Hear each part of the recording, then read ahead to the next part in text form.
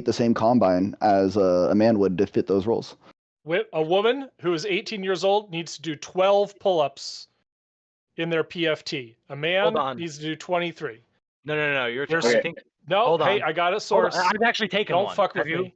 Have you? Because when I took one, the woman stood next to me and hung from the bar, and they said she hung for 60 seconds while me and the guys. She didn't get 100 points on that PFT. Of course not, but she's still. All right. That's no man gets to do that. I think that's discrimination. To bring it a little bit back home outside of the war, which is like life or death. Because when I took one, but to bring it into like the law enforcement perspective, I think there's a major community perception when it comes to seeing women in the roles like firefighters or police officers, and the way that it affects how seriously people are taking the situation that arrives. I think it's pretty commonly like. All right, in the 1970s, the NYPD lowered the standards so they can have female police officers. Right. And the reality is for most of the men, even in here, I mean, some of us, maybe you get taken out by a woman. Maybe you, Soy, Adel. But like, most of us aren't getting taken down by a woman. So well, they have all the same equipment, but I was just talking about 95 pounds. I take you down with one arm. Detox. The reality detox is they have to go to that gun or baton much faster. And right, we're talking about they're talking about the physical attributes connected to it. I'm talking about the perception of people. Like if a female firefighter is sent into a burning building and an observer is seeing somebody go into it, there's going to be a mom screaming like, "You need to send the men in there too." Like, don't just send her. Like, a woman will have the same reaction, I think, in some ways, in those heat of the moments, knee-jerk reactions, where they're going to be like, "Why are you only sending a woman in there to do it? My son is a big kid. Like, he's going to need some more support." Like, there's a perception that it's not being taken seriously if it's not a man who is taking care of this. If I get a call of an assault that in progress or whatever, and all female cops show up, the perception would be like, "Oh, they're not taking this seriously." Detox, could Sheridan carry you out of a building? Could he? Probably. Could Sheridan carry you out of building? Probably. I don't really know his strength or anything like that, but I would be more inclined that he could do it outside of me. Well, I will. Me or Angela. Angela looks like a pretty sturdy chick, and Food Chops is a little bit different. But I mean, like most women I would look at seem like they wouldn't be able to do it. But I think over anybody. I would trust my sister. So you need to find one who's self-selected to be a firefighter. Look, but Jack, it's happened. Like, to bring this back, like, I think like my biggest issue with this conversation, also with the complaint of women being in the work environment and how women are quote unquote taking over this as a matriarchy. But let's talk about why 7.2 million men aren't working. Anybody. I would trust my sister. You need to find one who's self-selected to be a firefighter. And if women, excuse me. They're discriminating. Imagine if no. Work. Oh, no. Yes. The jobs are available. Get a 4-year degree and you apply to a degree, and then some woman who scored lower than you beat you out. It's a little discouraging. No, it's not, because here it is. If I hire somebody and I have a guy and a girl, and the girl has the same work ethic as him, but she understands customer service because she understands how to actually tend to people's emotions, and the guy's like, "No, I was taught to be a barbaric fucking caveman. I don't have to do that shit. I can do the job. That's all that matters." They're taught to literally manipulate women into sleeping with them. So it's not like men can't talk and have no charisma. They are also charisma. No, Jack, you're not. What do you wait? It's like most car salesmen aren't women; they're men, because men also are better with people. You're not listening. Like, oh my God, Jack. It's like let's do this shit. We're fucking humans, bro. Like, what are you talking about? If you want to adapt into fucking human traits and understand empathy and compassion, it's not a gender thing. It's so simple. It's just that men aren't taught to give a shit about that because they're taught to just go to war, go home, sit in the fucking recliner, have your bitch make your food, and then that's it. And then your bitch suppresses her emotions. God damn. You don't think women have a natural proclivity to be more empathetic and nurturing than men? It's not like a natural, yes, because we can have kids, that's one factor, but it's a social fucking construct. If you really put women at home while men are working, no. We can teach men, hold on. We can teach men to be more empathetic and be more nurturing. I agree with that. But is it easier to teach women that sort of thing, or to nurture those feelings in women? It's like asking me if it's easier.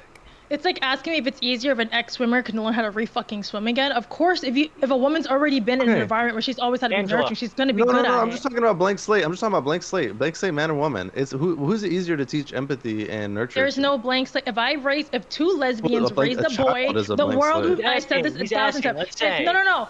I can't answer the question because it's ridiculous. Because if you took one boy and you let two lesbians raise him, the world would give a fucking shit because his biology wouldn't fucking matter. You guys be like, no, because what if they socially condition him to be more feminine? Well, no, there are studies that actually say that lesbians raise more LGBTQ plus children, but different topics. My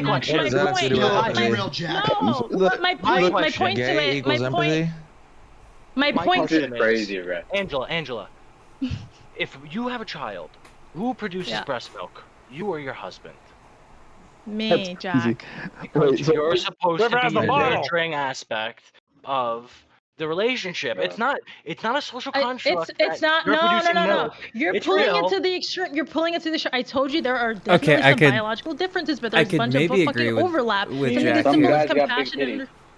I was about to say, literally me. As a matter of fact, bringing life into the world isn't a tiny thing. That's a huge thing. We jumped to straight having kids. What about prior to having a kid? What about after having a kid? You're still a fucking human. You still have to coexist with each other. I don't understand this, and you still have to understand that. So if you're dealing with a woman, you have to speak empathy and compassion. You have to develop it also. You say, well, I'm a butch man. I was raised this way. It doesn't fucking matter. That's not going to hold up society. That's why you're not wanting to work. That's why 7.2 million aren't fucking working because they're not being appreciated in the work fucking environment. Yeah, that's what I just said. They're being discriminated. Not everyone was breastfed till 8 like you. Come on. Wait, if we're talking about people, it's by always other men. Other men shame each other. Other men constantly say you need to do better. Man the fuck up. What does man the fuck up even mean to other men? Man the fuck up. True. We are saying this. Man the fuck up. That's right. Social construct it is. We could say the words "man up" and we biologically know. How is it holding? But how is it working? Stop trying. Get over it. Man up. Go work out. You don't know language and you know what that means. Get over the emotional trauma that you're trying to bask in and go be a better man. That's what that is. Every man knows it. It's just they don't want to face it because it's a hard reality to face. I disagree. Men give more men shit than women do. Half the time, men don't respect each other. They want women to respect them. Men won't lie. Men aren't gonna go into the fat girl's Instagram picture and be like, "Slay queen." No, men are gonna be like, "Yo, you're fat, bro." Like they're gonna text them, and be like, "Yo, you gotta get your shit together. Like you're looking bad." Yeah, right now. because somebody gained weight. Let's see a guy. You said an example of a guy gaining weight. Something personal isn't just like he just got fucking fat. Something beyond that, but men wouldn't give a shit. He'd be like, "Yo, figure it out." But it could be a hormone thing. It could be a fucking psychological thing. But men wouldn't give a shit. It'd be like, "Yo, figure it out." That's not necessarily the best way to teach somebody, especially if you have kids. You would know that's not the best thing to say. Man the fuck up, chuck it up, boy. That's not gonna work. Nah, man the fuck up. Rub some dirt in the action. Bring your kid to the doctor. Figure out why your kid became a little fat fuck. But that's a different thing. That's literally crazy, Jack. Like you're not even. He's talking about what works. What works for men and women. And you know what works for women is the positive reinforcement. You have to like coddle them. You have to be like, no, okay, you know, it's okay. You're not ugly. You just. You know, it'd be better if you like. It's not exclusive. One at a time. It's not exclusive. It is not exclusive. That's not true. I witnessed one of the most masculine things. It's such a paradigm for what the examples you guys are talking about. Literally, there was a couple arguing in a driveway right across the street from me at like 2 o'clock in the morning. She had the child in her arms and was laying into her man over and over again during, like I said, in the middle of the night with the kid in his arms, and he took 4 or 5 good little blows right to his face, and she was swinging fucking hard. Like, I'm not gonna say any of her shots would have knocked me out, but he took about 5 or 6 good shots right to his fucking face, and he didn't lay a fucking hand on her because he understands that there's a line you don't cross as a man with a woman when it comes to that sort of physicality. The role is that never impose that on women. Well, the question I asked, let me finish real quick, and I'll come right back. The inclination that I talked to my partner with it about was, I would have never called the cops with her beating his ass the way that she was, but the second that he laid a hand on her, not only would I have called the cops, I would have went outside and interjected. Like, so it was an interesting example that I gave, but that was one of the most interesting, like, their relationship would be fucked up or whatever. Guys, but we're about to have... It was such an interesting example of, like, what we're talking about here in terms of... Gonna turn that down. We're about to have the professional streamer moment. We are currently eating McDonald's. I'm not going to be doing any talking, and I'm just going to watch something. So you're getting professional streamer content.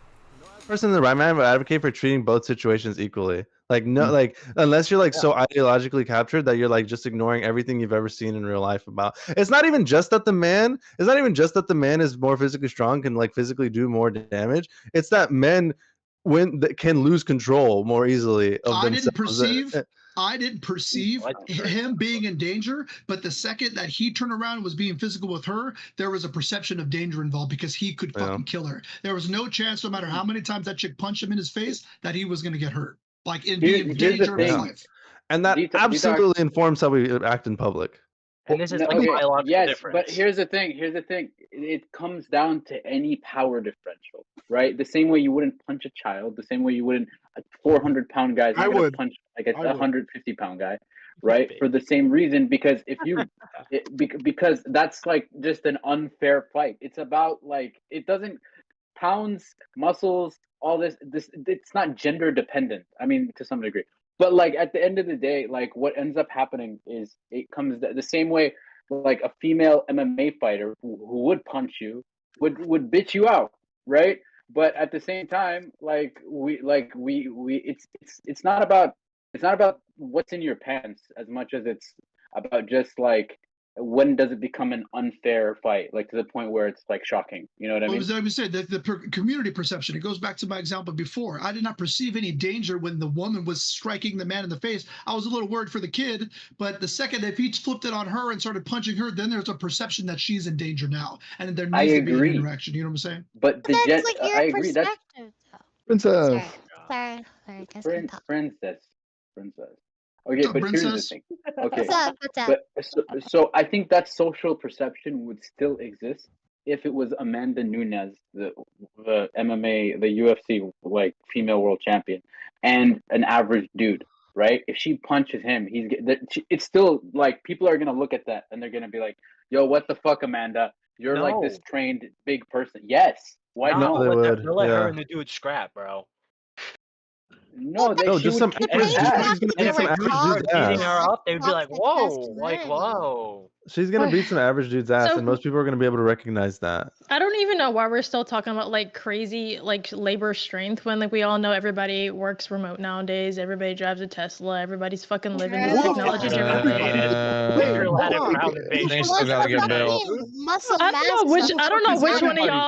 don't know which one of y'all here are a fucking MMA fighter. Why we're talking about strength? I'm like, had a ground invasion yesterday. But you're working a warehouse. You're going to war? Are you going to war? No, but it could happen here. To make it like this is a thing in the past, that could happen today. Yeah, it's irrelevant to what's going on in your current life is what I'm talking about. The parallels of what currently is going on right now. Like modern young men are staying at home playing fucking video games, indulging into fucking porn, doing the absolute garbage material because they don't know what to do. True. Like they do it. Wait, because I'm pretty sure the majority of the workforce, I believe the majority of the workforce is blue collar. What the fuck are you talking about? Dude, I work in a warehouse where I move 100-pound packs of paper every day. It doesn't matter with how like strong you are and whatever. That's not what we're even talking about. We're talking about how society does not understand. No, we're talking about why society does not even give a shit about women or care about like about them in like the fucking work field. Okay, there are literally horrible conditions for women. Like they really want to work, right, and all of this labor jobs, but all right, they're being raped. The conditions are horrible. I've never heard of but. What company is that? All right, all of this shit happens. A lot of women are being sexually attacked at work and are supposed to be have sex with their coworkers or their bosses just for that. Like literally, it's all fucked up. Why are men getting sexually assaulted at the same rates, you think? Bro, they do, but obviously. Wait. Men get sexually assaulted at the same rates as women in the workplace? Assaulted in men. I mean, wait. Men get sexually assaulted at the same rate as women in the workplace? You cannot be comparing both genders. That's like actually I don't think it's not the comparing them. And that's the point because we're making blanket fucking statements and we're not taking any of like the underlying nuance, right? Like if you look at why men have higher rates of sexual assault, It's because most of it happens in prison.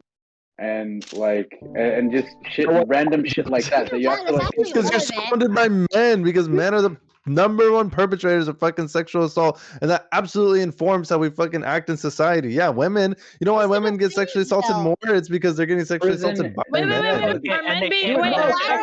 men being sexually assaulted by women or men? Like. By men. Which is the issue? So it goes back to. It's not the point because this is. It's like there's no. You can't derive nuance out of that. No say. It's all about what the men are gonna do. If a man wants to do something bad, they're gonna do it. So we need to have an enforcement arm of the government to make sure it doesn't happen. And that informs not gonna be a woman. It's gonna be a man. How we act. That's why you cross the street when it's late at night because the dude's on the same side as you and he's bigger than you and he can do whatever he wants if he got. Retarded. Wait. What the fuck does that have to do with telling a group of men or men in general not to do certain things because it's dangerous or it's like obviously that's because we already tell them not to do it. I'm just saying it informs if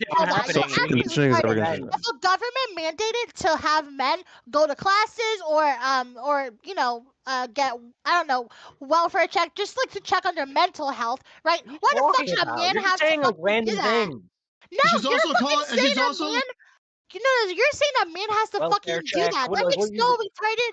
That's so retarded. Right. To do what? So Jack. So you guys are saying that men are gonna do what they want whenever they want. Like there's nothing affecting what could contribute to it. So what stops an upper class man and a lower class man from just doing the same barbaric shit? No. They can be taught. People can be taught to be certain ways. But as soon as they decide that they don't want to be that way, they have the complete ability. Like if a person who's completely disabled, for example, wants to rape someone, there's absolutely nothing they can do. Even if they're like the most evil person in their mind, they have no way of acting that out. Versus like a dude who was raised completely right, who's like in the perfect environment. Could go and do that.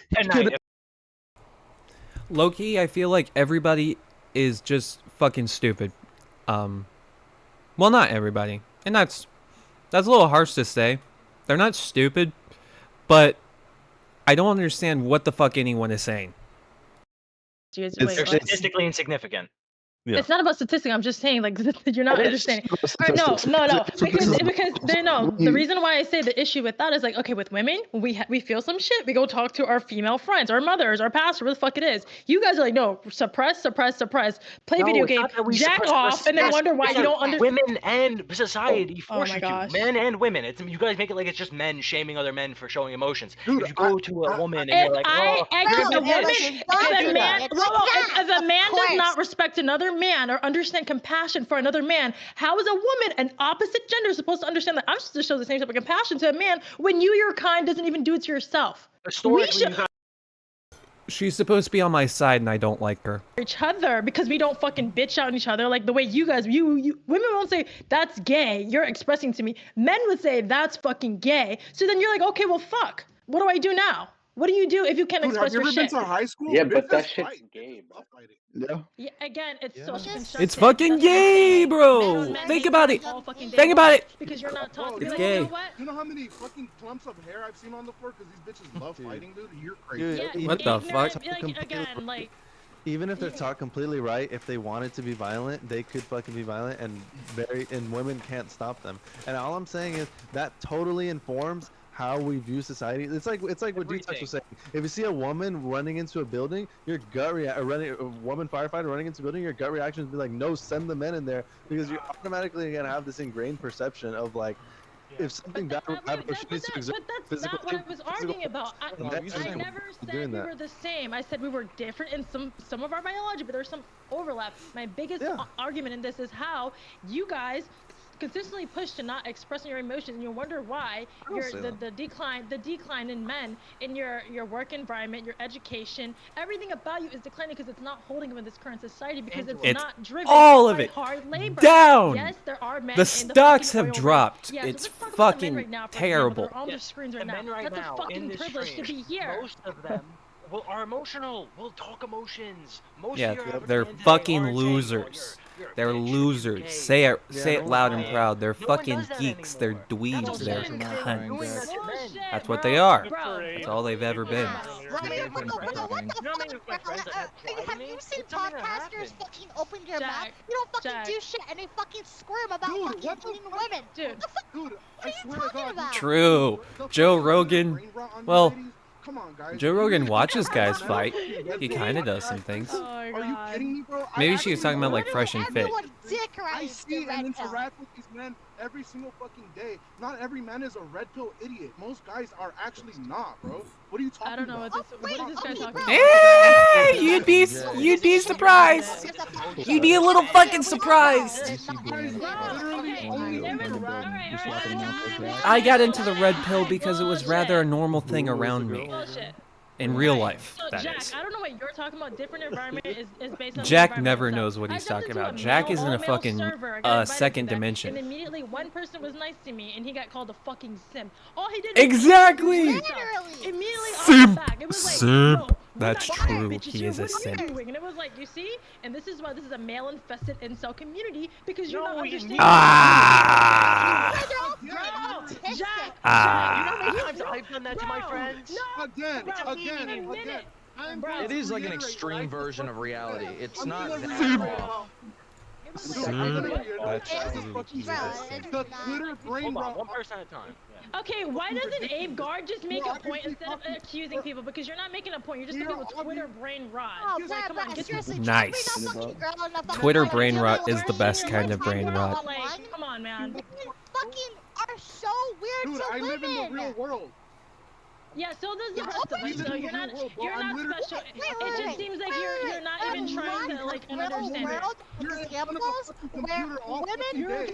I don't. Where are we at in the conversation right now? This is fascinating. It's really interesting when you're watching from the outside.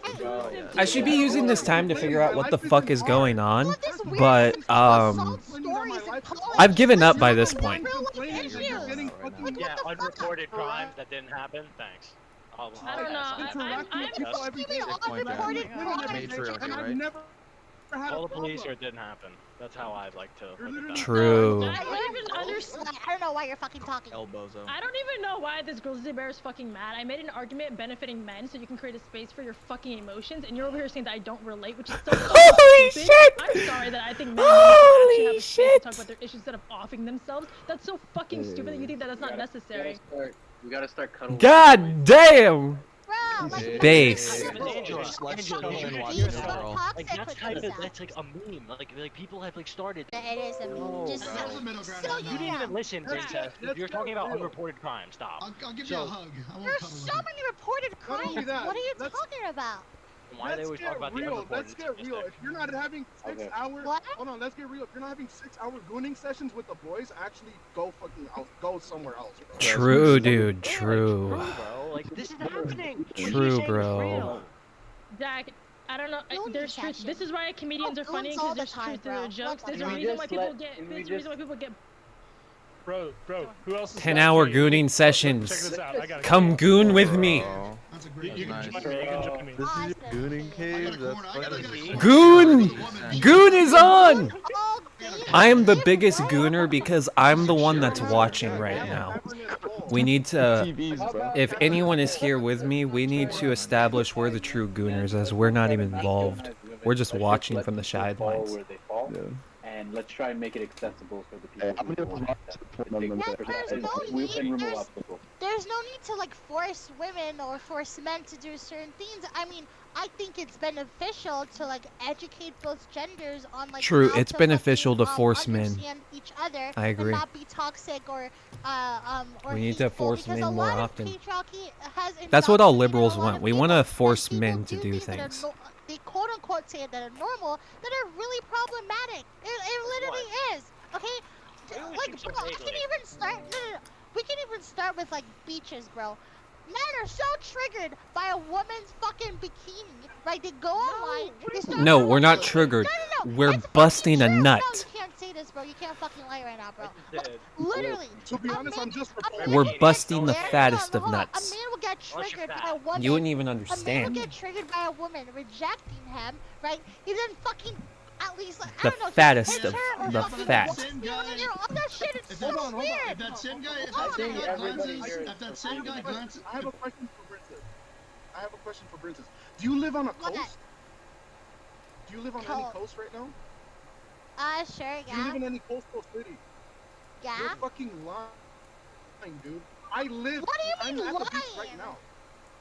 There's women that walk around in their bikinis every fucking day. Nobody cares. I literally there's nothing. I'm not saying that it's every fucking time. I'm saying that there are lots of people, right, that look at women as fucking they're being sex objects, just walking around when they're literally fucking under fucking bikinis. Well, no. You're not gonna fucking talk about a guy wearing a fucking speedo. But those same guys, if those same guys make a all right, what do we got? We're rocking with Void. Wait, why are the like items passed like that? It's still bad. I mean, it's very prevalent right now where a lot of that's happening because I'm all for supporting women wearing what they want in public, but like shaming guys for taking a glance at a chick whose shorts are shoved up her ass for whatever reason. I mean, it's like I said, it kind of goes both ways. This is why I'm this is the identity opportunity. This is toxic masculine, bro. Oh my god. No, it's fucking femininity. Dress like whores and then you complain about dressing like a whore. I'm also not telling people fuck you and calling them retards. I really don't appreciate you continuing to say that to me. So please don't use that language when you're talking to me because I'm being very respectful. Damn. Yeah, you can call you keep saying fuck you and telling people retards. That's not cool. Damn. No, I'm calling.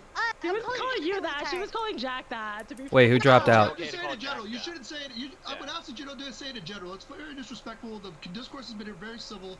And the only person who's allowed to call people retards is Damn. Oh yeah, it's been civil. We're pulling out the it's been civil discourse. That's like my attitude. That's how At it again. That's fine. Yeah. With the civil discourse. Fuck. So what you're talking about is just not reality. The reality is that there's women who are dressing in bikinis, and then when a man looks at them, they're saying, "Don't sexualize me." It's like, it's not that I'm sexualizing you. It's just like my biological imperative to look at you. Yeah, that's and retarded. Men are called I'm sorry. toxic and masculine for this.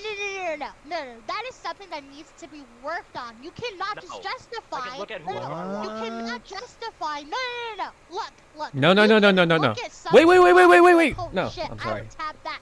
Everyone fucking does that, right? And if I want, I'm in America. I can whistle. Calling is weird. Jack. Working up to them to grope them is weird. All right. Wait. You gotta build up to the molestation, guys. You don't understand. Sexual assault with looking at someone. Which is it? How many actions are you taking, Jack? I said that you can look at someone that's hot and be like, oh yeah, I tap that. Only to yourself. It is normal to like say. You're right. True. No, wait. I'm not even going to say true to that. This person is really attractive and pretty, but you're not gonna fucking walk up to them I need to and use be the like, item oh, every and time. harass them and be like, oh yeah, I want to like get to know you and shit. And when she's like, don't touch me, you're gonna be like all over her, being a fucking weirdo. Like what the fuck? That's almost thing that guys do. I will say I have shifted in the last probably. But that's a normal thing that guys do. Like literally. Princess. So like you're saying you're conflating a lot of different things. So like if you go up to somebody that you think is attractive and you talk to them, you're like, oh, I think you're pretty. Like, can I get your number? And like you make a chance, and you're like, there's nothing wrong with that. There's literally. Wait, there's literally. Dude, you just said that. I don't do it anymore. No. Okay, I feel like you guys just don't understand what I'm trying to say. Well, I don't do it said, anymore. Wait, no. Listen. Jack, shut the fuck up. Anyway, if you see an attractive woman, Jack, shut the fuck up. Simple as that. It is okay to go up to her and tell her that she's pretty, okay? What is not okay, right, is to actively repeat, being like all overly like sexual towards her, like damn, I would like sleep with you and do. This is the first time I played. That's not what you said initially. You said like, oh, like how you doing, baby? Like since they've changed the game, I guess since like the last meta. Bro, it's simple. Like there's nothing fucking so wrong with fucking saying that. What is wrong? I don't even know how to play. Weird. I mean, you know what weird is. You know what, like being repetitive with your like sexual advances when the girl or the woman is uncomfortable by you. All right, that's like harassment. That's weird. We're talking about what's weird or not. We're talking about what's weird or not. Thank you for the super chat, What Smokey. do you want to take? Thank you It's for true. the super chat. A lot of guys do that. Congratulations. Don't sexually harass people. Very bold. Yeah, don't sexually harass people. That's lukewarm. If we're talking about what's weird. I mean, I think she does have a. I would agree with her point to an extent. I agree. Megamind's crazy. Wait, what were you gonna say? I don't even know how I went over to this. No, I feel like everyone here is like, you're being autistic as fuck, Jack. Right? You're being so autistic and this. All right, what I'm saying going up to women is sexual harassment. Going up and saying hi is sexual harassment. True. No, it is not wrong to go to a woman and be like and flirt with her. That's what I'm saying. There's nothing wrong with that. What is wrong is being too sexually like motivated to want to sleep with her, like while talking to her, be like, oh my gosh, I want to fuck you, and be too fucking crazy. Like, bro, that is literally normal. Okay, so I will say here's a little tip for all the Food Chops viewers, all the young men out there who are a little intimidated by Princess's takes on what's going to happen if you approach a woman. I want to let you know the go-to line nowadays is walking up to the women, being like, "Hi, how's it going? My name's Detox. Are you open?" Make them laugh. Okay, this is my base philosophy for talking with women. Once you can make them laugh, they're comfortable, and then usually everything after that, as long as you don't make them uncomfortable, is good. So just take that with what you mean. Who are you hitting on? I want to hear Jack's pickup line. Jack, what the fuck are you gonna tell him? I would do something similar to that. Like, I'm gonna be like, hopefully you like don't Me Too me and like you're a normal person. Like, oh my god. Yeah, great line. Jesus Christ. Oh god. You are welcome. Well, I'm gonna bring it back somehow and tie it in. I think that okay, I think focusing on men sexually harassing women, that's already a broken foundation. That's something which you get to the core. The reason why that broken foundation, where's the parents at? Also, what is the mom and dad doing? I think we should also be implementing, like, this is a different generation. This is not some barbaric chess-like thing here. Like, men should teach their sons how to actually evolve in this generation, have some value systems, besides just monetary money shit. Like, it's some simple character shit. Yeah, I can agree with this. True. The mom's working. Yeah, the mom's working, right? If the mom's working and she wants to get in these 50-hour jobs, 60-hour jobs, which is what it takes in these highly masculine, traditionally male roles, you're putting in 50, 60-hour weeks. When is a mom who is now, against the patriarchy, and is the head breadwinner of the home, working 50, 60 hours a week, when is she going to find the time to teach her sons how to treat women? I mean, granted, there's another avenue. When are they supposed to find the time? I got an example. Angela, my you're mom, asking men who never were taught how to treat women by our perspective. I'm gonna kill you, Jag. Treat women. Shut the fuck up, Jag. The one time I tried to talk, you fuck. Wait, why did you like? That's not what we're saying. I'm trying to keep it relevant to what she's talking about. Fuck. I was trying to let Kango answer it. Can I talk or does Kango want to talk? He wants to talk for you. He's against patriarchy. I have an example for what you just said. He wants to talk for you. Sorry. Okay, so I'm assuming I'm going. You said what mom has the time to work 50, 60-hour work weeks and still have time to teach their kids, their sons, how to treat women, right? Yes. My mom, right? She owned a business, very successful business. She was super busy, always on the phone at home, and she was like always very hands-on as well. Like she was a little bit overprotective, but like it's possible. Could you have done better if she with women? Working, was home with you? If okay, with women? No, absolutely not. I'm talking about general. Whoa. Yes, thank you, Kanko, for your point. I'm going to answer Detox because I wasn't going to say that. I don't think every single woman is a fucking CEO. I don't think every woman is going to be in that main position of making the breadwinner.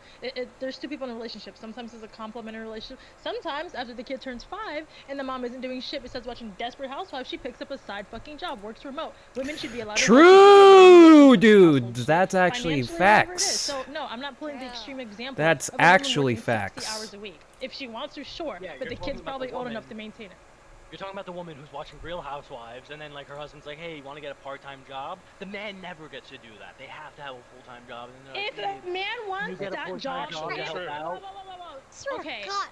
By the time that you've established a lifelong relationship, like for one of my good friends, the husband and the wife has reversed the role because he spent majority of his life doing what he needed to do to provide for the household.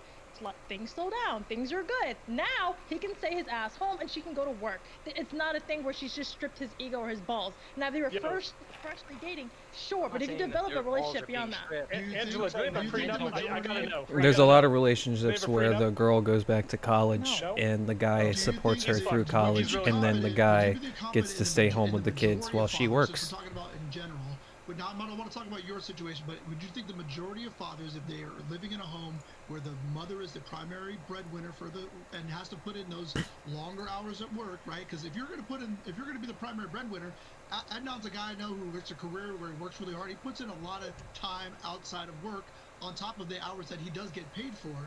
Are you confident that the father is going to be able to provide the amount of emotional intelligence, training, and support to the son in order to teach them the things that they need to know to be successful men in the way that you're framing how Ooh, that's a good one. Whole men and be more emotionally intelligent. If they were raised by like Jack's method, probably the fuck not. But what I believe, but the way I was raised by the men in my family, they understood code of honor. They understood. You're Chinese, compassion. right? They understood. No, I'm actually black. But thanks for the assumption. But you said Chinese earlier. You said Chinese eyes. Angela, but spicy. Spicy. They're emotionally illiterate because of how they were fucking brought up. Okay. So they teach other men how to be emotionally literate if they don't understand emotions themselves. By listening to women. This is men and women. Like, all right, you and I, Jack, we have this hate-love thing. We go back and forth, but we understand. We have respect. We have compassion for each other. How you usually spur on other people, you don't do with me. Now we take that foundation and then project it onto little kids. Imagine if you and I, not to be weird, had siblings we had to take care of. You project what I am with you onto little people. Now, if I give you a shitty experience the first time we interacted, I fucking hated people like you. You hated people like me. But look at us, somewhat getting along. I don't disrespect you. You don't. So I change at least one element of what all women are, at least with you. Is that fair to say? Is that fair? No? Yes? Don't you fucking do that to me right now, Jack. Don't you fucking do this to me right now. That's fine. Yeah. That's fine. If you want to do that, that's fine. You know how you are with women. You can't stand a lot of these chicks that you think that you've seen online. You deal with me. I understand how someone your age would fucking spurg out. I gave you the compassion to not fucking spurg out on you, and then I realized like, holy shit, there's a way to deal with broken fucking people, not fucking lash out on them. You have broken tendencies. The inside and the outside. Jack. No. The reality is no. The issue is you like a lot of older people who are like 30 plus. Are viewing it from the pre-internet era things. People are different, and the men and women are different. They're operating on different standards. Oh, that's what I should have. And so, women. I need to have another magic thing, but I don't think I'm gonna get it. I fucked up. I get lost in all the other stupid shit. Yeah, I see what I should have done. They have more options. This is just a pure reality, and then I'm not spending men my are gold. getting screwed in the end. They're just left like, bro, I worked, I did this, and then like I said no. Like one time badly, and then it was over. And that's what happens to a lot of these like shitty guys. They're just like suck. And like they have no opportunity to improve. The solution is to that, other than we should go back to the past and the patriarchy because that.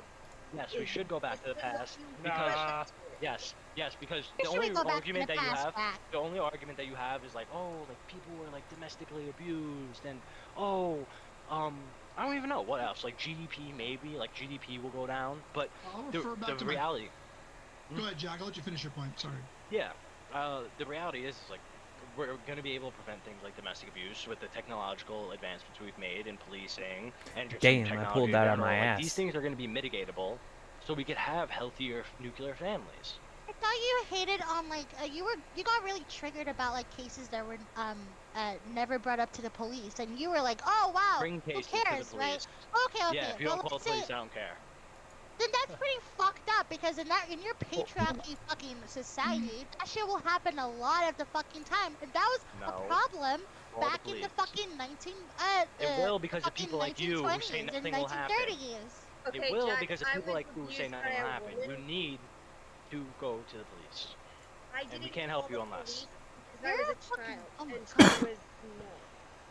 I didn't call the police because I was emotionally abused, and I thought I was the abuser. When my mom said in the hospital with me when it got the worst, she would call the cops if this ever happened again. I thought she meant on me because that's how messed up I was from the abuse. That's a typical thing called DARVO, deny, attack, reverse, victim offender. So in a patriarchy system where an abuser is able to be the police, because 40% of cops are domestic abusers. That's not a lie, but okay. No, it's true. Bruh. Jack, I want you to put a sausage and sit on it. No. Shut with your spooky ass voice. Someone with reason. Oh no! So for like I want you to take a sausage and sit on it. Like you're so fucking dumb. There's been a blatant assault on police officers and the entire concept. There's literally people calling for policeless states. We're talking about police violence towards women, you fucking retard. Who did I say? I think I sent it to you, Kankle. There's a mayor in California calling for a policeless state. There's a whole bunch of people doing this. And the reality is they're trying to make police look bad. And a 40% number like that is absurd. It's just absurd. It doesn't sound real. Are you gonna answer the question? It just doesn't sound real. It sounds like these people manipulate statistics. You don't sound real, Send it to me. Right here in the chat. General. Go into Yeah, main so goods. wait. So what if in the patriarchy society where like men are obviously viewed as better and stronger and obviously smarter than women, right? Would you say that like obviously smarter than women. would you say that there will be manipulated statistics of violence because like obviously there has to be some corruption, right, in the system. Yes. Where in women the 1950s, are not viewed. they certainly manipulated statistics. I would say Damn. we have more I think I did technology better today. than We I have should better have. preventative tactics Well, I today got to prevent that from 6th happening. place. But there's a Ugh. bias against women. Why the fuck would why would Wait. because You you just want say, a just say there's a bias. Explain why there's a bias. There's a bias against women because you're obviously for a patriarchy society where men are obviously on top and women are like the ones in the bottom and does everything in the background or whatever, right? Like that is what you see in society, right? Not really. Then what the fuck are you? I don't think you know what a patriarchy is. No, men should run the Explain government explain patriarchy. and things like the military, policing. There's clear examples of where we need patriarchy to dominate so we can keep society safe. Where else? Where else with the military and the fucking politics? Nobody's Where? disputing that. Why do you keep bringing up that? Nobody's disputing that. I don't. She's asking me where I believe this should be implemented. She's That talking she's about attributing academia, false she's things. talking about politics. You understand the issue? Yeah. High level, C-suite. Talking about that type of shit. Of course, right? Right, Princess? Well, yeah, but I don't understand. Like, he's saying that, like, oh, well, I mean, military, yeah, whatever. The government, okay. What else, though? Like, I mean, I'm sure it has to be, like, the men have to, like, be in charge of, like, the media, the fucking fashion, like, everything. All the innovations. She's like, right. Right? Like, that's what you want, right? Because this is what this is what history has been already. It's not what I want. This is what history has been. But you're also standing in the way of women who actually want to pursue those things, and that's why she has a problem. Okay, I mean, we already have that going on with men today, so sorry. I don't really care. Wait, so you're the not... reality is what's going to happen, and I was talking about this with Angela earlier, is you have the weak men who are and women are naturally inclined to just go liberal, more progressive, so they're going to default these things, and then it's not your fault. It's just like your mother is the one who raises you. It's very easy. It is the weak men. It's the weak men that lead to the rot of societies. Shit, I didn't realize the screen fucked up.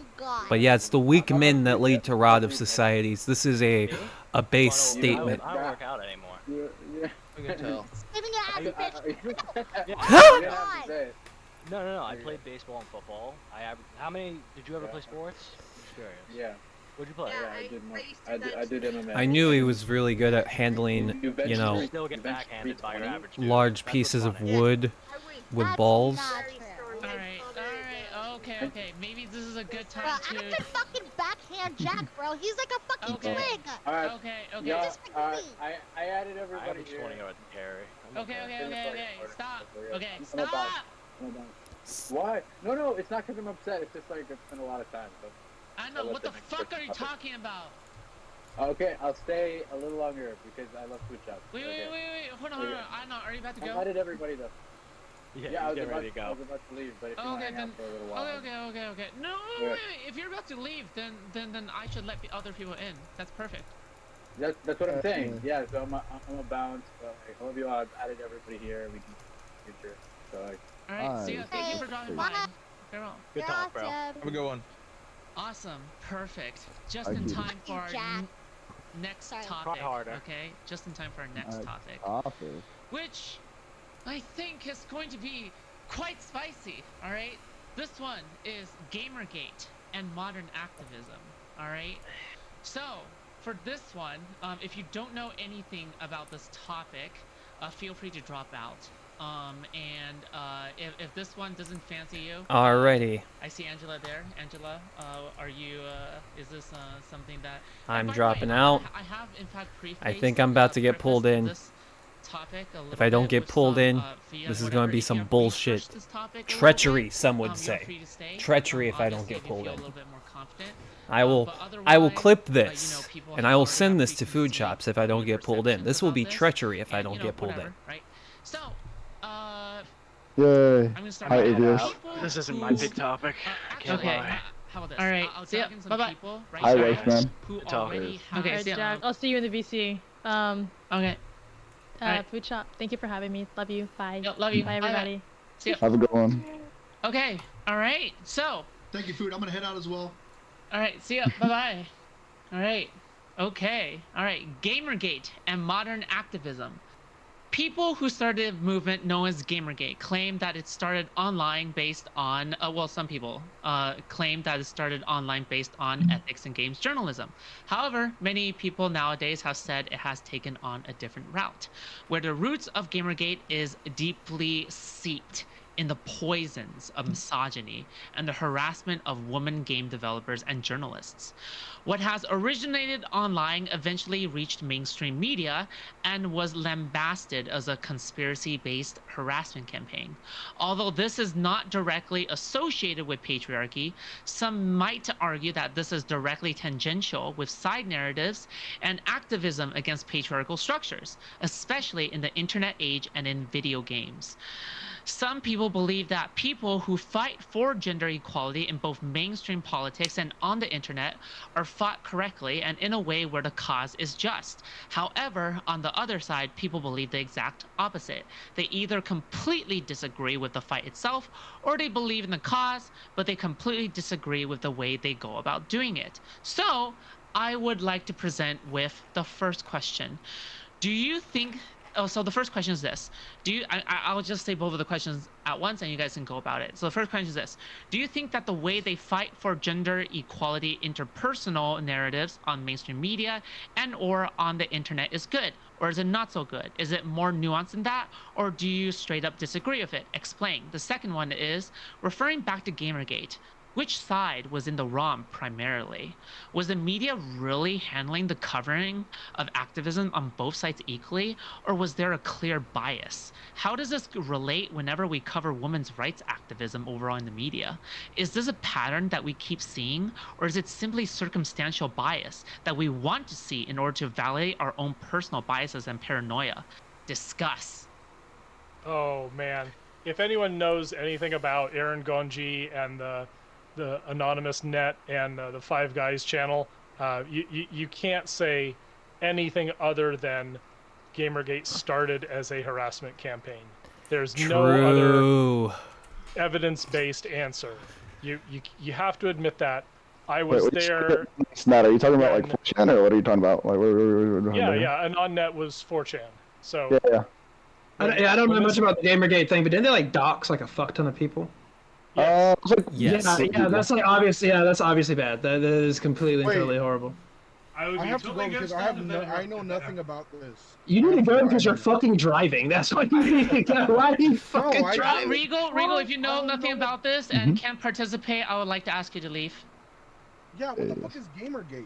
Fuck I'm gonna head out too. I figured I'd listen to the prompt, but this is awesome. I'll watch your stream. Bye. Bye. Farewell. See ya. The whole squad dipped. Sad guy. Damn. Let's do it. Gamergate, go. All right. Okay, Gamergate started with Aaron Gonji. I can't say his last name. Aaron Joni. Thank you. he released a post called the Zoe Post detailing his breakup and what he experienced while he was dating her. People talked about it in various forums, and also including, I assume, 4chan and an IRC channel called Five Guys, which was a reference to how many people she slept with. Now, I personally was too timid to go on the IRC channel. Actually, I used to be very hardcore SJW, very feminist. I was a fan of Zoe Quinn. So when I heard she was being harassed by all these horrible people, I went to the Twitter hashtag where they were talking about it, started by Adam Baldwin. And I, instead of experiencing any harassment or people talking about ways to get back at her or flame her, I got a lot of encouragement to go read the post myself, make up my own mind, and I did so. And much to my surprise, it was very clear to me that Aaron was not what everybody was projecting it as, and that indeed a lot of the games journalists were lying about him, and there was an overwhelming sense of, let's say, the Streisand effect, because all these different places had started to just completely annihilate any conversation about it. It was just completely banned. What was the lie about Aaron? Was it a lie about his participation in the doxing group, or something else? That was definitely a lie. Everything. Yeah, well, that's a lie. No, there's evidence, really good evidence about his participation, the coordination, how this came together. I was here in Seattle when Zoe Quinn had an event canceled, and I'm personally acquainted with a number of people in the games industry connected to Gamergate. So if you're going to tell me that's all lies, I need to know specifically. Right, show me the evidence you have. I'm in Boston, and I was very familiar with also her friend circle, and I became more familiar with Aaron through it. I only followed her because of the different articles that had been made beforehand talking about her standing up at the various conferences and being like, taking a strong stand, and I believed it completely, and that's why I had been her fan, fan. I went in expecting something very, very different, and I did not get the harassment I expected, at least from Gigi. A couple of weeks later, I started to have a lot of issues. I had a huge fallout with a lot of my feminist friends. I had a lot of issues with what I called anti-Gigi later, and that was terrible. But yeah, across the board, at least on the Twitter, again, I wasn't on the hashtag, like the IRC chat. I don't know all of the behind the scenes. I have no doubt she was doxxed.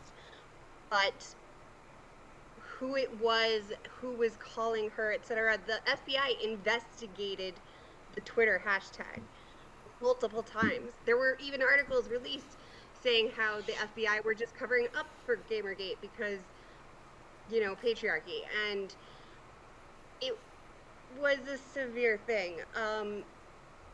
So it's just, please give me the evidence about Aaron because I'd love to see it. So just to bring it back to a little bit to patriarchy and women's rights and etc. Do you think, especially, I think one of the biggest things when people talk about Gamergate, right, is people always like referring to how, especially, I remember talking with one of my orbiters about this. You guys might know his name is Tachyon.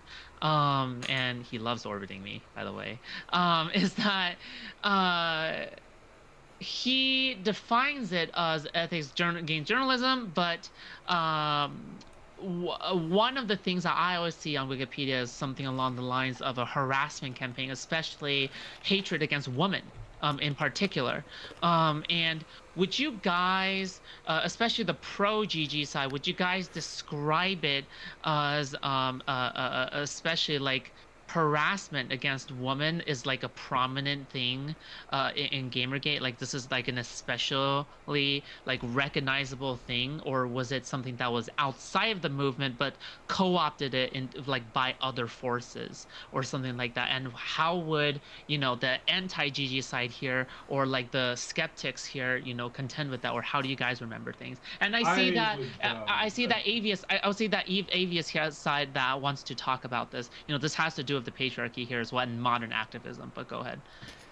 Okay, so the one thing that I would say, yes, that is definitely a part of Gamergate. And one thing that I want to establish about Gamergate, and I was going to ask this when they were going through the story, when you're referring to Gamergate and going through different stories, please tack on a date. And when I say date, it doesn't have to be a specific time, but like what year it happened, so on and so forth. Because something like Gamergate is so broad when you start to like dive into the details. It's like, what are we talking about? So dates are really important for this. The thing that I would want to say, what I remember of Gamergate, I was a part of Gamergate. I was one of the dumbass little fucking teenage boys hopping into these 4chan posts going against the feminists. That's what I was. How I ended up falling into Gamergate. And this is the one thing that we need to remember about Gamergate. I consider it's like the many-faced god from Game of Thrones. If you want to see something inside of it, Gamergate had something for you.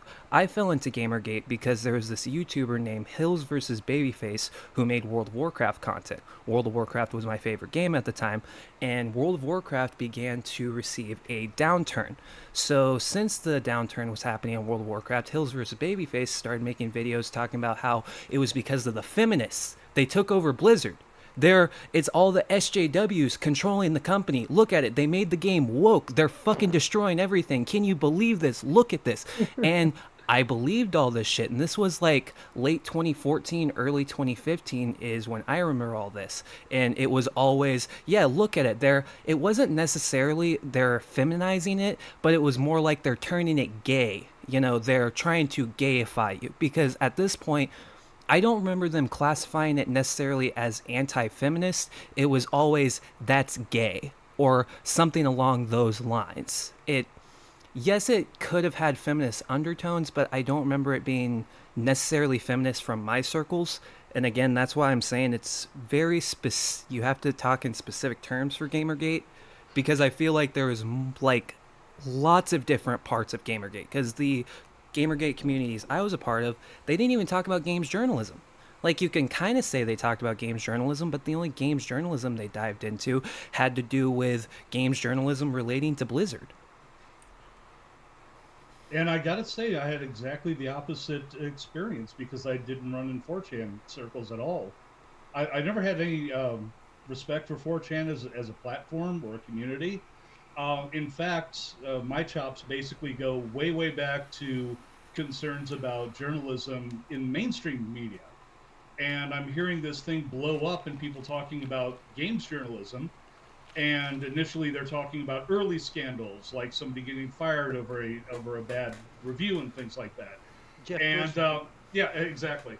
And so this interested me on that level, but that was even before GG.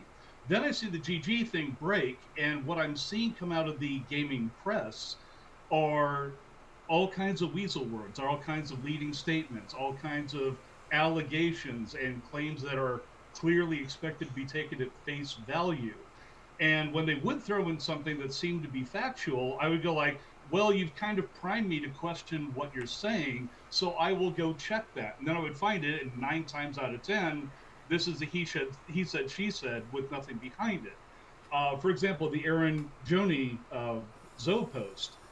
I found very little of interest in that, except what it resulted in on the legal front. Because it wound up with Zoe Quinn taking Joni to court to have him gagged over some of this as part of I believe they were looking for protections. She was saying that she was concerned that he might come after her. And there are court protections where you get like a restraining order and stuff. This included demands that he not talk about her or any of this. So she was trying to hit him with a gag order. The judge actually prevented Joni's defense from making more than 1 or 2 sentences in response to what she was claiming, and then shut down and said, no, it's all for you.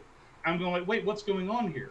And then they got an actual appeal because the judge had not heard the defense. And then Zoe Quinn drops her claims and just bails out. I'm like, something's going on here. Wait, not to bring this back to it, but I just want to specifically only focus on the patriarchal woman part of Gamergate, like the woman harassment part, but not specifically didn't like see that in my circle. I was on places like The Escapist, the mega thread of The Escapist, which went on for like 150 pages. It was actually a containment thread. They said right off the bat, here you can talk about it, but nowhere else. And while it was going on, other editors from other outlets were telling, I'm trying to remember the gentleman's name who was the EIC for Escapist at the time. They were saying, you have no right to have this up. You must shut it down. You're enabling harassment. I'm in that mega thread, and it's not happening. It's just yeah, that's true. Yeah. So the story in all of its aspects when there were so many different topics, the harassment, which some of it was real. People went after Anita. People went after Zoe. People went after Brianna Wu. I may not like or agree with some or any of these people, but I'm going to acknowledge that these things happened. The aspect of it is that there were so many different tribes within Gamergate looking at different things. I was brought in the second wave of the August 28 articles, lashing out at all gamers for the harassment that Anita and Zoe received. And that was received very poorly by a good chunk of gamers. I'm not going to deny that it happened. Well, I mean, I think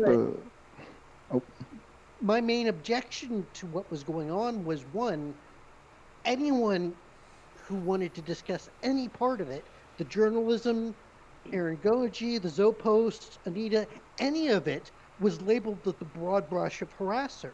Yes, that's the biggest problem. It became this basically smear campaign that enabled harassers by empowering their words over everyone else. And what made it blow up bigger and made it angrier was any discussion on any of these topics was shut down on most of the major social media platforms, say for like Twitter. And Reddit. And The Escapist, as you admitted. Yeah, ultimately it was killed on The Escapist, and on other platforms there were actually notices in the pseudo infamous email communication network that they had for the various EICs, where some of them were saying, we need to help Zoe Quinn out, so we need to quash discussion of this on our forums. And it was just presented like just a blanket statement of this person is the victim, everybody discussing it, regardless of content, is harming them. Well, for the evidence and CCLs you asked, and so I have it in the debate channel on the food market. You can peruse what came of the IRC net, the non-net. Oh, I'm sorry to interrupt. I have to do full disclosure here. I reported with TechRaptor on Gamergate, the first year of Gamergate. So, yeah. Oh, I remember you guys. I remember TechRaptor was nothing until Gamergate happened. He just name dropped on you guys. That's what happened. That was my article, and I've been unpersoned since. Well, the thing is, I have to, due diligence. I have to put that out there because I, have published news articles on it. So. Oh my God! Disclosure. Yeah. Okay, disclosure. I'm friends with people who are in the circle, so there you go. I don't know much about Gamergate, so if the topic's Gamergate, I'm probably gonna have to dip out. Okay. See ya. All right. I appreciate having me on. Yep. Okay, so I guess I have a question for you guys, since you have like a very in-depth knowledge on the beginning of Gamergate. What do you think of what Gamergate turned into afterwards? Like the ramifications of what began versus how like the alt-right started to swoop in. Like, how do you think that started? Because I don't think the extreme anti-feminist stuff was at the start of Gamergate. I think that got brought in with the extreme alt-right. No, that was the opposite in my experience. it was a tribalist shit fight with a lot of different parties with a very broad political spectrum on both sides. So this is something I was telling her orbiter the other night. Ellie, you are muted. Thanks. Hi guys. How's it going? Which is Hello. When you constantly say a place is a safe haven for really extremist ideas, especially KKK or super racist things, you will eventually find people who want to have that place to express such things. If they go there and find a whole bunch of people who are basically like, no, this isn't what we're doing, we're not doing that, they'll still, PM each other and try and find the ones who are also like them in that space. While normally, because I'm a woman who's also partly Native American, they generally knew that I wasn't going to put up with that. I was part of what we called the Anti-Harassment Brigade, which was like Good a on whole... you. Oh, I remember that. Thank you. Yeah, we had a lot of people in it. It was very informal. I didn't but like we you would all- guys. I used to not like you There was, guys. like, anytime there was stuff, harassing either Anita Sarkeesian or other anti-GG or GG, because like some of the people were definitely not GG, then we would all post reports to Twitter and just be like, they're breaking to us. Like when you had the Baphomet thing over on 8chan, and they basically wanted to make GG into that. Right, and that's what happens. You will find people who want it to be that way. So I have a friend who's an anthropologist, my best friend. So she tried to do a neutral study of Gamergate to show other people, like especially that she worked with, this is what's real, this is not what the journalists are saying. But she still found, like, in her own survey, which was like very loose, it wasn't like super formal, because how do you do that with a hashtag? You have Glasgow and a few other people who worked on making it super formal, but again, it's very difficult. So she still got some people who were just like, I actually miss having gaming being all male and just my friends and no girls allowed, clubhouse, cooties. And she was asking me, like, should I even submit this, because it kind of proves what the journalists were saying. And I'm like, yes, that's what you found. That's the evidence. You don't cover up the evidence. This is what we're asking the journalists to do. Just actually look at it. And statistically, it was still less than like 1%, because she asked 142 people, which is very, very small for Gamergate, but as part of the selection. It's a good size. Yeah, it's so a small. She only got like but 3 still. people who said it, but I mean that's again, no, that's more than 1%. Anyway, to get those people, and you will get that if you say like, everyone who enjoys X and talks about this thing is all bad. They're all KKK. They're all racist and Nazis. Eventually you're going to find people who want that to be that. And it's almost impossible, like, prevent them, because it's not like you have to go sign up that much for Gamergate. Now, most of the gamers in it were like me and had experienced good, positive things from gaming and did not like being misrepresented by the journalists. I have a question. So... Would you say that the subreddit Kotaku in Action is a good subreddit representation of Gamergate? At times, it's genuinely have no idea. When it originated, I never used it. unfortunately, it's basically fallen to Reddit culture since it was inculcated. Maybe for the first 6 months there was something good to be had there, and then you inevitably had the usual crowd doing the usual Reddit thing. What does that mean? Everybody trying to get their gold, everybody trying to make their zingers. It's kind of like an extended version of Twitter if you think about it. So I have a question. Was Adam Baldwin a good spokesperson for Gamergate? I sort of want to finish. That was one of the problems journalists had. Even Koretsky straight up said, if we'd had a spokesperson, then the journalist could have spoken to that person and had a better idea of what we were all trying to argue. Instead, we thought, oh, if we have a spokesperson, they'll basically undercut them completely, find something wrong with anything that they do, and it'll just reflect badly on all of us. We couldn't actually. So it's a little like anti-work on the Reddit, which I don't use Reddit, but So when I look at Kotaku in action, because I remember arguing with Tachyon over this a lot of times. When I look at Kotaku in action, right?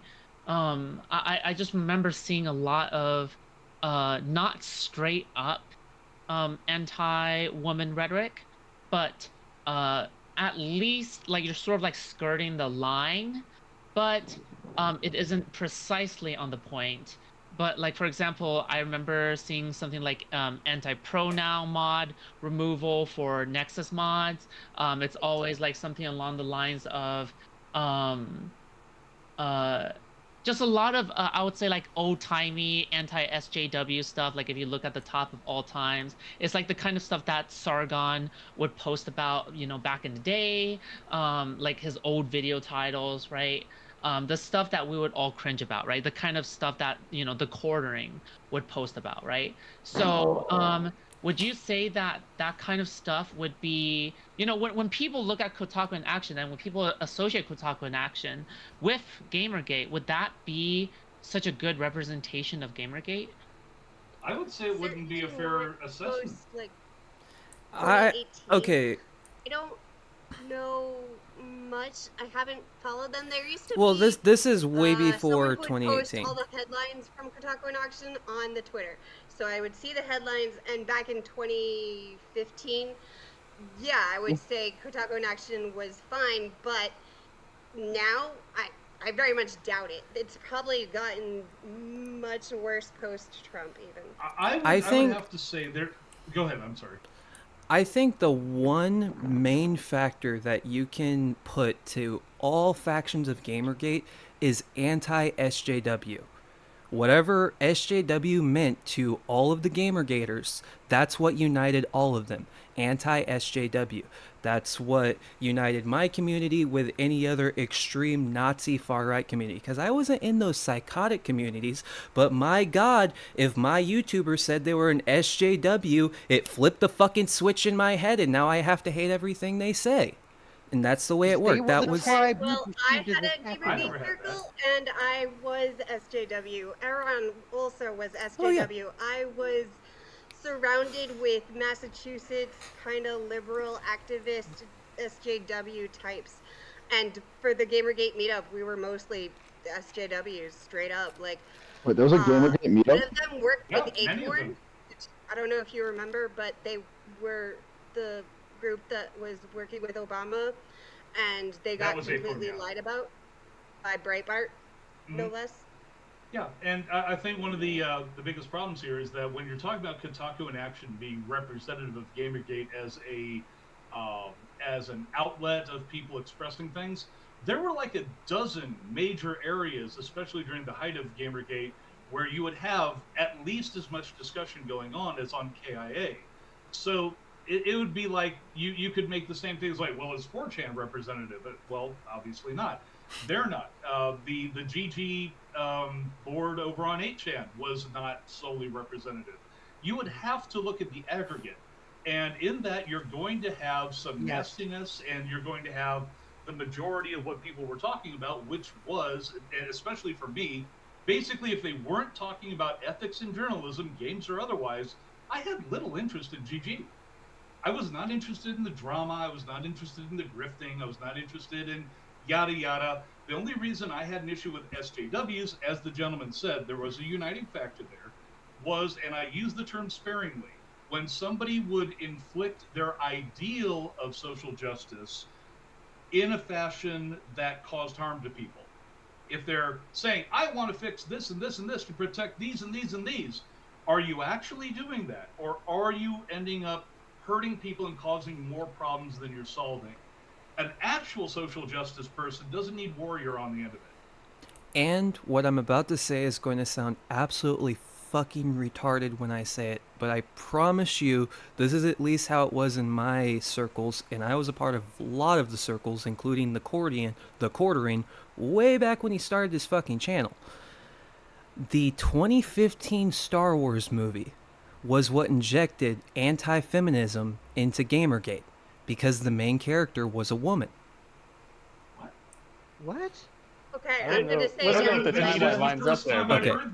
Back in 2015, all of the fucking all of the Gamergate YouTubers, everybody like that, started making anti-Star Wars videos because the main character was a woman, and they were like, "Look at what the fucking SJWs are doing. Look at what Hollywood's doing. They're taking over our movies. They're doing all this shit."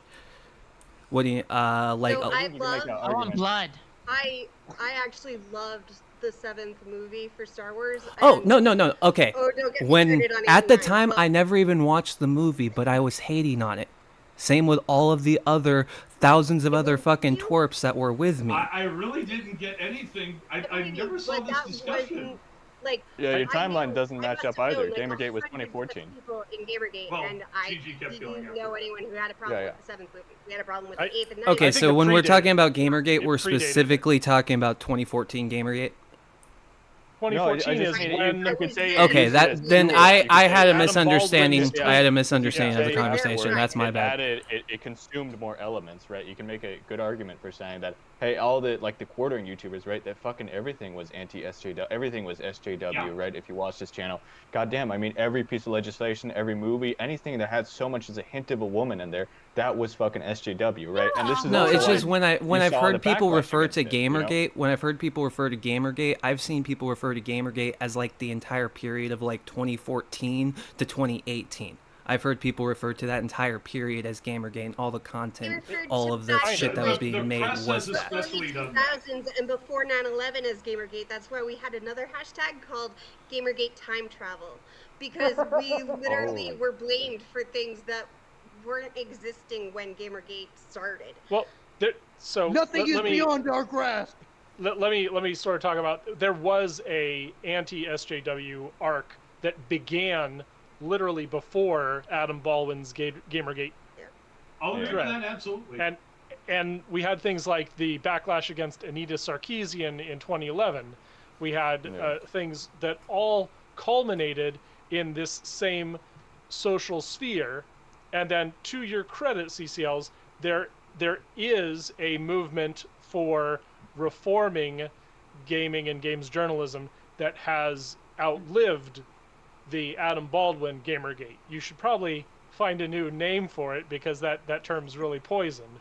Unfortunately. So that was a huge thing that anti-Gamergate kept saying. But when the articles saying gamers are dead, etc., like they didn't actually say that. That's not literally in any of them. But there was about 20 articles, 19 total, listing off how stop using the word gamer, stop using the word gamer.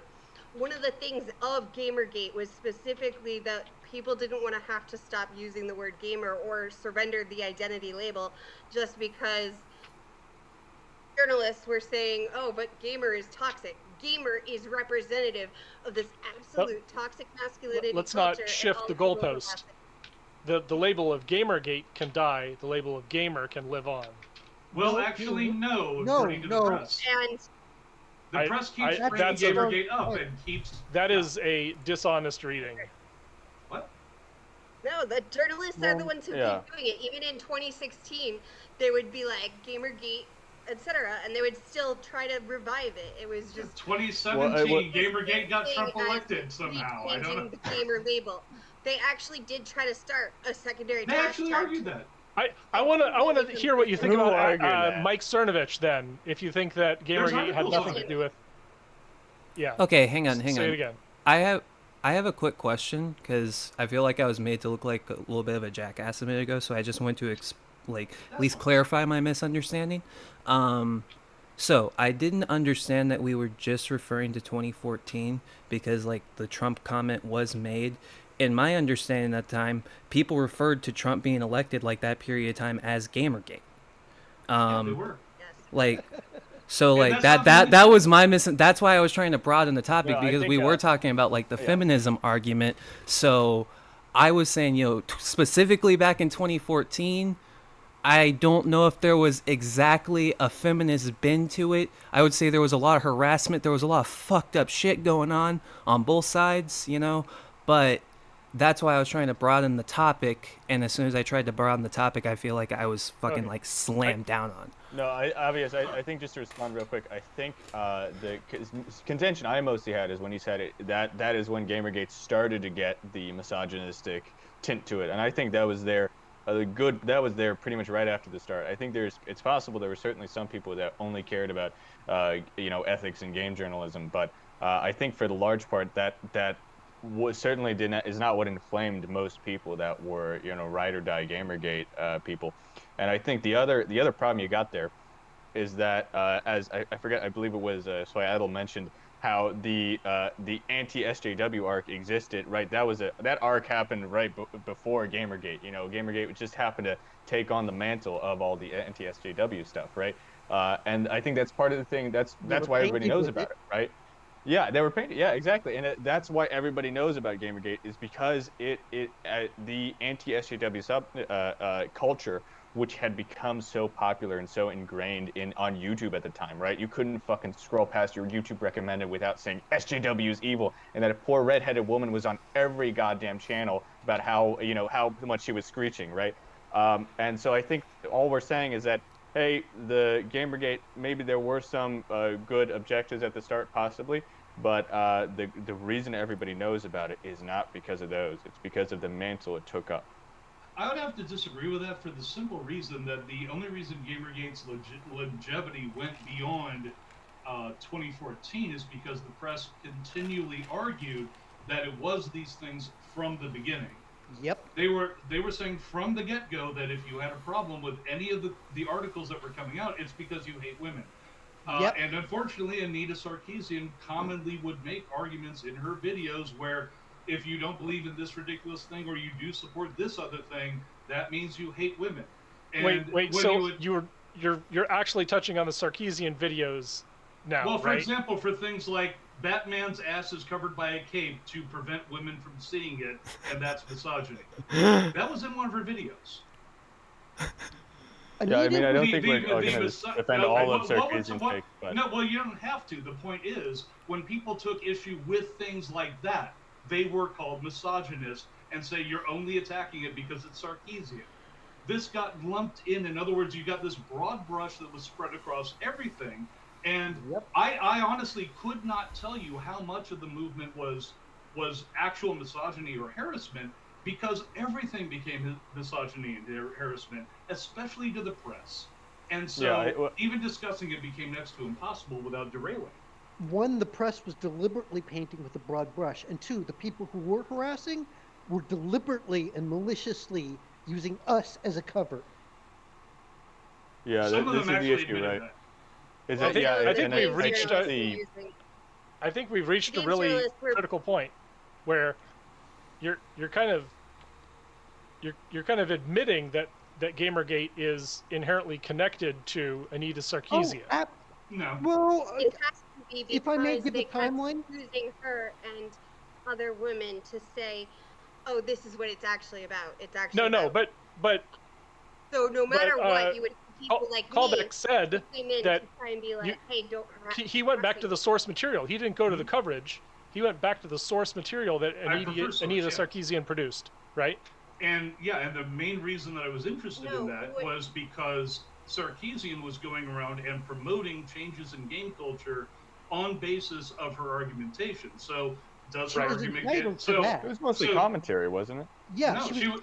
No, she was actually getting paid to go to various game companies and be there as an advisor on things. And mind you, this was not all at once. She basically built cred over years, and in large part on basis of being the target of harassment, alleged or real. And some of that turned out definitely not to be. Some of it actually there was a good amount that was real. You can argue that it was, and some that was fabricated. Facts are true. Yes. So the point is, she was actually marketing and promoting herself on this basis, not on basis of her arguments. And then her arguments, because she was a victim, were taken largely at face value. and this got her into various offices. She went before the United Nations and actually said, alongside ISPs. let me. I honestly, I don't care about Quinn. Not terribly, but she went before the United Nations and said that ISPs should shut. Excuse me, I have this backwards. Governments should shut down internet service providers for failing to sufficiently police their users. I mean, hang on. I can make an argument that your ISP should probably shut you down if you're doing shit like, doxing people and then, doing swatting, doing direct harassment, If you're doing things like that, maybe you shouldn't have access to the internet. Just a little bit, maybe. But just real quick, wait, hold on. Just to catch Tom a little bit up, we're talking about Gamergate as it relates to the patriarchy, as it relates to feminist action right now. Of course we are. That's it. Of course we are. Yeah. Very fine. My understanding though with Anita Sarkeesian is, I mean, say what you will about her, but some of her work, it's not all bullshit, right? Some of the videos there is genuine fake. They're interesting thoughts, right? And I don't know everything about her career, but my understanding is she was already in the game commentary community before, and she did have opportunities before. I don't know how much. Gamergate probably did bolster her career, right? But I think that happens with anyone who's the target of some kind of public thing like this, right? Anytime someone gets their name in the headlines, odds are they're going to get more of these types of callbacks, right? And I think that one could also make the argument that simply the popularization of Anita Sarkeesian gave her more exposure, more exposure to her content. Mm-hmm. Did people have her come just to say about, tell us how bad your story was, or was it for the actual ideas that she had preceding that? That would be my inquiry. She was specifically directing games companies on things like hiring practices, how they should handle their internal culture. She was a what's the term I'm looking for? I'm not a paid HR advisor. Not exactly. What's the term when you hire somebody to come in and consultant? Consultant. There you go. So she was making money as a consultant on basis of being a victim of Gamergate. Well, I think that's an exaggeration. It that actually only isn't because she was a victim. No. Okay. No. Let me explain why. Fair enough. Let me explain why. In the aftermath of the Utah University incident, she went on Nightline. Sorry, what was the incident? Could you just the incident was an alleged email threatening her life that the FBI said there's no merit to this and there's no victim, so same day they closed the whole thing.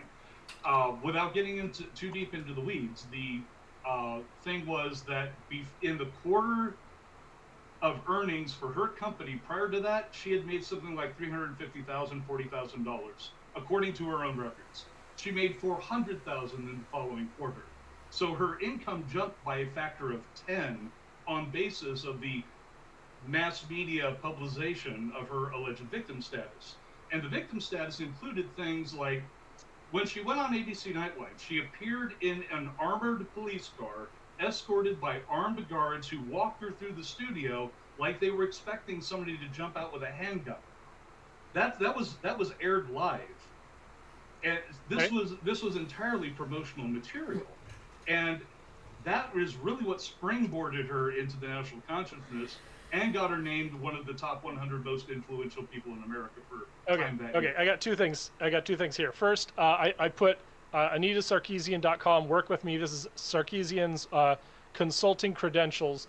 I challenge you, callback, to show me where she is providing HR or employment screening services or ideas, or you could go to archive.org and find me where she is offering this as a service. It looks here like she's saying that she's going to provide ideas about how to avoid something in your content that will exclude different groups of people.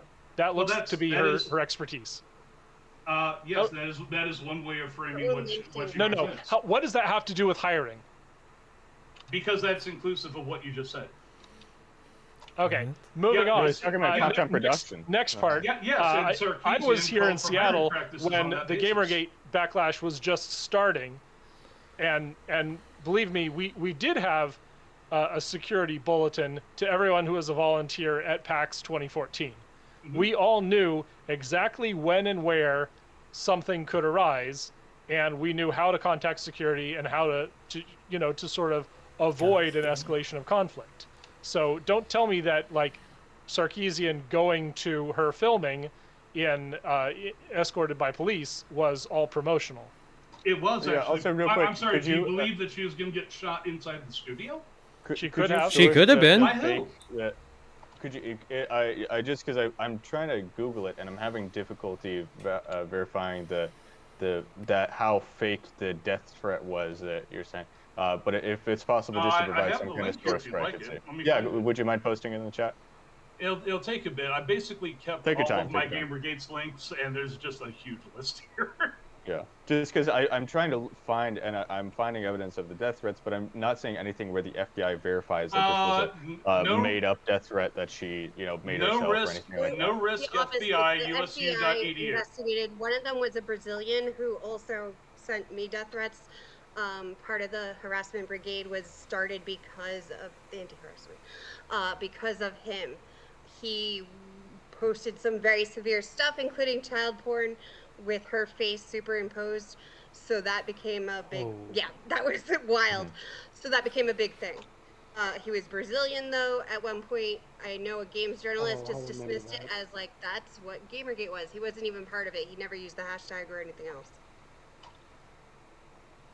So basically what you're saying is that he was just a harasser who was kind of indiscriminate with his harassment. Is that fair? Or he was violently misogynistic, threatened to cut people. Yeah. No, I'm trying to understand about was it specific? If it wasn't, he was just a exceedingly disturbed person. He only targeted me because I was telling him, hey, what are you doing? Why are you like this? What's going on with you?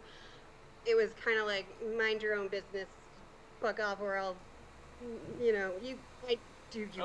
don't know that you need me to.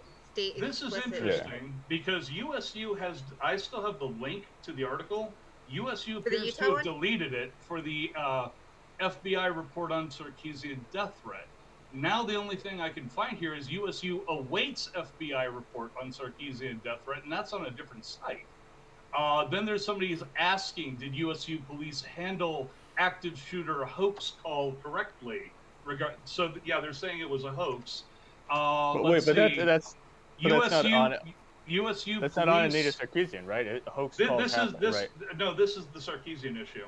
Okay. Following up in collaboration with the FBI, working in the library at the time of the hoax call, disagreed. They took it seriously. That, mind you, that's a 2023 article. I'm trying to find the original here, and USU appears to have deleted their original, even though I still have the link.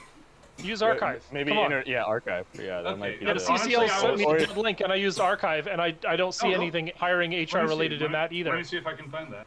Yeah. Take your time. No, but first. No, as far as I know, I don't know that any game studio specifically said for hiring purposes. They usually use her as a consultant, specifically for diversity in the video game content. Now, to appeal more to women, one of my right? arguments as a gamer in Gamergate with regards to that is, what are you talking about? Why are you dismissing all the old video games that already had women?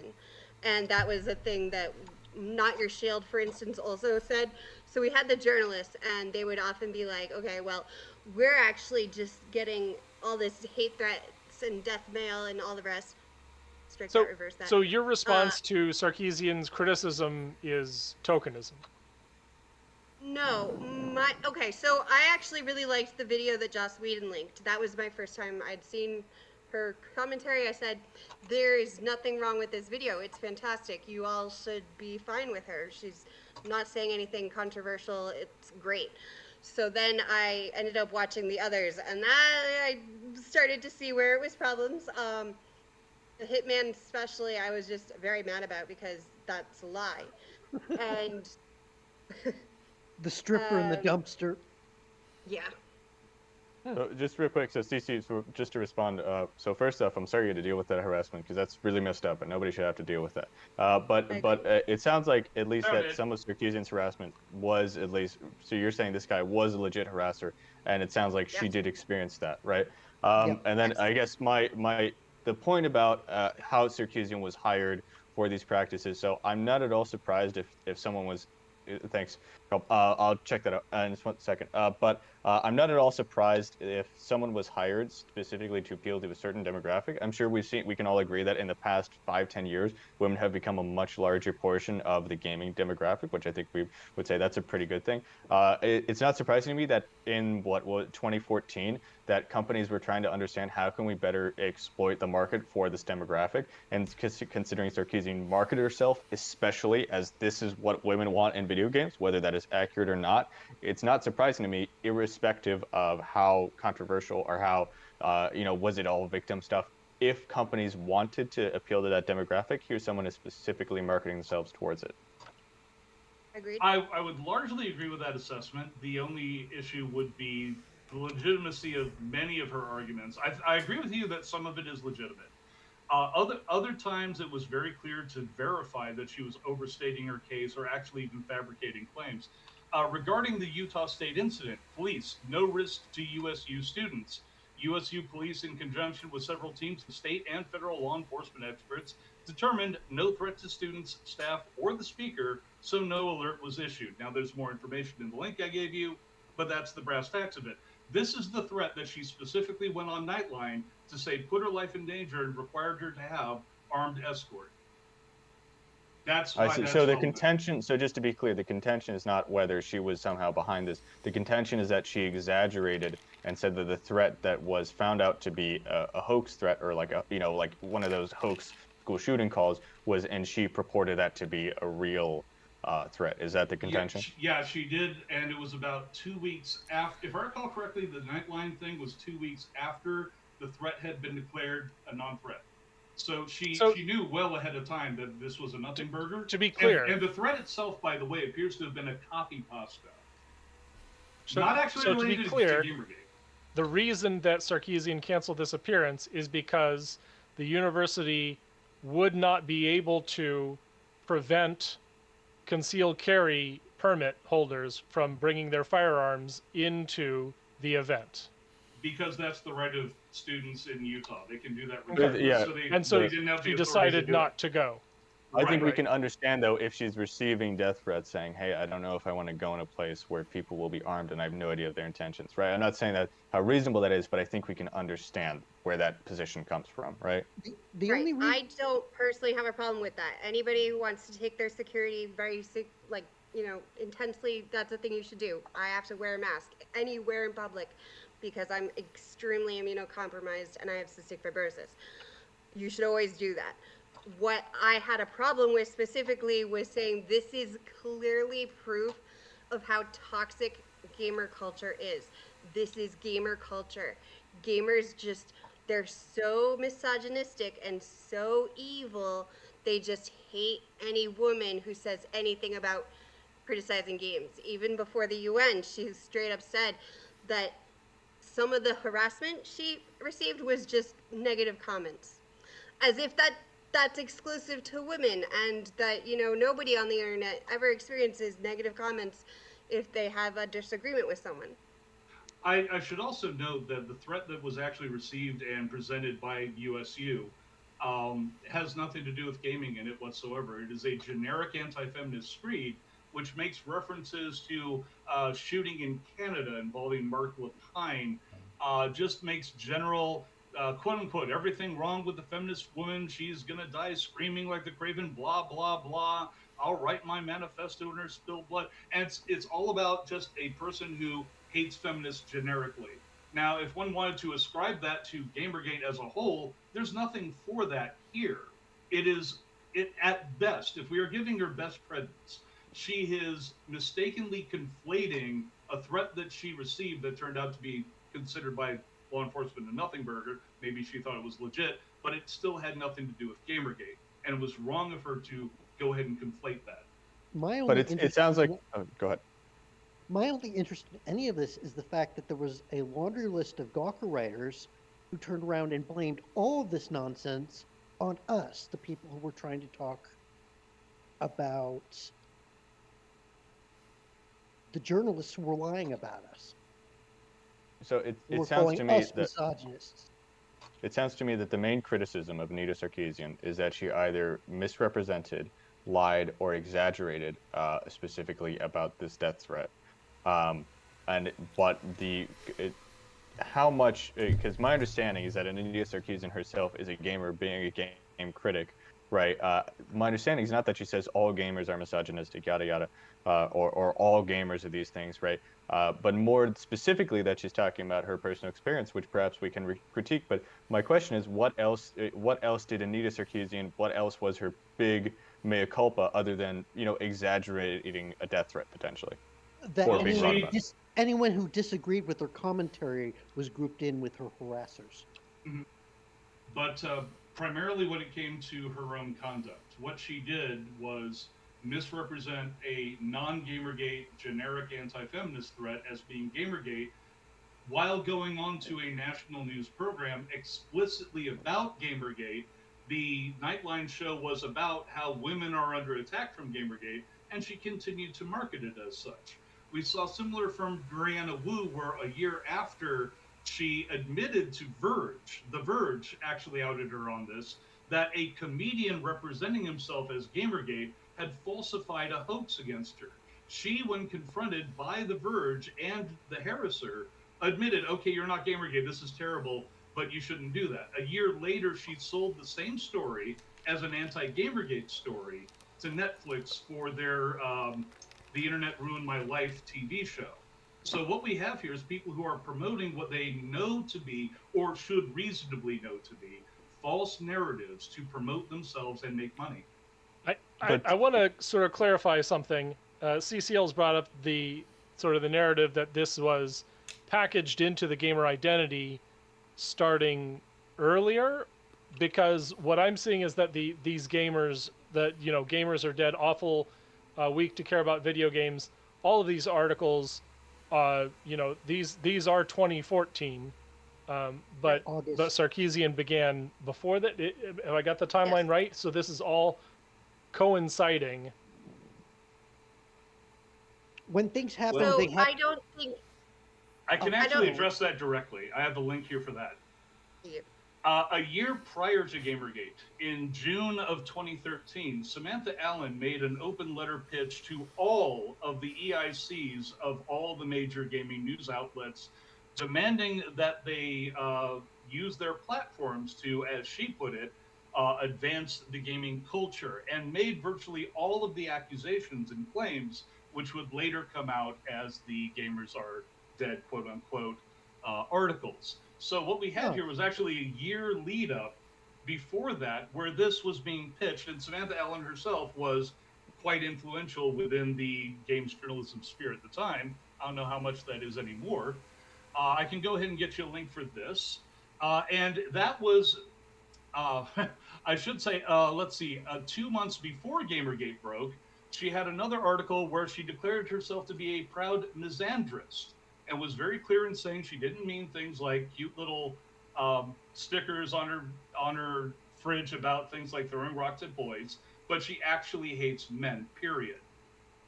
Very much the flip side of the misogynist. And she is, I will not actually say that those are necessarily directly linked, but that was her attitude just before Gamergate.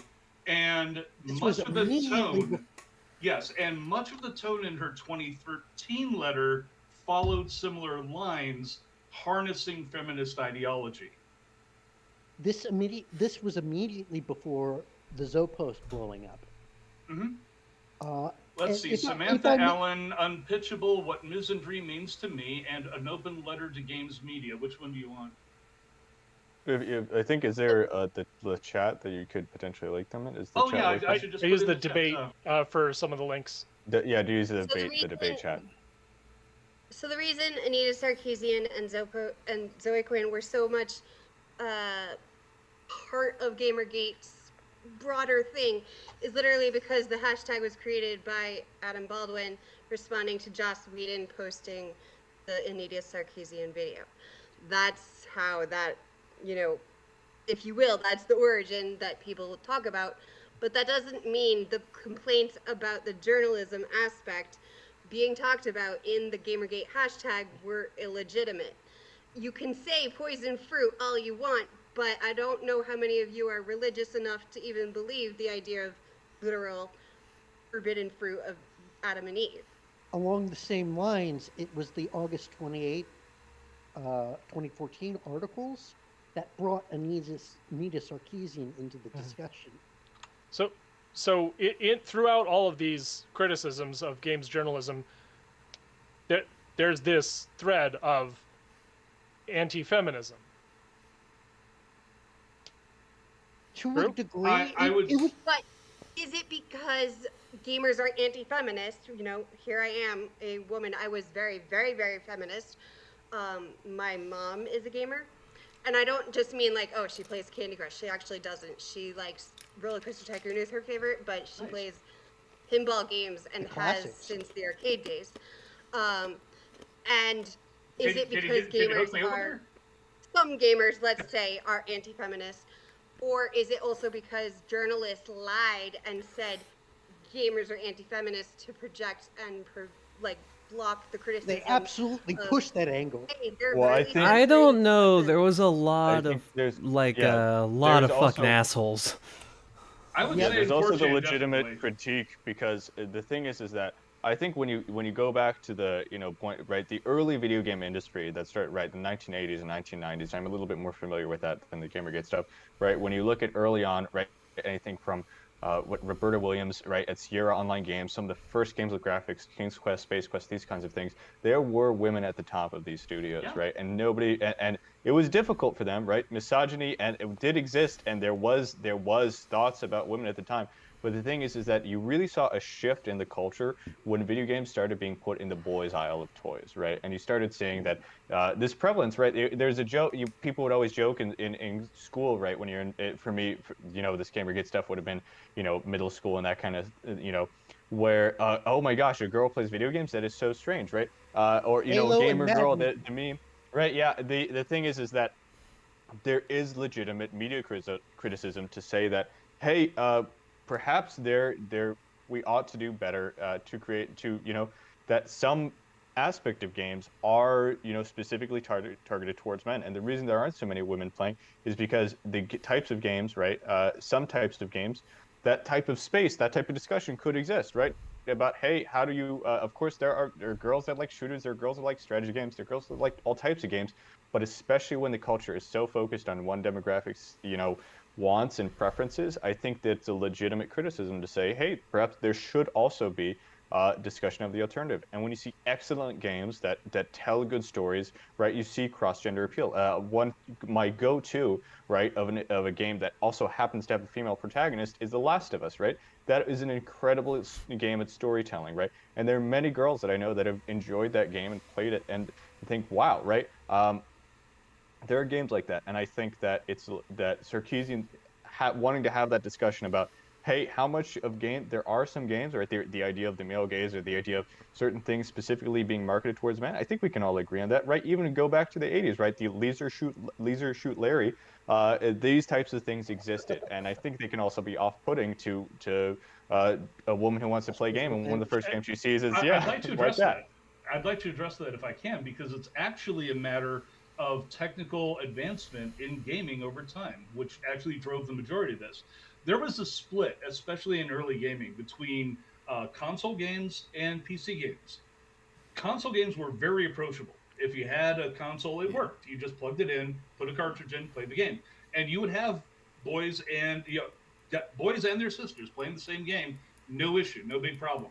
Arcades, you would less often see a woman walk in there, or a girl, or anything like that. It would, because there was very much a high competitive, high testosterone environment in arcade gaming. But with PC gaming, hang on. Can I add an addendum to that? Was it because the arcades, offered a high-stake environment, or was it because in the 80s and 90s when arcades were popular, dads wouldn't let their daughters go out freely, but they would let their sons do whatever the fuck they wanted as long as they had money? I never saw that, but then again, I was raised in California and then New Mexico, so I don't know, maybe I was just not in those areas, but mainly it was because girls had different interests. It was very much what people would say stereotypical interests back in the time. You still had the jocks and cheerleaders and stuff. We're talking high school ages. The cliques back in the day were jocks, popular girls, nerds. We didn't even have weebs. There wasn't enough anime for there to be weebs. So no, weebs grew out of the geeks. Yeah, and the geeks basically were the ones who were doing things like PC gaming. They were the ones who got into technology and were able to. Dragons. Well, no, not just Dungeons and Dragons, although number crunching was involved, sure.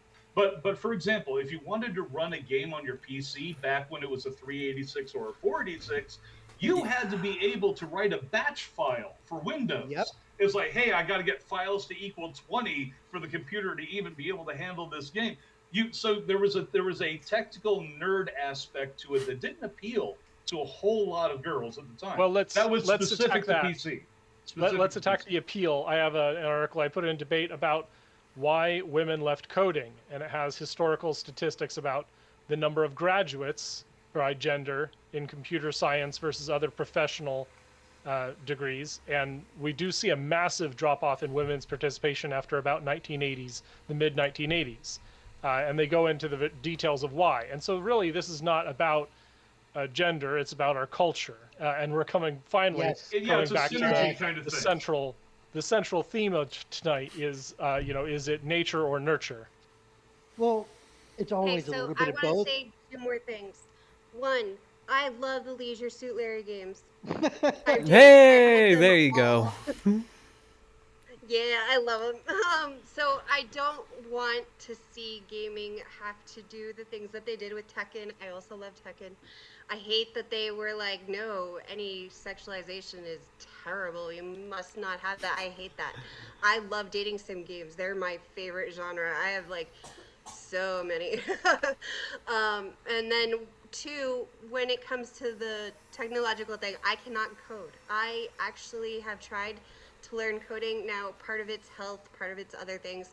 I used to write mods. I had written a text video game, so really easy.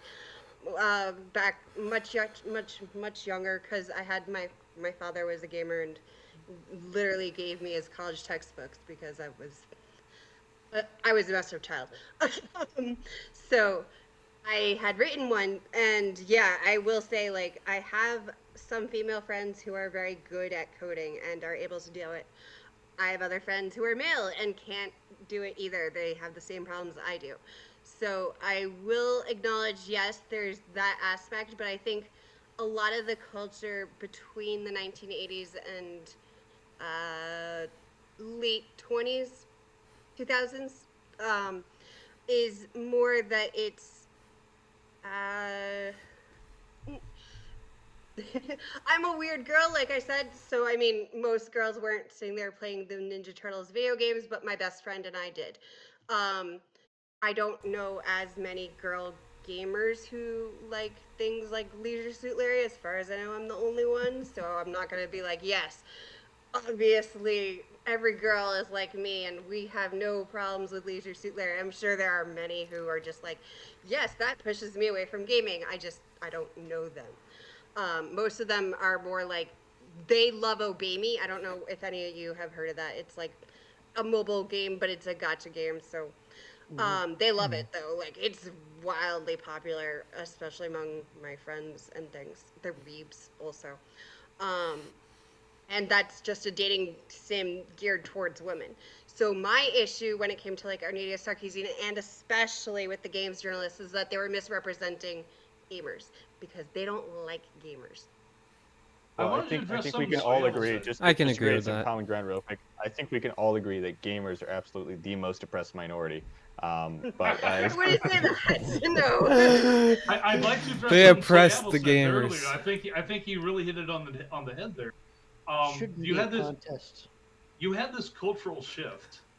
He's absolutely right. You had this kind of weird synergy in the 80s and 90s of girls basically moving away from interest in technical stuff, and also at the time, the tech was less approachable. That was the point I was trying to get at regarding PC gaming. Console gaming, very approachable. PC gaming, much less so. Mobile gaming, very approachable. As PC gaming has become more accessible over the years, female interest in PC games has risen. Right, it's become more mainstream, so there's a larger market for it now. So back in the 80s and 90s, when you had all this supposedly misogynistic stuff, it was simply, that's the available market. They're pitching to the guys because that's where the money is. I'll probably hold on. I'll probably give this topic about 20 more minutes, and then we're gonna go to JF. Yeah. Yeah, but I think that, but I think fundamentally the reason it was that we saw this change, this cultural change, is because that choice of in toy shops, excuse me, where do we put the video games, in the boy or the girl aisle? And they had to pick one, and that choice I think marked that huge cultural shift, because you did see, well, of course, I wish I had the numbers up, but I do know, at least anecdotally, that there were a fair amount of still, there were a fair amount of women interested in the video game industry and playing video games. Well, of course, there wasn't as many as men in the 80s and especially in the early 90s. I think one thing that especially there was the field of like education games was largely pioneered by women, from what I understand, right?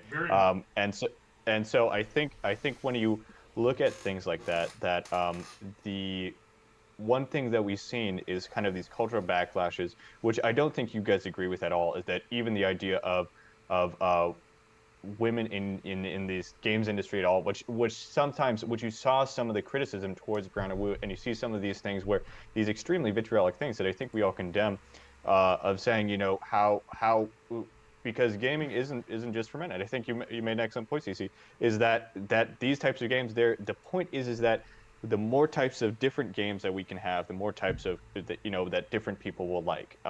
The issue, I think, fundamentally is that there has been some backlash that I've noticed when you have certain games and certain types of games and certain features and maybe pre-existing franchises that are specifically targeted towards demographics that haven't seen those games before, right? And you've seen this, right? I remember a fucking Bootygate in Overwatch, right? The idea of hiding this, one character's butt or not showing this or shrinking it down or whatever it was, because of just some of the backlash they were getting. And I think there is a legitimate claim to say, even if a specific game, right, just through capitalistic market forces, when they want to appeal to multiple demographics, they're going to tamper down and shift more towards the middle, right? And I think I understand why people could be upset, but some of the outrage has been disproportionate, and that deserves to be called out. Well, the thing is, I haven't seen most of what you were talking about. For example, when I saw, maybe on 4chan, I mean, the gentleman over here. I'm going by Sargon of Akkad videos, that type of stuff is really what I'm specifically. I don't even recall Sargon saying that women shouldn't be in gaming. But what I will say, maybe I've missed it. I haven't watched everything he's ever done. But what I would say is that the primary thing that I saw was the gaming industry failing to notice that as the tech changed, the market was changing. It was more like marketing inertia. They kept marketing to boys, and a lot of that became more and more, we want more testosterone, we want more action, we want more. And then, I mean, you had some of the more egregious examples of objectivism, or if I'm using the word correctly, where it's just like, hey, we just want to appeal to the male libido or to the male action sense or testosterone or whatever. And it's like, because that's all they thought was there. And I blame marketing execs for that. I think there's a lot of good discussion to be had about that. Unfortunately, I think a lot of that's changed. My problem is with the misrepresentation of the overall problem by people who present their activism as a marketing strategy. Even with, you mentioned Brianna Wu a little earlier. My problem with her was never that she was a woman in gaming or I believe trans person in gaming. It was that they would make wild allegations, and when I would look into them, which I did as part of my reporting for TechRaptor, she was actually coming out with so many changes to her story that it involved time travel at one point, where something had to have happened here for X to have happened, but 2 weeks earlier she had said the opposite, and now it's a completely new story. And you can put some of that down to maybe misremembering certain details, but there were such dramatic changes in her story that I was like, okay, I have to question what she's saying now.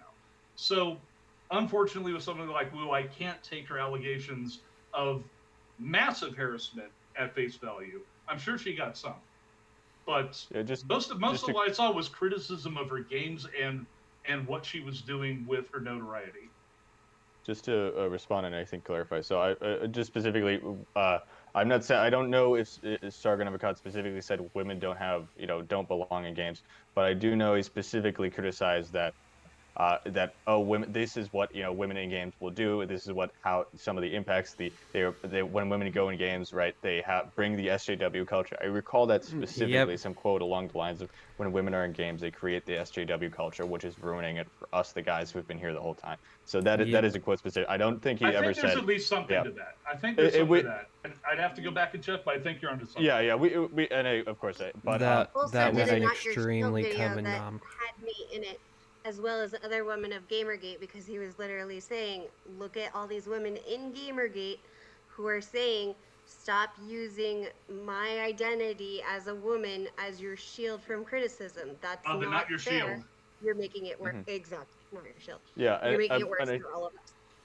I think, and perhaps that's something I could dig in more and could deserve further discussion at some point. But I think the main contention I have with it's been a while. He went alt-right to the UK and ran for UK government. Oh my gosh. Like, we need Trump to Twitter out, Gamergate, and that'll bring it back. And I was like, what are you doing?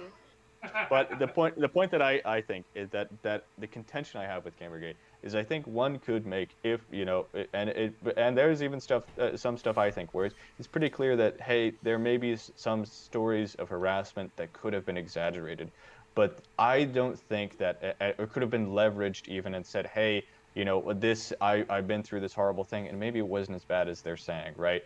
But the problem that I have is that the backlash that I see towards Anita Sarkeesian, Brianna Wu, and these types of people, right? I see a lot of people that exaggerate stories of all the bad things that happen to them, and they even use those exaggerations to their benefit. But I've seen no one receive the types of consequences that Brianna Wu and Anita Sarkeesian and that whole group has received.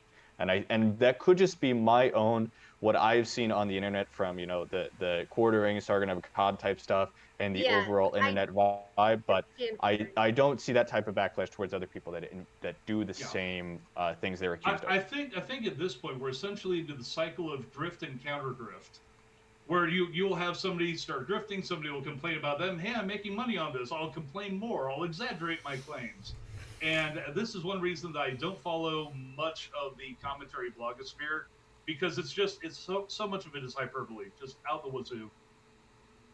Well, I'll riff on that. So when it comes to these, they also relate to the idea of audience capture, and I think this does explain how Gamergate, even though we've got a very large anti-feminist streak in the movement, it also touched on some things that were indeed problems in the games industry. There's a bit of pay for play, a little bit of access bias when it comes to getting access to different people in the industry, and this definitely enabled games companies not only to spread the message the way they wanted it to be spread, but it also allowed a lot of executives to get away with some pretty awful things. I mean, I was at a number of these companies, and they're definitely not the best people behind closed doors. So, and that's another thing. Why weren't journalists more exposing that? If anybody should have known, it would be the people literally having what we called incestuous relationships with them, because they were right there in the same place, living space, conventions, all of it. If anybody should have known, it would have been them. And instead, they were just it's the gamers who are the problem. Well, this was the experience I had as a journalist, actually. Like I said, I reported on Gamergate. I did the TechRaptor article, Gamergate's first year anniversary, and basically tried to cover everything that was covered. Now, prior to this article, I had also done breaking news, where I got some insider scoop information. Gearbox versus GoBA, the guy who was doing the Duke Nukem old school stuff from way back in the day. He'd gotten permission to do this. There was a fight between him and Gearbox. I broke that story. I covered that, and we got a lot of good information on it. And even the EIC over at Polygon on Twitter congratulated me for my reporting. I put out my article on Gamergate, I am now one person. I am not able to get any work, even if I wanted to, in the gaming industry as far as news. All of my bylines have been stripped from my articles, and they've been reassigned to things like TechRaptor's staff writer. So That's yeah, messed up. Yeah, it's. Yeah, they will absolutely blackball you. I think now, the I contention. don't mind because I wasn't going to pick up my contract anyways. The way they were doing business, it was draining just doing the stuff that they wanted for social media capture to bring in more clicks. The contention that I also have specific with Gamergate is because it seems almost selective. At least the criticism of games journalism and those concerns seems selective, because when I think we see things that are even worse. So I'll refer to the recent concern over Rotten Tomatoes. Quite literally, a company, movie studio companies paying to have Rotten Tomatoes reviews basically not posted, negative reviews not posted, in order to disproportionately affect their scores. These types of things, right? That is a huge problem. But I don't. The same types of people that were famous for talking about games journalism, I haven't heard them make the same level of criticism towards like this site, which claimed to report user interest, has been completely corrupted, right? And I think that's what many of the the Gamergate skeptical types will say. Hey, why this was so targeted, but similar. When we see things that are, other concerns about the validity of this type of journalism or these types of reports or these types of user-reflected scores, when these things are compromised, that type of outrage, we're not seeing it as much. There's a reason for that, believe it or not. And it goes to the actual business model because it's ad-based. The ads pay so little that you have to bring in an incredible number of eyeballs to get any kind of payment. When I was working at TechRaptor, I rarely got more money than it was necessary to pay my phone bill with. You couldn't live on it unless you were churning article after article after article just to get eyes. It didn't matter what the content was. As long as the company can't be sued for it, and as long as it meets style standards, and as long as it gets clicks, that's all they cared about. And mind you, TechRaptor was one of the better outfits when I was with them about this. They actually had more concern about real content in their material. But Kotaku, for example, was a Gawker outlet, and Gawker's business model was, we want controversy. Controversy gets clicks. Clicks get ad money.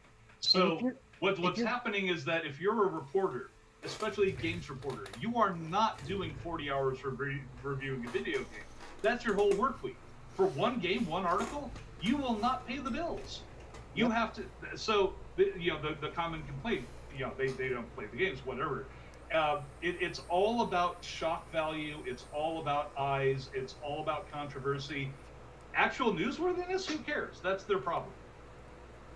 So I like it. I like the focus on this, and if only that's where the focus stayed. But unfortunately, we had a number of people, sort of embroiled in the Gamergate movement that launched their political careers. We had Steve Bannon, Milo Yiannopoulos, and Mike Cernovich, among a few others that we mentioned before, really utilize the lessons learned from Gamergate, and this is the connection to the quote-unquote greater culture war and the Trump presidency, and those three. Right. That's the argument that was made. So these three individuals. And also I dropped the link to the FBI files on Gamergate, released in 2017, if you need to catch up.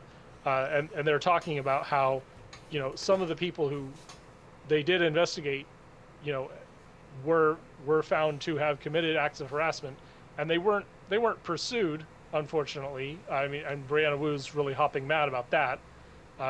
But they admitted to the harassment, and they said, okay, I'm not going to do it again. They've spoken to the FBI. The FBI's like, we got real shit to take care of. We got Russiagate to worry about. We're not going to worry about these kids now. Well, I've actually read that actual article, and I have it linked here myself because I researched it back in the day. And let's see, the one incident that they had was they literally went to some kid's home, and the door was answered. They talked to the kid at the door. And the kid said, "Oh, I was just having fun. I'll never do it again." And that is literally the only example of that the FBI provided, because that's the only guy they could track down. And is literally like a teenager. Just real quick, Roy, to respond to what you said earlier about, because I think what you said was actually very interesting, because you're talking about the incentive structure for why Gamergate became such a phenomenon. And I think that is an excellent point, because you're basically saying that we were incentivized to talk about Gamergate more, because nothing else was picking up nearly as much traction. And I think that also is, that is the cause of also the skepticism, because when anyone who was on the internet in 2014, 2015 was constantly, every time you would scroll, you would see all of these articles. But then when you get down to brass tacks and you say, hey, what did this person do? First off, the concern about games journalism, the ethics of it, of one or two people, right? Did some interpersonal drama happen? Maybe, right? But the main contention that it seems to be is that the exaggeration of certain stories, which is not proportional to anything. And then the question of everyone who's kind of Gamergate skeptical says, then why did this become such a national headline that we were all reading about all the time? It's like you said, the incentive structure that was there basically reinforced the continually talking about it, even if the severity of the crime did not match the reporting of it. And that's, I think, that's the issue that I have. Which is why that continued into... Factual. Yeah, and that's why reporting on Gamergate, or at least name-dropping Gamergate, that became a regular thing. Name-dropping Gamergate. Game-dropping, we called it. Yeah, game-dropping, that's right. That continued for years and years after. I mean, even people at Gamergate were going like, why do they keep bringing it up? And every time it was brought up, they would say, and this was the harassment campaign. They would hit all the bullet points, even if it had nothing to do with the actual story. Very tangential at best, but it got clicks, so they did it. And I think that in turn not only drove the public perception as being awry from what was actually going on, but may have, again, I almost wound up calling it at one point the furry fandom factor, because furry fandom started out as a comic books subgenre, and you would have sci-fi stories, you would have like fantasy fiction, you didn't have porn, but people in the fandom, some of them latched onto the idea of porn and began marketing it, saying, hey, furry fandom's about porn, it's about getting in touch with your sexual animal side. And other members of the fandom were like, no, that's not what we're about. But people interested in that began coming more and more into the fandom, until eventually it was awash in it, and now that's what it's known for. So bad information being promoted and sent out there and disseminated caused this. This is literally a disinformation campaign, which may have even caused some harassment being, right? Yeah, again, because of that. Yeah, but I think that fundamentally the more truth in the lie, the better the story. Yeah, but there was some truth to it. Yeah, but I think the issue that we have, basically that because at least the press those brought them skeptical in. Gamergate have, is that sure, I think we can all agree when we read a fucking cringe article on some kind of news site, right? I mean, we've all read them where it's like, oh, overblowing, and exaggerating and not telling things. We've all seen those really fucking cringe articles, and I think most people that are within this space will say this is bullshit, right? But at the same time, there was some element of harassment, and I think that it's again, I finding that middle ground of saying, hey, these people did experience real harassment, and whether you say afterwards maybe they exaggerated particular single specific instances or not, that some of that Gamergate stuff, a large part of that, right, the reason it became a cultural phenomena was there is that element of truth, that kernel of truth. And at least when I've seen videos from some of the more some people like the Quartering or Sargon, when they talk about that kernel of truth, they say this had nothing, absolutely, this was a rare thing, and if it ever happened, it had absolutely nothing to do with the people that were involved in Gamergate, or it was completely unrelated.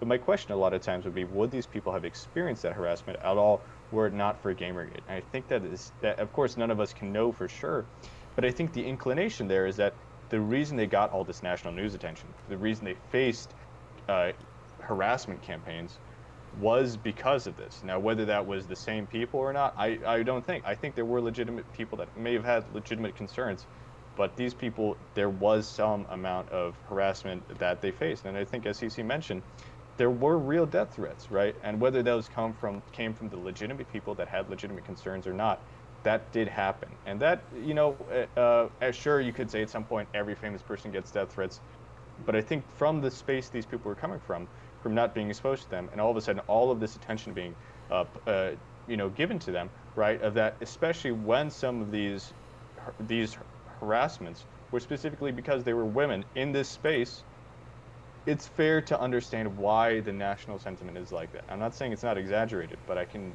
we can all understand why. Okay. And with that, all right, and with that, we have come to a close on the Gamergate subject. Thanks for having me. All right. Great talk. No problem. And for people who, you guys are still welcome to stay over on the next subject. And the next subject, we are going to be tackling JF. Okay, this is John Francois Jarepi. How do you guys pronounce it? Jarepi.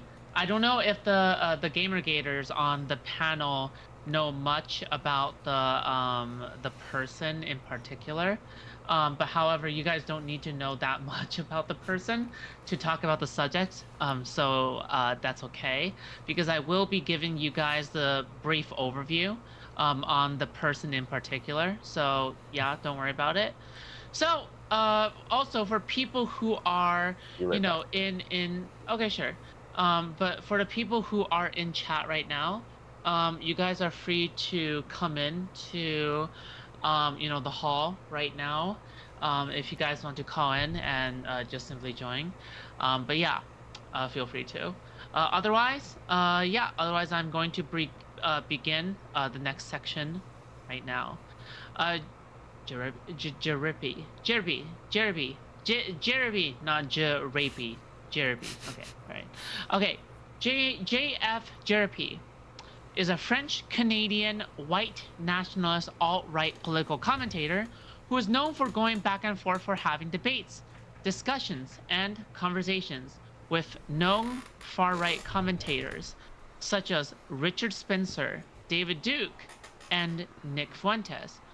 Curiously, as a tidbit, in 2014, he also received $25,000 from Jeffrey Epstein to start a non-profit organization named Neuro.tv, dedicated to science and education on YouTube. At around the end of 2015 to the beginning of 2016, JF began a relationship with a 19-year-old autistic woman from Texas, who he convinced to live with him to get her pregnant in North Carolina. Now, so basically, if you guys don't know, Destiny actually had a debate with JFJ way back then about this particular case, but that particular thing was actually lost to time. Now, she, called Mama JF by the internet, lives with him to this day, or so we thought until very recently. Now she has disappeared, with everybody being worried except evidently JF. JF addresses the public by saying that Mama JF planned to up and leave by packing camping gear and exit the grid of society, but they would keep in contact. However, according to his story, she didn't stay in contact and she simply disappeared, to his dismay. Many people speculate, due to the many stream appearances where it seems like she can be interpreted to be making a plea for help, and due to JF's history of spousal abuse, that Mama JF could have been murdered, speculation-wise. To tie this back into patriarchy, some may argue that overall diminishing patriarchy helps women escape situations like this to push back against people like JF, to know interpersonally how to behave and act in order to cry for help, or to have better interpersonal behaviors.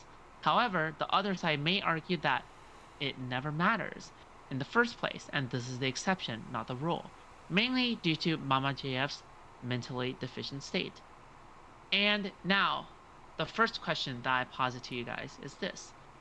Do you believe that pushing for diminishing patriarchy truly contributes towards helping abused domestic victims and interpersonal relationships towards getting help? Even if their roles in the relationship are completely equal, would that really diminish the abuse going on? And the second question that I posit is this. would that diminish abuse between them if one of them is mentally handicapped? Do you believe in people getting into relationships if they are of lower intelligence? Where do you draw the line, if at all? And I don't want to hear any mentions to Gamergate in this section, okay? If you make any mention to Gamergate, I'm kicking you out of the panel. Okay, thank you. All right, discuss. Go. Well, I'm going to have to bow out here because I'm completely unfamiliar with the situation. I'm going to take the statements about this person at face value. Just go off, and that sounds extraordinarily skeezy. That said, I don't actually believe in a patriarchy, so I don't think that I would be useful to this discussion. But it was great talking with you folks, and you all have a great one. All right, see ya. Thank you for dropping by. See ya. Bye-bye. Food Chops, just a point of clarification. This woman was not the same Texas woman, right? Was it? Because I believe that woman was granted the conservatorship of her parents. Wife. I believe this is a different woman. Oh my God, that woman really? was never married. Yeah, Did I get that wrong? Yeah. Oh shit. Okay. All right. My bad. I got to call you out here. Yes, so, you get to call me out. This is my clip. This is my clip for calling out Food Shops. Yeah, go ahead. Call me out. Call me out. So I don't appreciate you making a mistake in your week-long planned panel. But the point is that totally different woman. But the question of that, there's when people want to engage in relationships, especially with people who are mentally handicapped, there's ways to go about it, and we can look at, for reference, how this JF guy went about it in regards to the Texas case. Who was a different woman, by the way, Food Chops. And basically the way he did is he pretty much tried to coax her into coming to his place and try to cut out her family and cut out her from having any type of contact like that. Now, that is the exact type of thing that someone who is trying to take advantage of a mentally handicapped person does. And that is the type of thing that families of people who are, families of people who are mentally handicapped are so worried about, because that's what they're more vulnerable to. So this is the exact type of predator that families are worried about, right? Taking advantage of their mentally handicapped family member. And I think that is the indication of, right, why people ought to be so concerned for him, for what he might have been capable of. If he's the type of person who will get someone who he can take advantage of and do, try to cut out their family, right? That's the type of person you have to wonder, what is he actually going to do? Look, I don't think he did anything. Sometimes you just drive your wife out into the middle of the woods, you just put her next to the gas station because she asked you kindly, and then when you get home, you just take 3 days redoing all the drywall, deep cleaning your entire house, and these are just natural things you do.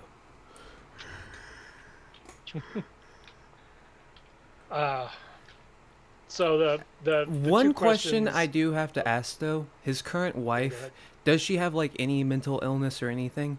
Is there any proof behind that? So I had.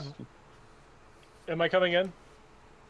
Oh yeah, you can come in anytime. It doesn't matter. All right. So I had one quote that I got from his streams. JF said, "Look, this is the quality of woman who will sleep with me." This is about Mama JF disappearing. "This is the quality of woman who will sleep with me. You folks need to find me a normal 100 IQ woman." And so there is quite a bit implied in that statement. Okay, yeah. No, she was. I believe she was confirmed to be mentally handicapped. Yeah. There are so many fucking clips of this dude. That's so bad. Sure, I'd have to pull up the exact dates, but he did basically say he preferred that kind of woman because they're easier to control. Oof. Yeah, no, bad guy. I mean, it's obvious also, given his, it is surprising because I believe he was, in my understanding, he was in some type of research program previously related to biological sciences. I don't recall the details, but it is surprising, for someone to be in academia and still carry the positions that he had is somewhat, I mean, you have to be kind of fucking crazy at that point, because everything you kind of learn would be contrary to the positions that he held regarding to, his race realist ideology. Well, he's literally pro eugenics, and he thinks that all genetic engineering is eugenics based, which is a hell of a take. That I hope actually to debate in the coming week. So look for that. Ninetales is going to help me out and give me a place to talk about why the JF G virus has taken over the left. The left? Oh, well, yeah, because there's a lot of people on the left who believe that any genetic engineering is equivalent to eugenics. And it's a horrible argument. I don't really want to get into it. But basically, yeah, this is one of the things that JF has, like, he debated the serfs on the subject of eugenics. God. And Culturally, they there's kind a of very fell. strong taboo. That sounds Yeah. fucking terrible. I am so sorry. That Yeah. One Yeah, so- locale and another locale. Yeah.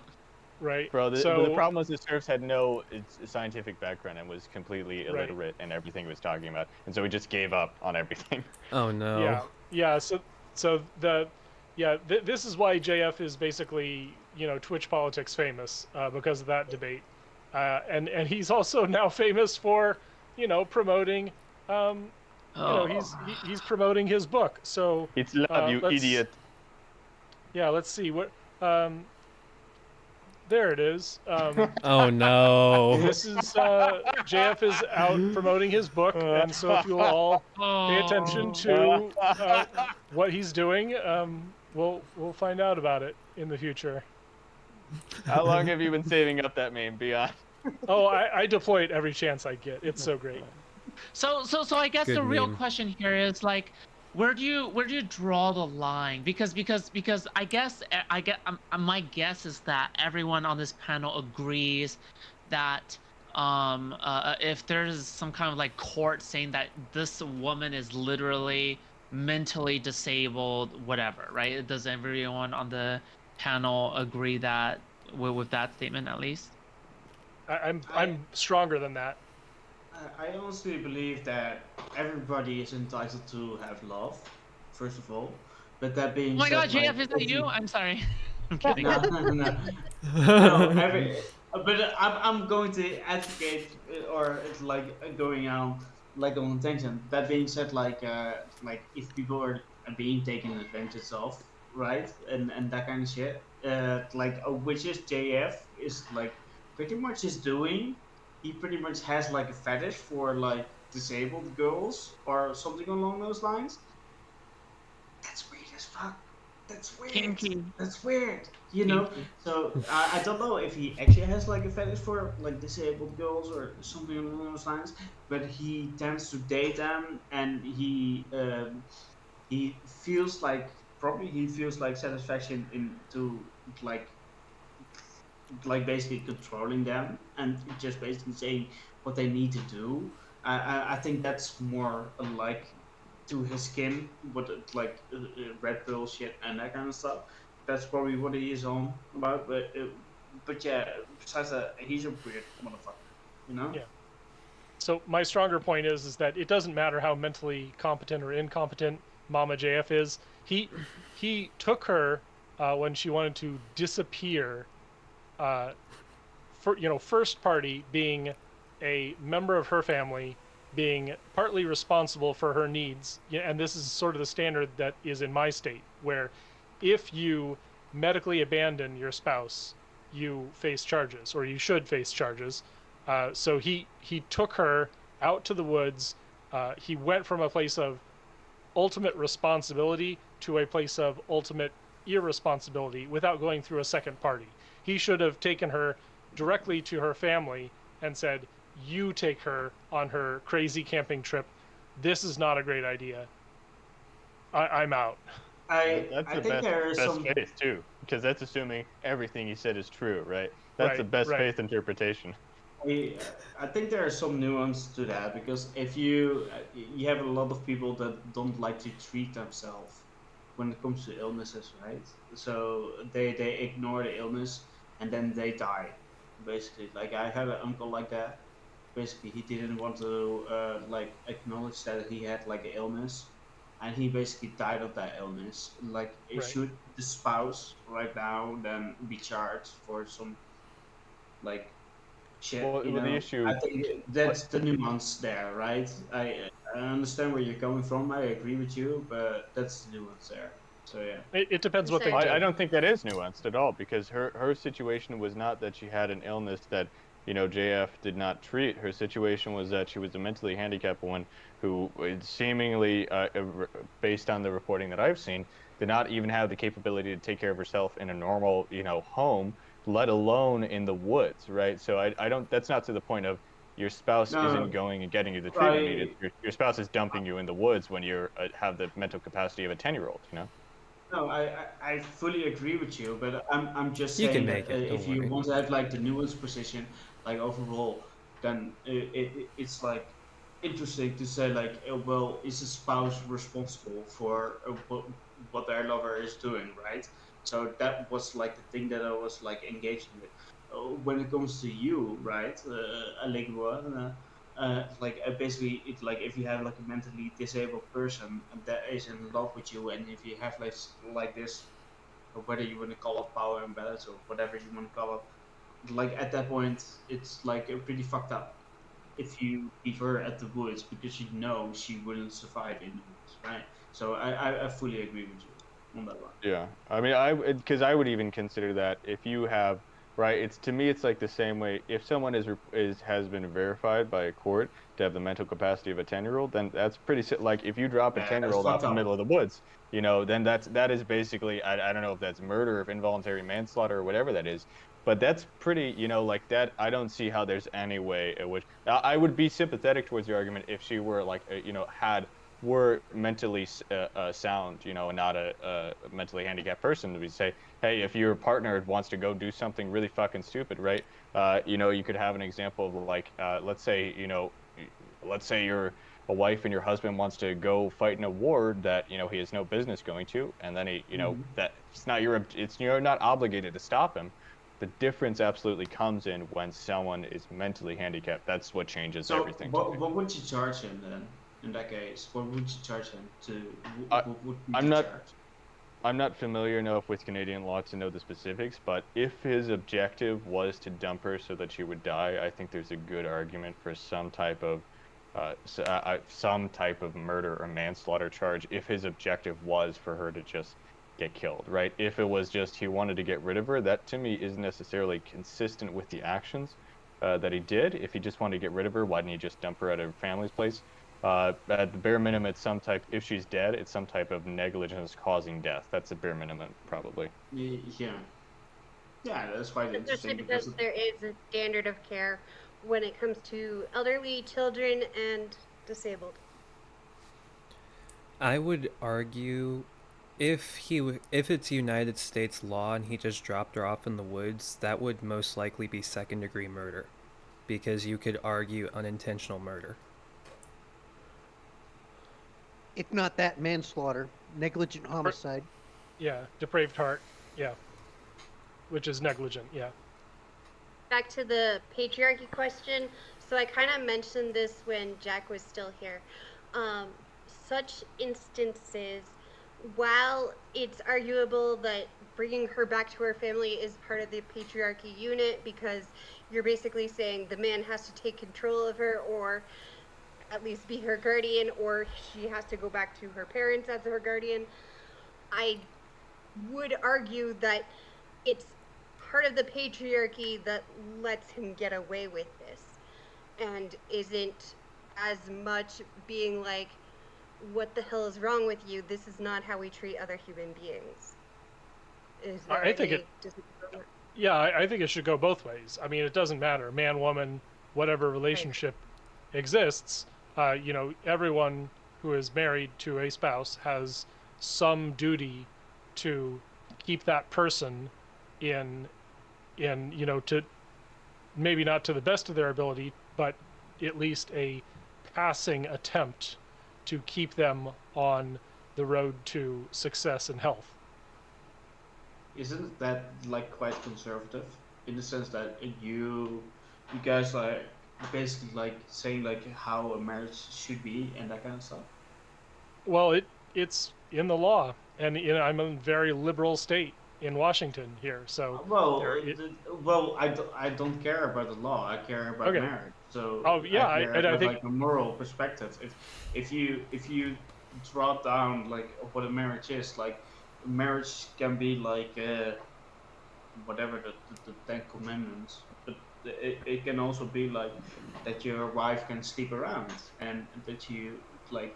I think that a marriage is like deeply like more like a spiritual connection, and whatever you decide what your marriage is. I think this is more about the utility of marriage, and that you're forming a family unit, and you have perhaps children, or at least assets, or a partnership to take care of. And if your partners aren't collaborating in a way that you defend one another, there's something wrong going on there.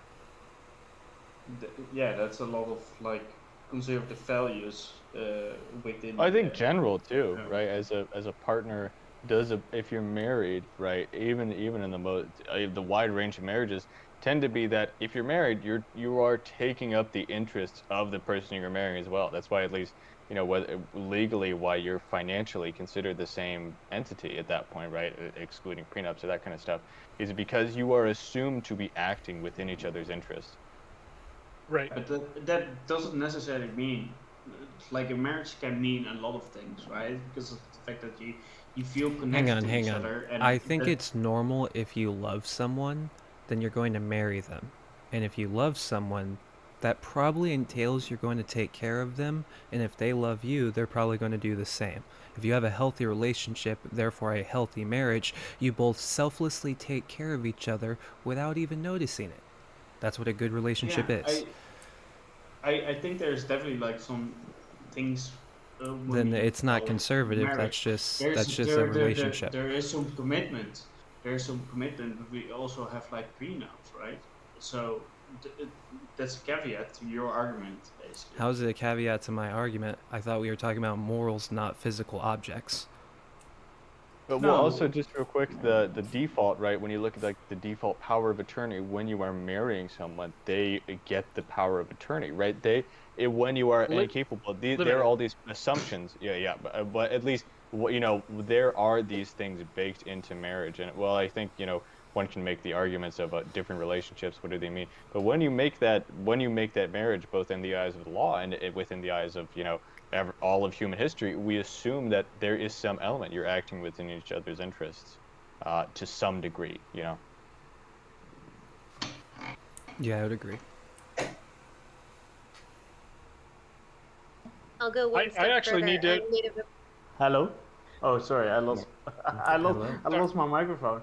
I actually need to investigate the thing that Aguana said, whether or not spouses automatically get living will rights, living will power of attorney. When their spouse they don't. It could depend on the state. My understanding is that it depends on whether or not you have a will and whoever the closest. I can't remember the legal term, but it's basically the closest person to manage all of your properties. So if you have a will that says it all goes to your dad, it doesn't matter if you're married or not. It's all going to your fucking dad. But if you don't have that in place and you have if you have a bunch of fucking kids and you have a wife, then all the shit's going to go to your wife. That's why it's the default, right? That's what I say. Is that of course you could create a will that wherever you want your stuff to go, but the default marriage assumes those things unless otherwise stated. I have a question. Sorry, I'm using a little specific term, living will or medical power of attorney, something like that. But it doesn't look like it's automatic. It is sort of an advanced directive that you need to put down.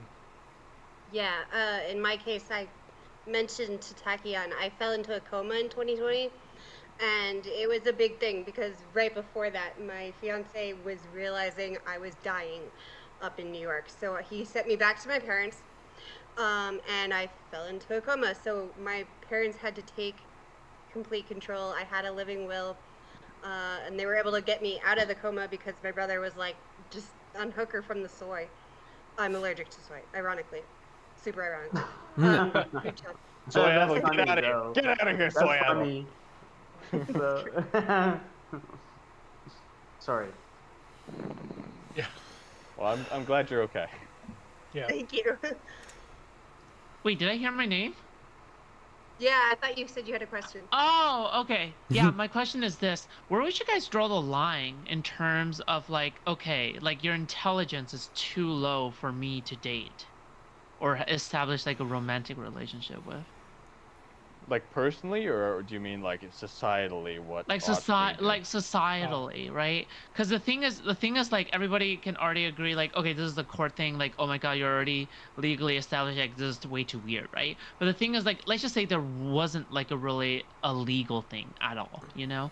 This is like based off of your own personal perception. Like, how about, like, let's just say let's just say how you recommend to others, and then how you do it interpersonally. Like how would you determine that? Like, what are some red flags or green flags, like, etc.? So, okay, ironically, no, I wanna say something before we answer the question. Like, why do we make the distinction between like society and like behind closed doors? I think that's like weird as fuck, because that's like basically saying like, yeah, I can fuck like a person with Down syndrome behind doors, but if I take her out for lunch, then I cannot be seen with her. Like, I don't understand this distinction. No, I think this is fucking weird. It might be I think you're misunderstanding. I think you're misunderstanding. Okay, yeah, go ahead. Just a quick clarification. What she's saying so what she's saying societally is what is the bare minimum for society, and you personally, are you okay with that bare minimum, or is your standard above that, right? So first she's saying set a bare minimum for everyone, and then what's your personal preference, right? Which we're assuming your personal preference is probably above the bare minimum. Okay, so you mean like what you want to have, like a societal like average like what people can do and what people cannot do. Like, you want to make a prescription. Yep.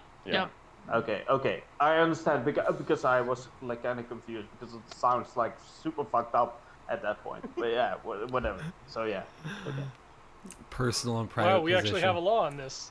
If you are RCW 9A mentally incapacitated, you can't consent. So simple as that. There's one answer. Oh, come on. That can't be like your bottom line, right? Your bare minimum. You can't just draw the... That can be... Hey, why not? If you're like barely, like, literally right above a vegetable, right? Like, okay, all right, go. Right. No, personally, I only date Mensa level, so get out of here. Wait, hang on. What if you are a vegetable, but like you can still talk and you're completely functioning, high IQ person, but you can't move or do anything? I think they're just quadriplegic if you can still talk. Yes. Yeah, but can you consent to anything? Well, could that person be? Could that person be in a relationship? Well, yeah, if they're mentally, yeah. So this is the condition existing at the time of the offense that prevents the person from understanding the nature of the consequences of the act of sex. So basically, like, you could get kids, you could get a disease, you could like be shunned from society for having sex. Basically, if you don't understand all that goes with having sex, that you're not allowed to have sex according to my state. So basically, if you're mentally a 10-year-old, I only date women that are more intelligent than me. So that's my base. She has to be able to beat me in a Sudoku before. So it's quite interesting. And the answers are quite interesting. So you guys think that like 14-year-olds with each other shouldn't have sex at all, because they don't necessarily understand? Legally they shouldn't be having sex, because most states age of consent legally, is 16. There shouldn't be penalties. Yeah, but legally, 2 14-year-olds, right? We don't want to throw one 14-year-old in prison because they're fucking another 14-year-old. Yeah, but if they're doing that, if they're doing that, it's still breaking the law, because they're not 16. No. I'm talking about morals, that's right? incorrect. Maybe the state you're in, but that's not correct. 2 14-year-olds, it's not one. They're not going to get thrown in jail. It's not considered illegal. My understanding my understanding of age of consent, if you do not meet the age of consent for sex, you cannot consent to having sex, and then you can also not consent to fucking someone else. So not only can you not consent to the situation, the other 14-year-old you're fucking also can't consent to the situation.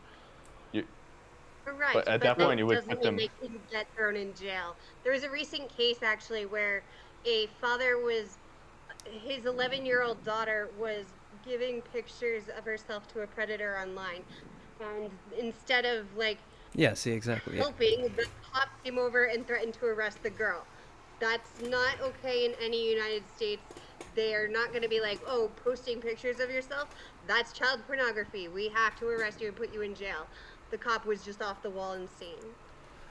But it is still illegal. My argument is it's still illegal, and it's still what we set the standard for. Wait.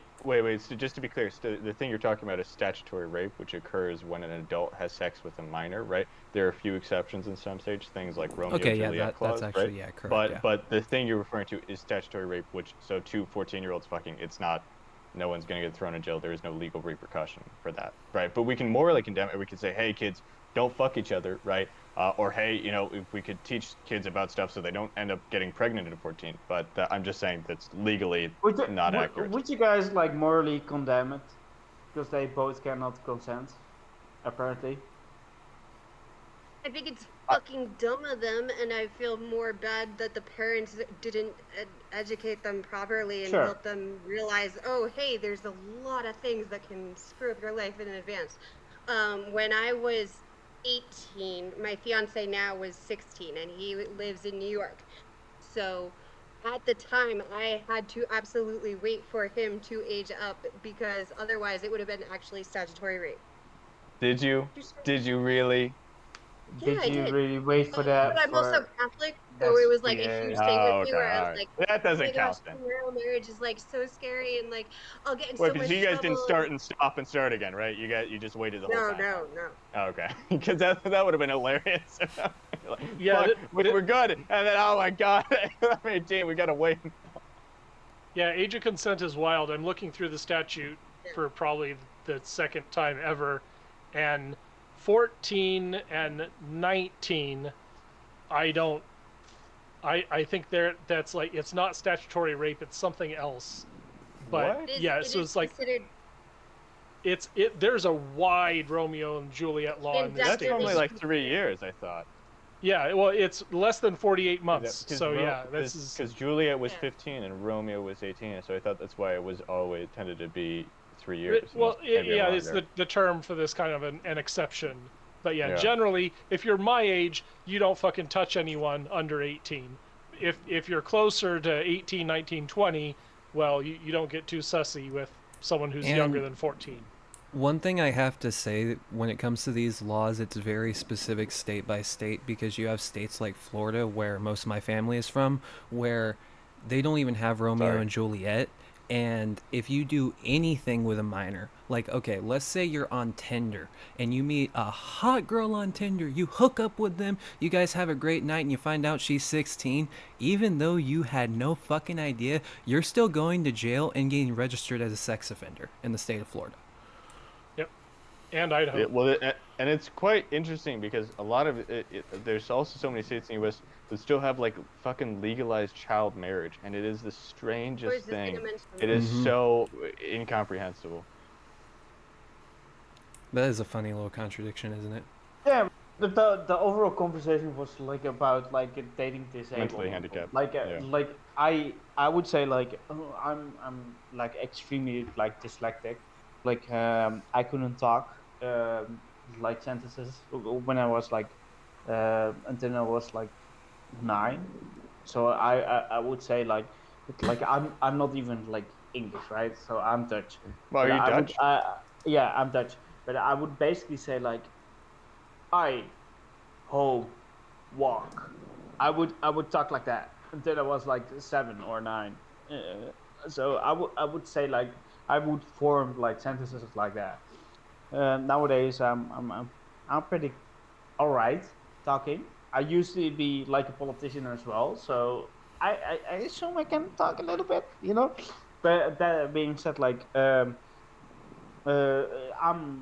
in that sense I'm disabled as well. I wouldn't assume me being able or not to be able to date anybody, right? Like I'm not disabled in the sense that I cannot date anybody, but the sentence was more like or the prompt mentally handicapped. Food shop was like, can you date a handicap?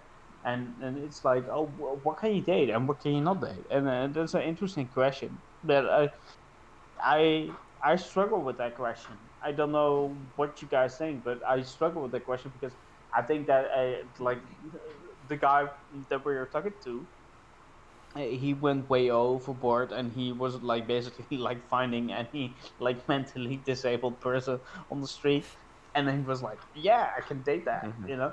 But yeah, on the other side, it's like, what can you date being justified? It's an interesting question. Do you? Yeah, go ahead. Just to respond, my problem isn't the fact that he dated someone who was mentally handicapped, or even that he'd done that previously. My issue is that if anyone who has a family member who is mentally handicapped knows that if someone's going to kind of have any kind of relationship with them, the first thing they do is they talk to the family, right? And they involve the family, because that is the support network that this person has needed thus far to survive their everyday, right? And if someone starts cutting that out, that is the huge red flag, because that's when people get taken advantage of. I don't necessarily agree with that. Like, because I know one guy.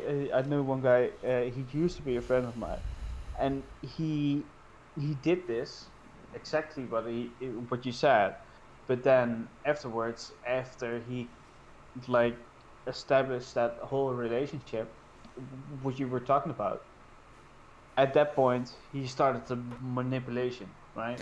Okay, I think a good place. I'm sorry.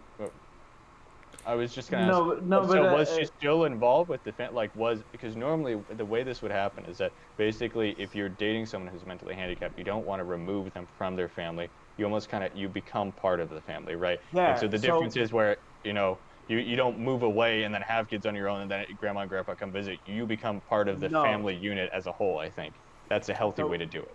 Thanks for the raid, Sunday. So the thing, what he did was like basically like involve himself into the family with her. So at first it was like a good thing, and he used to be a friend of mine, and so I saw this happening, and afterwards it was like kind of sketchy, but afterwards, like once he established himself within the family, he basically got their trust, and then he started to alienate like her from her own family, right? Yeah. So the problem that was fucked up. If you start off with the alienation, then that's a red flag, right? Yeah. As soon as the alienation starts, that's when there are the multiple points that you have like a red flag. So yeah, they're fine enough. Yeah. I think a good place to. That's my argument. As soon as the alienation happens, that's when you're saying this person's a bad dude. Some people might say that you can trade one disability for another disability when it comes to romance. What do you think about that argument? So, for example, if you are severely, I don't know, like if you're severely dyslexic, then you can date somebody who is autistic in some way, right? What do you think about that argument? I don't think you have to be disabled to date a disabled person, but if you're not disabled, then you have to, right? Even if you are, you probably have to, you're still having your families involved, because the way these people live is with strong support networks from their families, right? So I think either way, you're still having your relationship when you're someone who is dependent. And there's a lot of people who, for example, blind people or deaf people who live independently and have perfectly fulfilling lives and do not need that support network. Specifically when we get to mentally handicapped people, that's when we get to the point of there needs to be some additional support network there involved. Why are you asking this question? I don't think it's a power imbalance issue in dating somebody who has mental handicaps. I think it's definitely much more a predatory issue, period. That doesn't even require someone to have a mentally handicap. For instance, you have the Andrew Tate situation. A lot of those girls aren't mentally handicapped, but they were still tricked into moving all the way to Romania. Yeah. No, but I'm quite curious, like Foodshop, like why are you asking the question? Like, can you exchange one like mentally disabled like thing. Because that is something I've heard people say. I'm just saying, I have heard that question before. Yeah, I've heard the same I thing. think it's fucking weird because it's the fact that like people just work like in different ways and that kind of shit. But yeah, whatever. It just it's like honestly like people just match up. Or they just don't. imagine you're like a blind guy and you're like, sorry, you have to find someone who's fucking deaf, or there's got to be you can't date a normal person. Exactly. Black pill. Exactly. My dad has That's fucking funny, man. the Asperger's, and my mother has ADHD, and I will also say like, don't mix that. I'm gonna be totally eugenics-ish. It's a nice concoction. Okay. If I'm being completely honest, I would say if there's any validity to this argument, autistic people would be the exception to it. And the reason why I say that, well, not the exception, but it would be the rule to it, because a lot of people can't deal with autistic people. Because if you're going to autistically talk about a certain subject for 6 hours every fucking day for the rest of this person's life, the average person's probably not going to deal with that. And odds are another autistic person is probably going to deal with it a little bit better than the average person. It's a spectrum. Yeah, that's my parents. Yeah, so ASD, yeah, right? I'll you know what? That's fair. Some of them are absolutely hard to handle. And yeah, I'm going to out myself because I've been diagnosed with both ASD and attention deficit. And I think I'm a pretty high-functioning case. Granted, me staying on track and staying quiet and speaking up and staying with it rather than being obnoxious, I've been playing BattleTech to keep my mind running rather than just going motor mouth. Some people can have learned to function with it. Some people can't.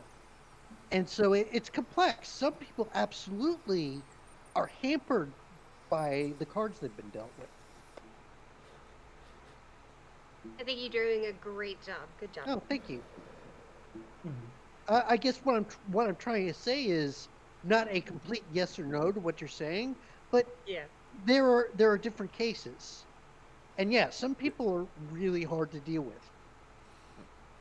Yeah, I think Cypher makes an excellent point, right? Autism, it is a spectrum disorder, right?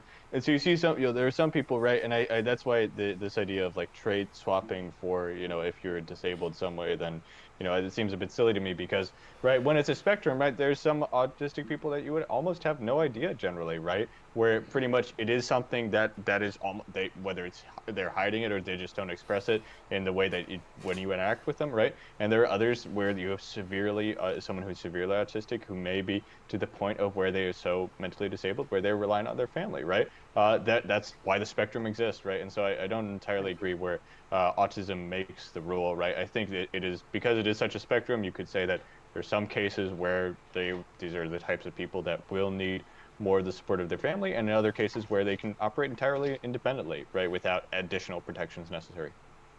I got like a nephew, and he has like ADHD, and he is like a chef, and he like ADHD, autism, all things, right? So he's like extremely focused on this like dish, and he invents like new dishes. He's like very like focused on his work and that kind of shit. And he's great in that sense, right? And I obviously think that he's brilliant, and he's brilliant in his own work, and it's fantastic. To say like oh, he has these shortcomings, and therefore he should like find a girl that has like the shortcomings that he has or something. I think it's fucking stupid, because he's like a brilliant mind in his own. Sometimes when people have like mentally like disabilities, it doesn't necessarily mean that they are like disabled in the sense of like they are more stupid. It means that they are thinking in like different ways as well.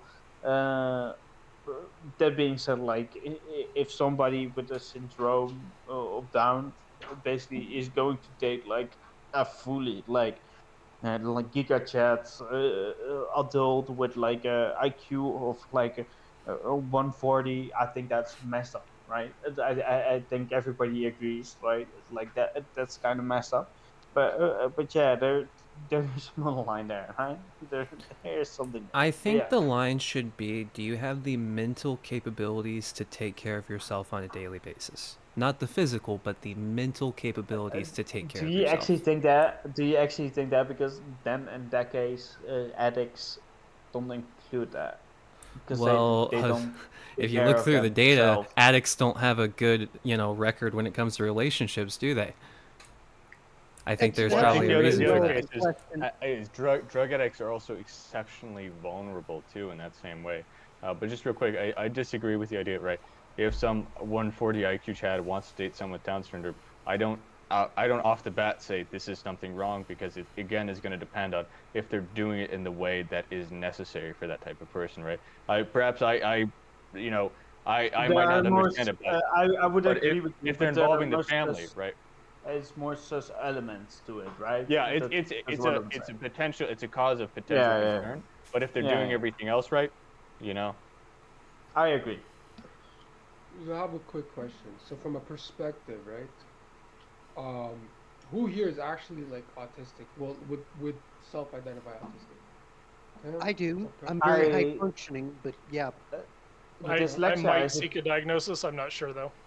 A lot of people tell me that. Part of autism, who's 100% sure? Because somebody said you knew somebody. That's important, right? You knew somebody. And I was diagnosed in a hospital by a doctor. Okay. My father is. I need to seek diagnosis. I'm like diagnosis like a dyslexic person, so extremely dyslexic. So I don't. That's supposed to be part of like the autism spectrum. So therefore, I'm autist. So there you go. Mm-hmm. My father's on the autistic spectrum. He has Asperger's. My mother has ADHD. I should probably genetically have something, but I have so much other stuff going on that I haven't noticed too much. But I do notice what was said earlier about going for like 6 hours. I can definitely do that. That's a mood. Right?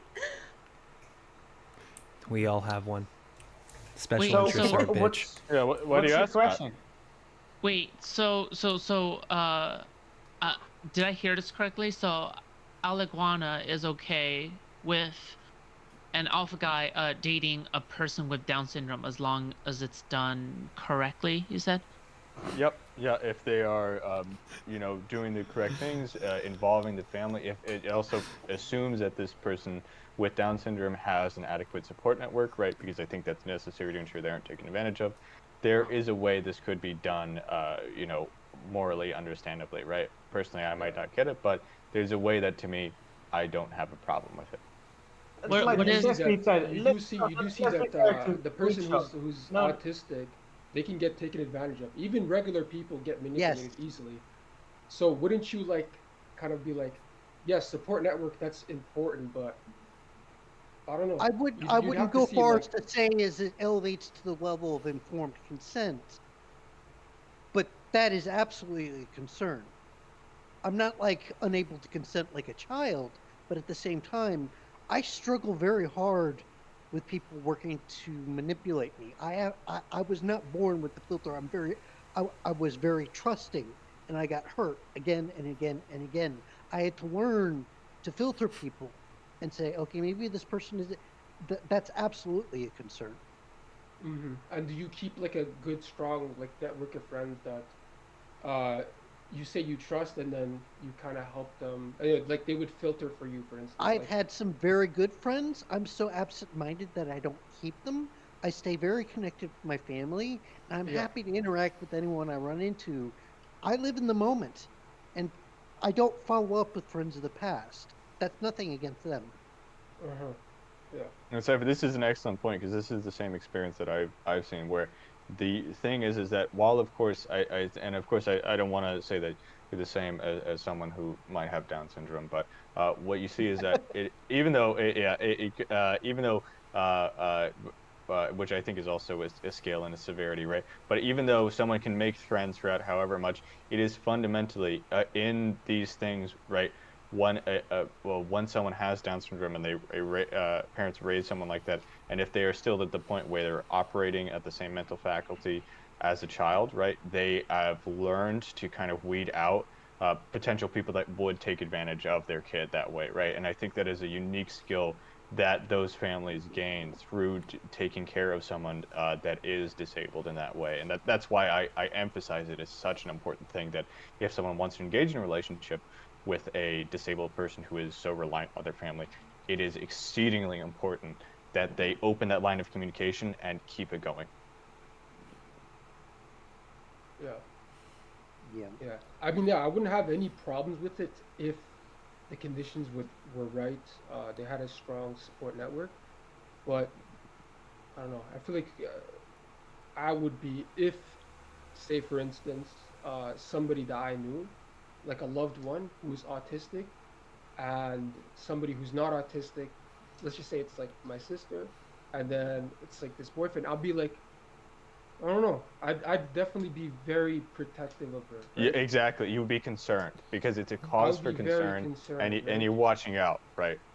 That's what makes you part of that essential support network, because that you've been prepared to watch out for people that would take advantage. And that's my point, is that the fact that if something like that were to happen, you would expect that whoever is, I'm sorry, you say if in the case of where your sister, you expect whoever that was would be talking to her parents, would be talking to her brother, right? That's what they should do if that's what they want to do, if they want to date, someone who's like that. Like, I think, like, I have a buddy of mine, he's a little bit, I would say, kind of on the spectrum, a little bit autistic. Literally, what I do is, like, I make sure, like, I vape sometimes, I make sure I never influence him to, take vapes or anything like that, because I don't know, like, I have to be careful, right? I can't give him a vape. Maybe that's gonna be addictive, like, so I gotta be careful with that, right? Well, I don't think picking up a vape would have to do with being autistic. I think that's just like nicotine is highly addictive. Yeah, but I'm saying there's certain things I want to make sure that I don't give him. He doesn't want to put him at risk. That's exactly what I'm saying, right? Yeah. Because I mean, look, enough teenagers that don't struggle with stuff get fucking nicotine addictions, and could you imagine if on top of that you're also having to deal with all of the difficulties that arise with having I'm aware of these difficulties. It's a good fucking way to get rid of anxiety. I'm sorry, Cypher, I think I interrupted you when you were speaking. I lost the train of thought. Go on. Okay. Like I personally think like Scott is on something, like when it comes to like influencing the kids and that kind of shit. Like people are like saying like, well, I'm just an influencer, I'm just a comedian, I don't influence people, right? And that kind of stuff. Like look at how many people got influenced by like what's that motherfucker's name, like Oliver, like the guy from Andrew whatever. Tate? No, same thing. Like he is like extremely like entertaining, right? And then from there they get influenced by that kind of shit. And if Scott is like a person that is extremely entertaining and he's like smoking the vape in front of the kids, they are going to look at him and they're going to be like, oh, Scott is so entertaining and he's like a great person, and therefore I'm gonna hit the vape as well, right? Because it's alright. It's alright. So yeah. I'm a little black-pilled when it comes to things like smoking. I believe if you're in a if you're in a position where you're going to pick up vaping, you're going to pick... Yeah, if you're predisposed to picking up vaping, you're going to pick up vaping. Because most people, the way they pick up vaping, it's not because, they saw their uncle pick up vaping. That might have been the exposure that they had to smoking, but that's not the reason why they started smoking. Plenty of people have exposure to things, but they never pick up the act. The reason why a lot of people pick up the act... Hang on. The reason why a lot of people pick up the act is because, they're going to high school, they're in their friend groups, what the hell ever, and somebody has a vape, then they pass it, that's how you get it, and then past that point, then it's how am I going to acquire a vape, then next thing you know, you're going to be in a friend group where you pass it to somebody who's never had a vape, and the cycle repeats. Wouldn't you consider that exposure though? Wouldn't you consider exposure? Let's just say, okay, you said uncle, he vapes, whatever, let's say it's within your friend group, you're at the bathroom. Yeah, right? I am Whatever, you're okay. doing Yes, that. it is exposure, but my argument is exposure isn't the thing that's going to cause you to do it. You can have exposure to something and not do it. You're No, actually but right. Yeah, if yeah. it's- Like for i- instance, if it- somebody who has like a father who smokes cigarettes, right? That's exposure right Mhm. there. But the kid may not pick up smoking, No, right? Yeah. the argument Perfect- Avius is Perfect making example of is what your like, argument basically right like, now. it's- Hang on. It's yeah, okay. go on. Perfect example of If what I he can was go literally just saying. I'm a smoker. I've been smoking since I was 14. My dad's been smoking since he was 14. My sister, on the other hand, has never smoked a cigarette in her life. And she's 21. Yeah. I personally I think there are some things that come together, right? It's like it's not just class, it's not just like race or whatever. There are all these things that come together when it comes to like smoking or doing drugs or whatever. And I think that like Avius, you make it simplified. You make it more simplified. So that's my Well, opinion. okay, yeah. Like, The it's- problem is I'm taking a very broad and complex topic, like how do people get addicted to something? Like how do addictions form? I'm trying to break down how do addictions form in like 2 minutes of explaining something on a debate panel. I understand that, but like if you take my stance, which is also like I didn't talk for like 10 minutes or like 15 minutes. If you take my nuanced stance, right, you can also take that one, and that's the one that me and Scott is basically taking. That like you shouldn't be like that one guy that is like promoting rapes and having. How vapes does and this tie in okay. back to patriarchy? I'm so confused. No, I think Very true. We are. I thought we were talking about super autism, bro. I into thought this that. is the You autism just panel. don't know. You just don't know. It was Didn't about this- taking advantage of mentally handicapped people. thought this was autism One panel. is how What we am I doing here, transferred, bro? and then we transferred specifically about at-risk behaviors and how they're caused. So, for And example, like vulnerable smoking. people. Yeah, and vulnerable people. Yeah, Oh. exactly. Yeah. Here's a question Okay. for you.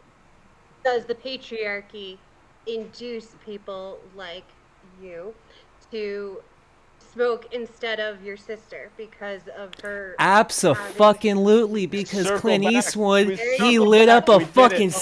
cigarette. Thank He you, had the Cece. goddamn Circle. pistol. It was Oh, badass. no. And now I lean against the wall when I smoke my cigarette on my lunch break, because I was taught that. Oh my god! Yeah, but like, I when, think you when, mentioned. isn't there something cool and masculine about smoking like a ciggy? Yeah, exactly. By the way, did your Think mom about it. smoke, Avius? Yes, both of my parents are smokers. You guys have never been outside a club. Almost every single girl smokes a cigarette. That is like Right? the Well, biggest his turnoff, sister though, does right? it, Like, so if that's someone, why. I feel like, No, I feel no. like Honestly, there's, me personally, it's a conversation starter. Are I don't you know. talking to me as well? I'm Because in I Las like Vegas. cigarettes It's or so vape? fucking rare to not see I somebody used with a to vape. work at a nightclub, so- Honestly, listen, low key, the cigarette girls, a little bit nicer than the vape girl. Vape girls is like, where's my charger? Where's my charger? You know, like, they're a little bit, you know, Yeah, and it they're fucking died. They're self-sufficient, on edge. they're Just self-sufficient, yeah. to respond real quick, Avius, I think so. So while I agree with you that there are, risk factors for what can lead to someone getting addicted to something, fundamentally, right, as you mentioned, the most important thing is that, that exposure, right, and the reinforcement of the habits through social circles, right? No matter how many risk factors you have, it is Well, okay. ultimately Can I decisions make in your the environment argument that of why I determine say whether risk addictions circles? happen. The reason why I say risk circles, I was in the risk circles where I started smoking weed, and it was cool. And it was 20 guys in the Focus on fucking living room. patriarchy. Focus on patriarchy. Quick, Yeah. related. Okay. But Figure it out. my sister, Only men smoke my weed, sister, you know? It's my like, si- no, my it's such a sister. masculine thing. Hang on, actually, I can tie this to patriarchy. My sister, who hung out with only women, she never did anything like this. All of my women friends, a lot of the time, they look down on smoking weed, unless one factor, they experience some form of abuse. If they experienced some form of abuse, those women were usually a part of my friend circle. But my sister and I had completely different friend circles because of the fact I was a fucking degenerate and she was a goody two-shoes. But my main argument is, when it comes down to that shit, men a lot of the time get more pressure in school. Men get a lot more pressure on themselves. They are forced to go in this certain direction. I was forced to go in a certain direction by my father, so I rebelled. I said, fuck you, I'm going to start smoking menthol cigarettes, smoking weed, and eating edibles. You can't control me. My sister didn't have that. She excelled. I didn't. And yet, you merely copied his smoking behavior. Exactly, because what do you think his father did? Yeah, so when it comes to the cycle of violence continues. When it comes to these things, it's about right, breaking chains. If the guy does the bad things, right, he's a bad boy.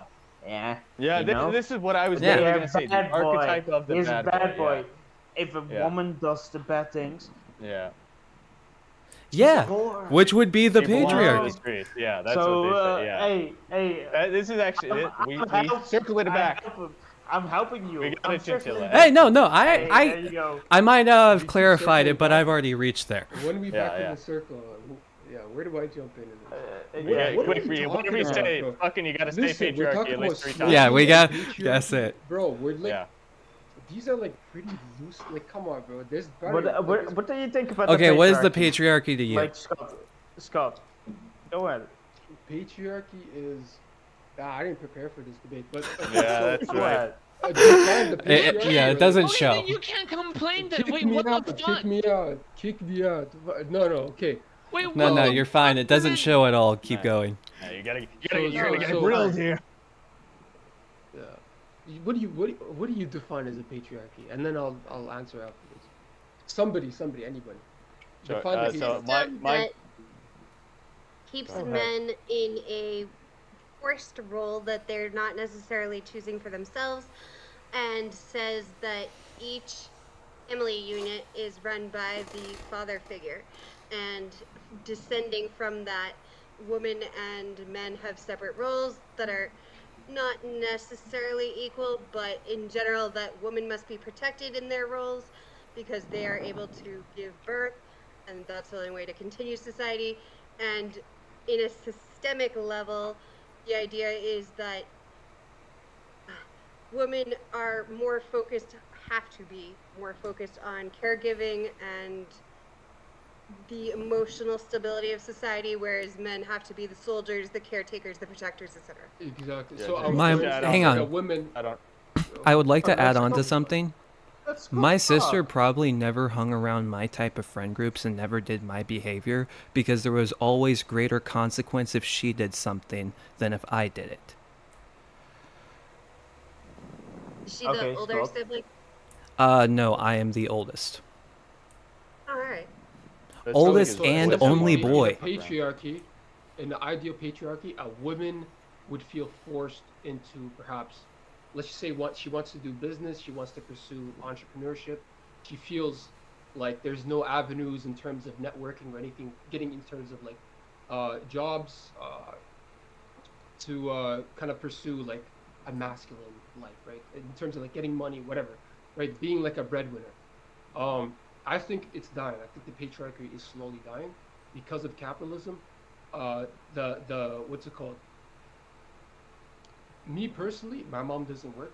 My dad is the sole breadwinner, right? But now I'm looking at, like, I'm Muslim. I'm looking at like younger Muslim couples right now. It's usually dual income, right? So I feel like the playing field is leveled. It would be, if anything, the transition would be she would work, and then when she has kids, maybe take some breaks, and then, because I've seen multiple like women, they're like doctors or dentists, they take breaks and then they come back to work, right? It depends on like how the structure is, but I do feel like the patriarchy is slowly dying because of cost of living, capitalism. That's my stuff. It's an interesting question because, like, Scott, like, let's say she is making more money, right? If she is a doctor or something, and you are like a construction worker or something, right?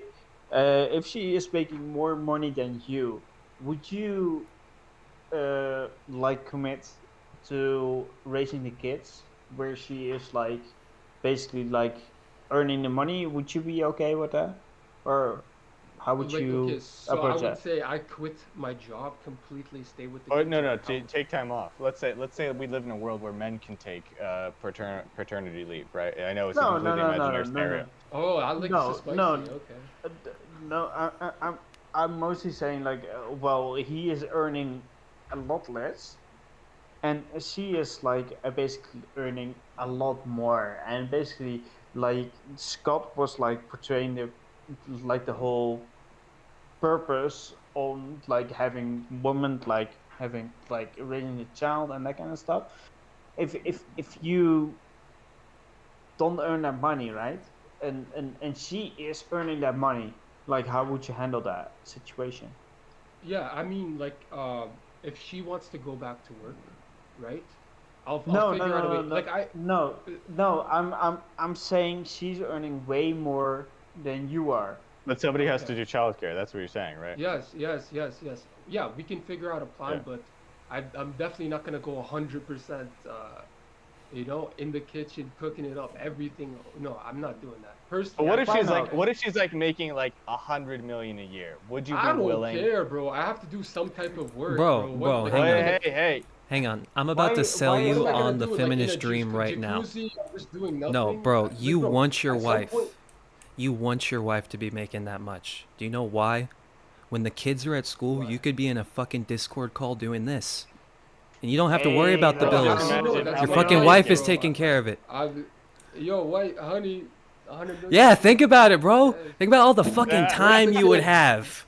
It would be incredible. Would you be fucking lazy? No, That is the best reason to be a feminist. Just kidding.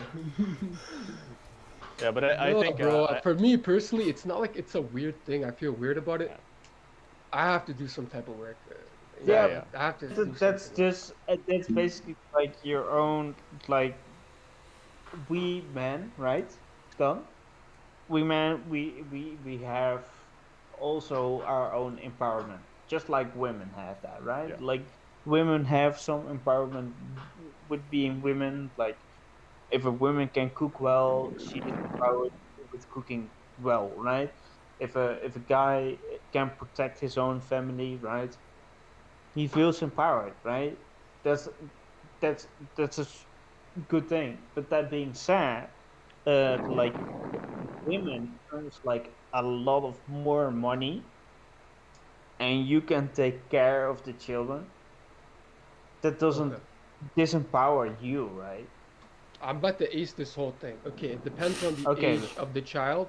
I do believe that the development of the child, let's just say between 0 to like, I would say 0 to, let's say 0 to 6, the mother has to be there 100%. There's nothing I could do. Like the development of the mother child, 0 to 6, extremely important that she's there most of the time. I can understand, like, if we're talking about a child. Why is that? Because as a father, at least for me personally, my mom was very involved in my life when I was younger, right? Always cooking for me, cleaning for me, playing with me, whatever it is. My dad, he'd be out working, and then I'd wrestle with my dad later at night. It's like whatever. Barely got to see my dad that much. Later on in my life, tradition. Later on in my life, it was like, he's the sole breadwinner, right? Yeah, it just happened to be. Later on in my life, yeah, it just worked out that way. More involved as I'm growing myself. Like I'm asking which people should I work with in terms of business.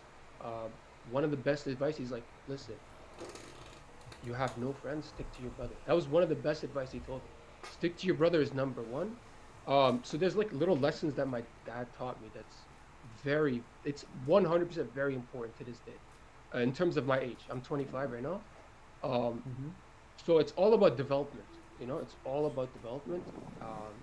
So I feel like the parents have to be involved more or less always, like, I wouldn't say 50-50 split, but mother, early stage, father, late stage, lessons, life, business, stuff so like you kind of believe in like traditional like gender roles, and that's or at least fine, that a woman right? needs to take the early part, right, of the child. I'm gonna call it a night. Thank you for having me. Yeah. Bye bye. Thank you for coming by. It's a pleasure. Yep. See ya. Nice meeting you. Have a good night. Oh. So I think it's interesting because you believe in traditional like gender roles and that kind of stuff, and I wouldn't necessarily like super like disagree. Like I can understand that you want to have your mom doing more of the racing and that kind of shit, but I would say that in certain circumstances, like the dad can fulfill that role as well. And it could be like perfectly fine, right? Like, don't you think that if you were like tomorrow, right? Tomorrow you have a child, and that child is like just dropped off your doorstep. Wouldn't you think that you could raise that child, or would you think that you could not raise that child without like a woman? If I had to raise the child, I mean, can you raise a child? If it was an obligation, yeah, I would do my best, of course. Yeah, you can do it. Like sometimes, like, back in the day, the mother might die of like giving birth, right? That sometimes might happen, and the father would have to raise the child. But there's a better counterexample, I think, in the modern era of households that don't have a mother. You know, there's single fathers, and also there's gay male couples, right, where men where two men raise the baby from start, right? And you see the outcomes of these children are no worse, and in fact, because of various amount of circumstances, actually tend to be better than the general populace, right? And I think that. Well, I understand the sentiment that's saying, hey, early on in childhood, you know, the idea of this maternal instinct and of the mother, right, there is something to say for that. But I don't think, I would not go to the degree of saying early on 0 to 6 child, you know, that a father is unable to fulfill that role. I think it may be less common. I think perhaps one could even make the argument may be more difficult. But I don't think that there is anything that prevents a father from fulfilling that role if it needs to be filled. Well, I could say one thing, right? And that would be breastfeeding. Very, very important. Right? Yeah, but formula nowadays, I think I'm not that sure about formula. Historically, I think breastfeeding is an important connection. It's advantageous. I agree, it's advantageous. It's irreplaceable in my opinion. But I think it's replaceable. I would say that definitionally there are babies that are fed only on formula and go on to live normal lives, right? It is advantageous in some ways through a series of different like immuno responses to be breastfed, right? But babies, formula has been probably one of the greatest things to reduce child mortality, and that a baby can be fed entirely on formula, even if it would be better to at least get some amount of breast milk. Yeah, that could touch on the nutrition part, but I'm talking more about the bonding. The bonding, right? No, the bonding. I feel like the bonding. No. I'm not. To be clear, I'm not laughing at the idea of it. I'm laughing because I remember there was this invention of it's called it's basically an invention for men to breastfeed, and it was this thing that a man could put on his nipple that hooked up to a milk pump, where the baby could suck on this pump that was close to the man's chest. And it was simulated in a way. Of course, the baby doesn't. Yeah, it's on Amazon. Yeah, you could. I think it is. Yeah, it's basically man just search like. Yeah, asking for but basically, it is, and it's interesting because that bonding yeah, those aren't is even quite new. literally the demand was how can men bond with their children the same way their mothers? Because there was a lot of dads who were like, look, this kid likes a mom more, like or that they wanted that experience also. So that in the modern technological era. We have these solutions, right? No, but Scott and I just want to say, like, Scott and I already like talked about this, like, overall that basically, like, Scott agrees with me, and probably with you guys as well, that like basically there is a possibility that a guy can raise a kid as well as like a woman. So, right, Scott?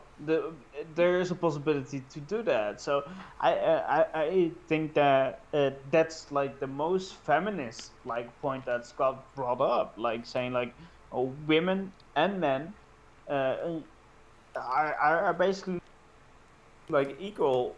Like when it comes to bringing up, there are some like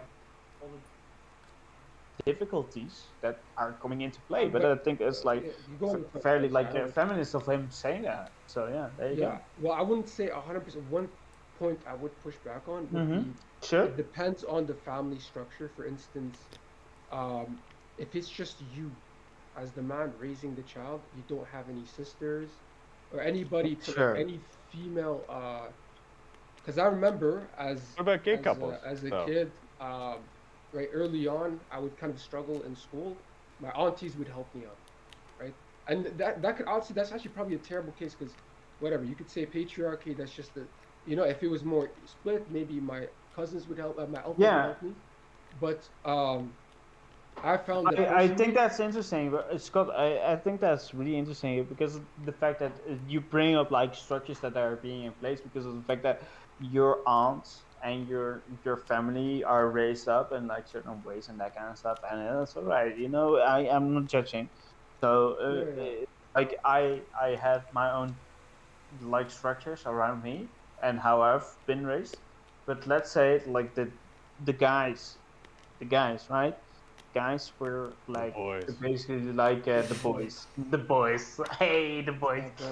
But the boys were basically being raised to raise children, right? Like at that point, you would approach the boys, right, to ask questions about like how to raise the boys.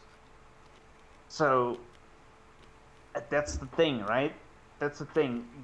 You would go up to them to ask them questions about like, hey, how do I approach my kid? Like how you approach your own aunt, right? I like that's real equality, right? That's more like. I feel like there is a natural structure though, right? Like in the sense that as a as a young boy, like for instance.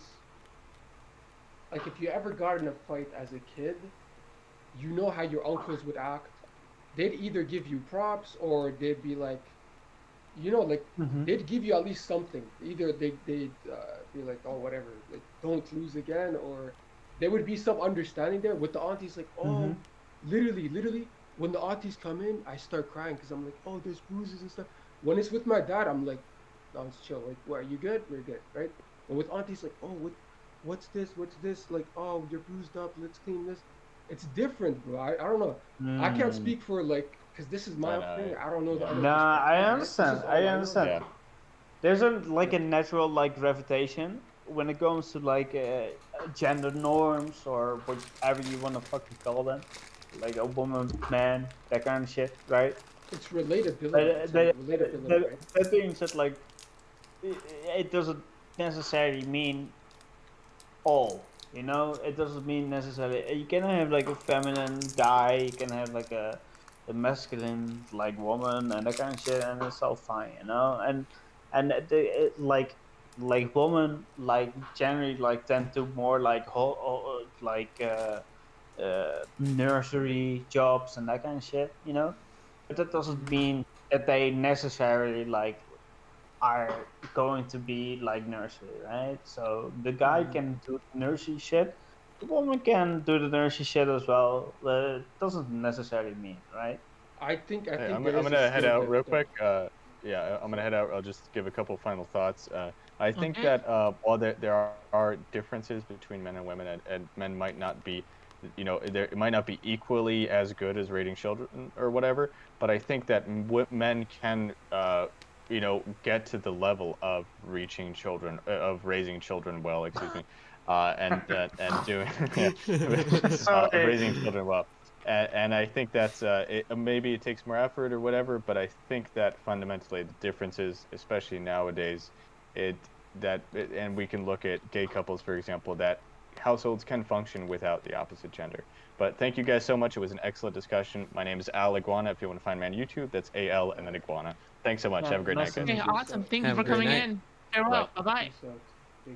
No, I think he brought up a really good point now. It's like all about how are the kids like what do they do like today, right? The kids, they play video games, stuff like that. You could say like only the young boys they fight, but let's say for the younger generation, you could say girls can play video games, boys can play video games. There is like, the dynamic is changing in terms of childhood. It's like kind of becoming, you know, it's not as separated. Back then it was like a little bit more separated. Now it's like video games and stuff. That it's like, I don't know, more unisex, you could say. The interests are overlapping. Do you think it's a bad thing? I don't know. Honestly, I'm not sure. Like, I haven't thought about it, but because he just brought up a really good point. I just thought about this. Is it a bad thing? I think it's a good thing. I think like Discord VCs with just the boys and then like a mix, girls and boys, it's different, right? With the boys, it's like, I feel like conversations are a little bit different. Like I've been like I'm Dutch, first of all. I don't know where you're from, but I'm Dutch, and I lived in the UK for 1 year, and basically when I was there, I basically was like in a hotel. I worked in a hotel, and at some point, like basically I met like people from my age category, and they were mostly like most people don't know, or most people do know, like actually like Windsor, because that's where the royal family lives and that kind of shit. But that being said, like they have like separate like schools when it goes to boys and girls schools over there. So basically I met somebody from there, and he went to an all boys school, and I was raised with like basically like girls and boys school, right? Because I was not from there. I was not from England. And I noticed that he was like super awkward around like girls. It was extremely awkward. He couldn't work around it, and he didn't know what to do whatsoever. So you can separate these two things, right? Take it. But So, you make some issues down the line as well. Yeah. So from how grade do you 0 deal with to grade- that? So from grade 1 to grade 3, boys only. I moved to Canada, right? Mhm. And then it was like girls and boys. You actually brought up. I didn't think about this. So yeah, so it was both girls and boys. I remember, like I would do like bean things. I would take gum and then put it in the girls' hair. I would do like little mean stuff because I didn't know how to be nice to girls, right? Right? I didn't know how to be nice to girls, I and understand. yeah, but then obviously as the years went by, it's like you get more adjusted, and then obviously now, maybe I don't do So it too much. the Once in a mixing while. is good, right? The mixing is kind of good. I'm not actually okay. Let me think. So my cousins, all boys. All No, boys but schools, you and then you're me. saying you're making arguments for having like mixed schools is good, Well, I'm just saying my right? experience, right? Would I say it's Mhm. better? I would say it's definitely more experience. If it's just boys, It- I think it's I more think it's experience. But good mixed, because if it's mixed, you I have a. think So I have a question. When you mentioned that the woman could go back to work if after the kid is about 6, are you already in a relationship, or are you talking about the future? Like if I was married, like I was in a relationship, we have a kid. Okay, so this is definitely something you want to make sure that she is informed of your comfort level before you get really deep into things, because if you just spring it, that's not going to fly.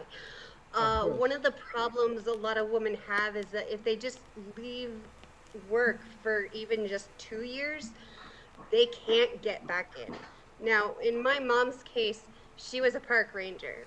We were in the United States, and she didn't have any problems with going back to work. She went into childcare instead because she found she loved it. My dad was in the Army. She took a whole bunch of childcare stuff while she was there, found that that was her new preference.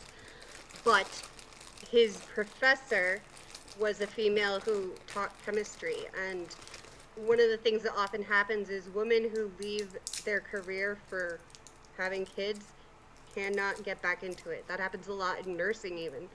They cannot return if there's any gap of more than 2 years.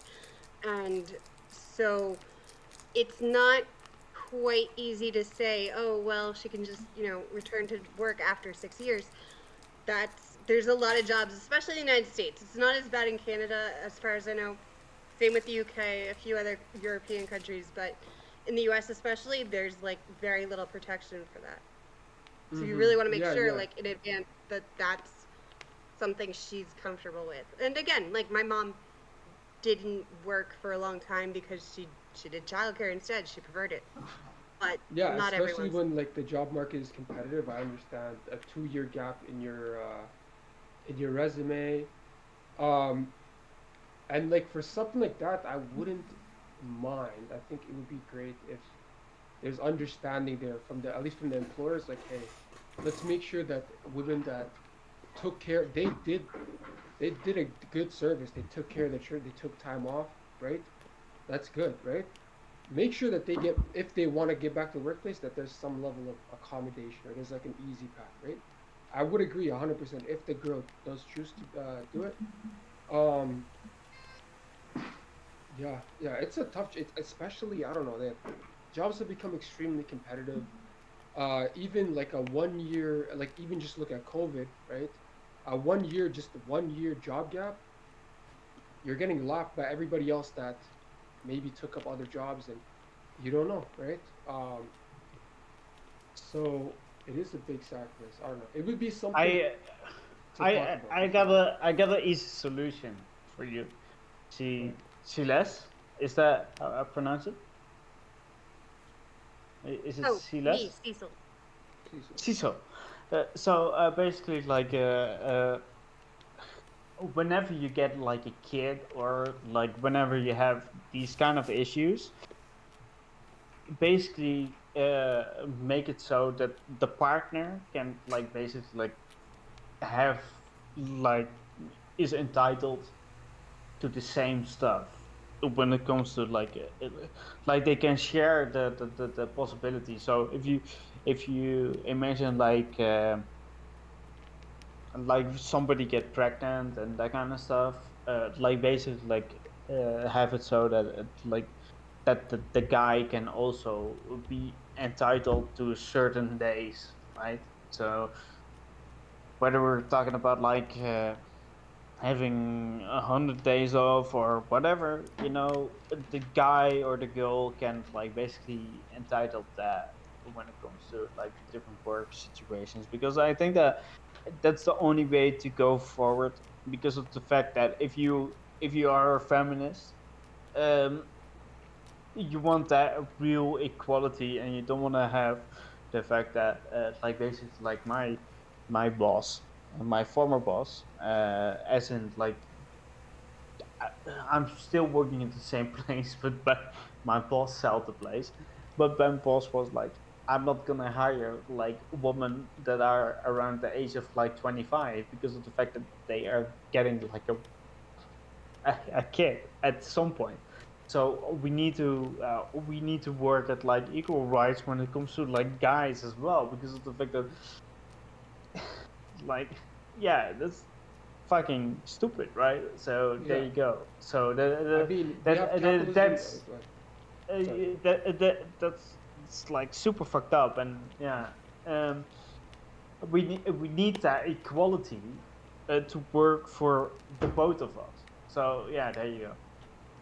Yeah, to one of the other points you were saying earlier, I think the solution to patriarchy is just a general family infrastructure that incorporates everybody, it seems like.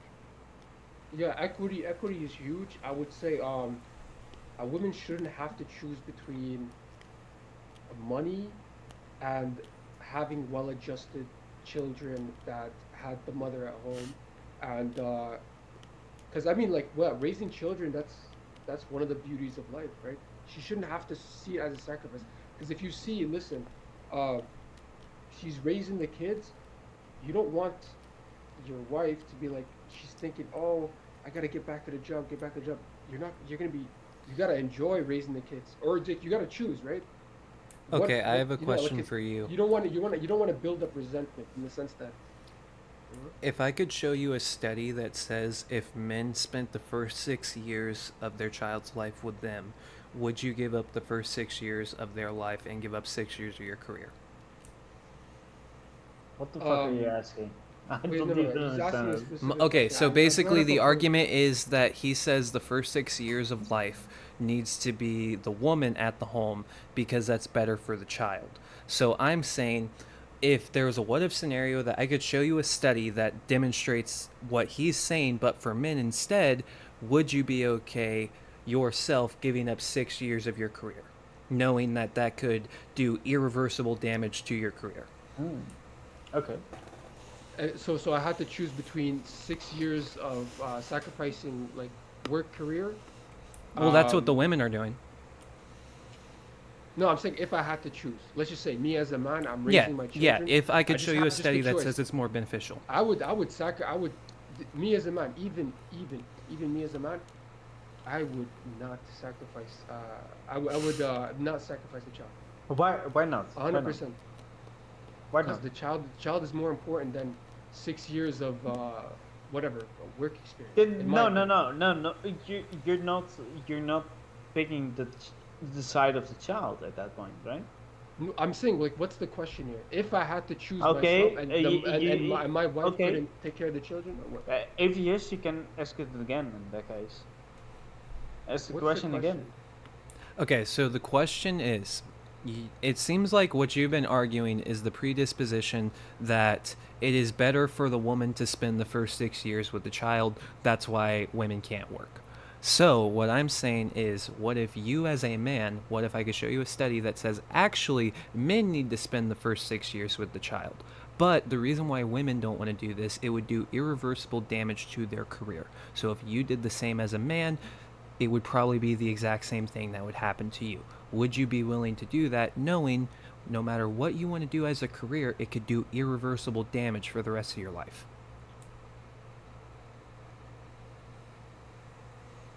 Yeah. I wouldn't sacrifice. Fair enough. I mean, fair enough. Yeah. As long as you're consistent, fair enough. Yeah. I think the 100%. easier question is like if you imagine in the first 6 years of your own child, right?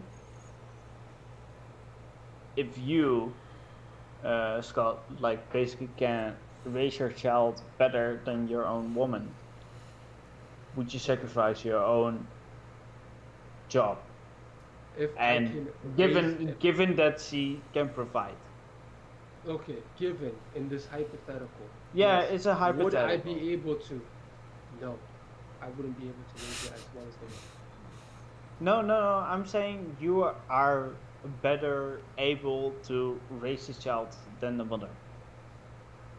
If I was able to raise it better than the mother. Yeah, and she is basically like outperforming you in earnings. Okay. What would you do? You I can have to raise stay the at child home. I have to better. stay at home and raise the child. Why? Because money isn't the important. The money is not important at that stage. So of you kind of feel like emasculated in that case? No, absolutely not. It's What if I could going on hang there? on? I have a question though, just to elaborate further. What if I could show you data that states if both parents work for the entirety of the kid's life, it's actually more beneficial than if you only have one parent work? How would you make that case then? Well, if you have I'd two say if people I have- working, you if I have have two to- income streams, and well, if you have more money, then the kid's probably going to have a better life. Okay, as long as yeah, the kid is fed, he has everything he needs. Who says that if one parent can provide it and the other parent could? Yeah, one parent Be a could provide homemaker? it. But what if you're not in the position where one parent could provide it? What Then if we you're go living in a 50-50. city like New York City? Yeah, obviously it's not like if we need money to feed the children, to put them in school and everything like that.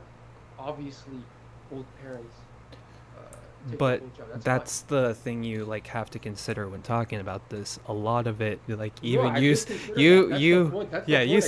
actually, yeah, no, you even said so earlier. Capitalism is killing the patriarchy. Yeah, you even said that. I'll give you that. Exactly, bro. Yes. We circle back. Yeah, we circled. We did a full circle. There you go. Yo, Charles, how are we doing, bro? What do you mean? How? The fuck? You guys are doing fine. Wait, Moderate. Why are you asking me? Doing? You like do your job or something. Yeah. The fuck? What do you mean? Really goes. You're appealing to the moderator? Are you some sort of pussy? No, I'm saying. You crazy? How many circle backs do we take? Where are we going with this, bro? No, keep circling. No, yeah, I'm getting jumped. No, hang on. Now, if you've ever played an RPG game, we're just going through the different dialogue tree options. We're back to the beginning, so now we get to choose the next dialogue tree. It's your responsibility. It's your responsibility to find the next loop. Okay, all right. It's not my job. See, there you go. If you find yourself falling for the loop, it's not the moderator's job to pull you out of the loop. Okay, all right. Yeah, I'm personally like Scott. Scott. Wait, listen, hang on. I'm personally no. Okay, I'm my personally, bad. I'm kind of like I'm more of like a traditional guy myself. So I'm kind of with you, Scott. Like if I ever were to have like a woman, like overall, it's like I would marry her. I would like date her. Like personally, like I only want to have sex with a woman that basically I'm going to marry because of the fact that I had like a promiscuous past. I had that stuff. So, but at this point, I wanna date to marry. So, that being said, like overall, I think that I wanna have like more of like a traditional like relationship, and I have that kind of mindset. But that being said, like I do recognize that people have like alternative lifestyles, right, that they can have, and those can work as well, right? Like I'm not saying that people need to have this certain lifestyle. What do you think about that? Yeah, I mean, like I said, bro, like there's no ideal way. What's the best stack? When the mother, time, everything, money. There's no numbers, right? The main thing is what like a woman has desire. A woman can have ambitions. She could want to do things, right? Maybe the children, that's good, right? Children is good. Maybe she wants to also do anything else, right? That's fine, right? There's a lot of women like that. They want children and they want to have like a successful career. They want to do it all, right? For me, it's all about the communication. Early on, it's like, okay, what do you want, right? Would you be okay to take care of the children? I'll be the breadwinner, and then, listen, you can stay at home, right? The main thing is that you're with the children. You can do whatever. You can do a business, whatever. Like as long as it doesn't occupy too much of your time. Whatever, I can help her. I would literally take the loss for that if she wants to start a business, anything like that. I would make the money. I would give her money for it. She can build her own thing, and it can be more money than me. That's fine. Okay. So you assume, or we're kind of on the same wavelength, right? I would say that's my ideal. That's my ideal. Yeah, but I would say like you and me are on the same wavelength, that whoever can provide, whoever can like get the dough in and that kind of shit, and that works in, that works.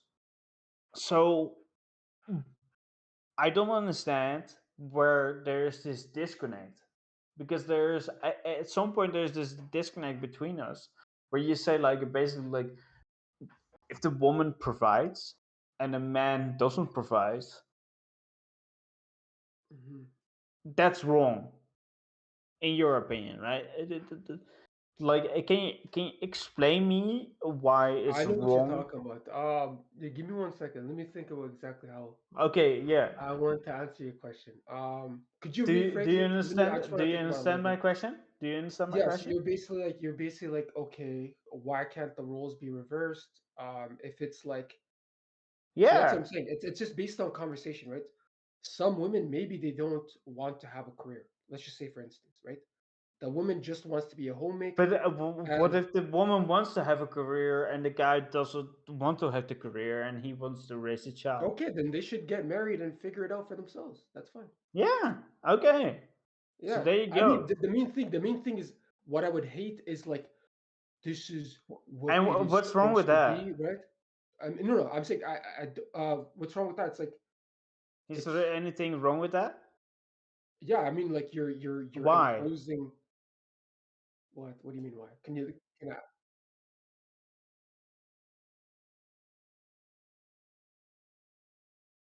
Okay, Komi. It's like some Good UBI question. post. Okay, Komi, get out person- of here. Just kidding.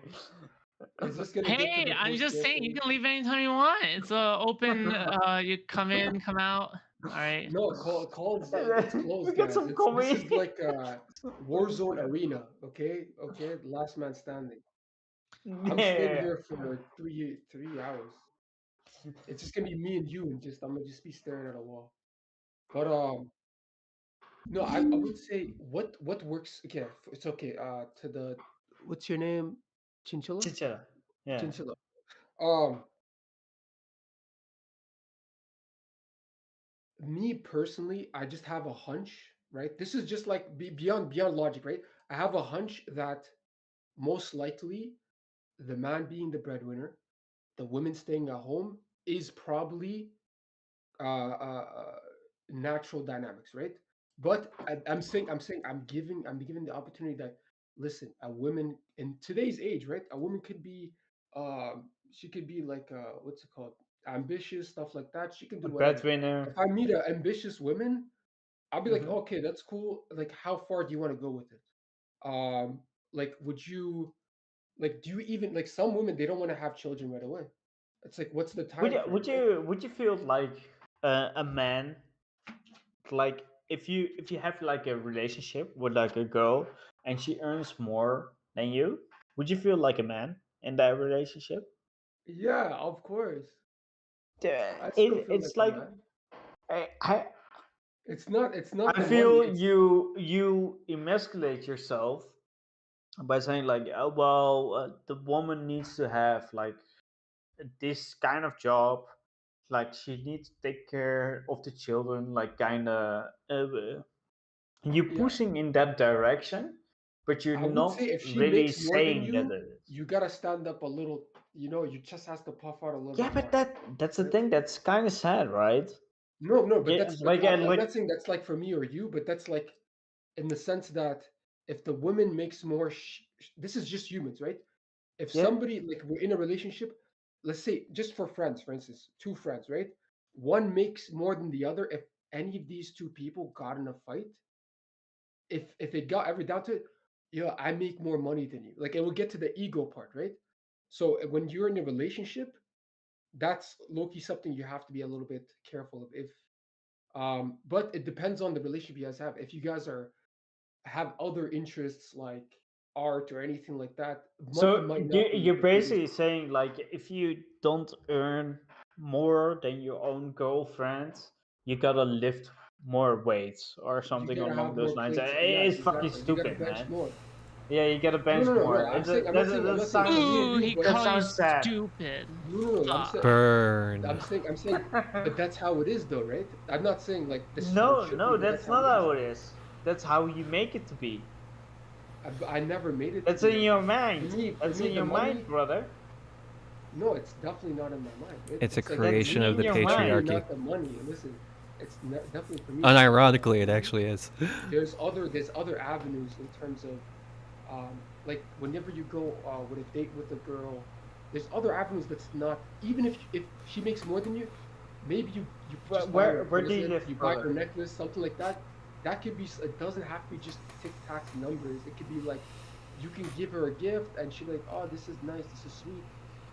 It's Where- not where like do she's you like, live? oh, how much do you make? How much do you pay in taxes? Like, you know, like it's not something that's like cognizant right away. Well, where do you Unless live? you Do make it weird, right? Unless you, let's just say for instance, like you get mad, so you lash out, you become insecure, so, and she's like, oh, it's because I make more money than you, right? That would be a problem. Okay. It never Yeah, gets to okay. that. Okay, If you where understand do what you I'm live? Where do you live, man? Like country, country. I live in Canada.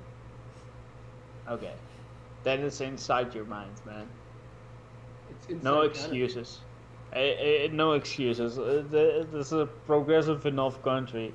Like if you live in Iraq or something, like I can understand it. Or if you live in like a fucking like any Middle Eastern country, I can understand your mindset. But if you live in the Western like world in Canada or like even Europe, at that point it's just inside of your mind. You're just here's the mind-boggling point. yourself. Okay, I finally get it. Listen, this is the angle. Okay. Look, can I just say one thing? For me Sure. personally, I would not feel insecure. But logically speaking, let's just say we take a random You do sample feel of men and insecure, women. so I wouldn't. Logically No, but that's the point that speaking, I wouldn't feel bad that's if what you're one trying to did push, feel though. That's what you're trying to insecure. push. I mean, okay. Let's just say I do feel insecure. Like, where's this going? I say I don't feel insecure. I wouldn't you feel feel insecure. But logically if you do a normal insecure. distribution of people, most men, that relationship would be. It would be. I wouldn't think it'd be too much successful. What's the divorce rate if the man makes if the woman makes more than the man? Okay, Is just there- to is there a clarify, percent- do you I ca- doubt- would you care or not? If your wife made more than you, would you care or not? No, I wouldn't care. Okay, so do You you think wouldn't you're the care. You minority of already- men that's saying that? Do you think Yeah, I you're think in a I'm minority? I do think I'm in a minority. Yes, All right, fair enough. Okay. I'm confident in that. I don't think you're in a minority. 'Cause I think most men would I probably do- agree with this.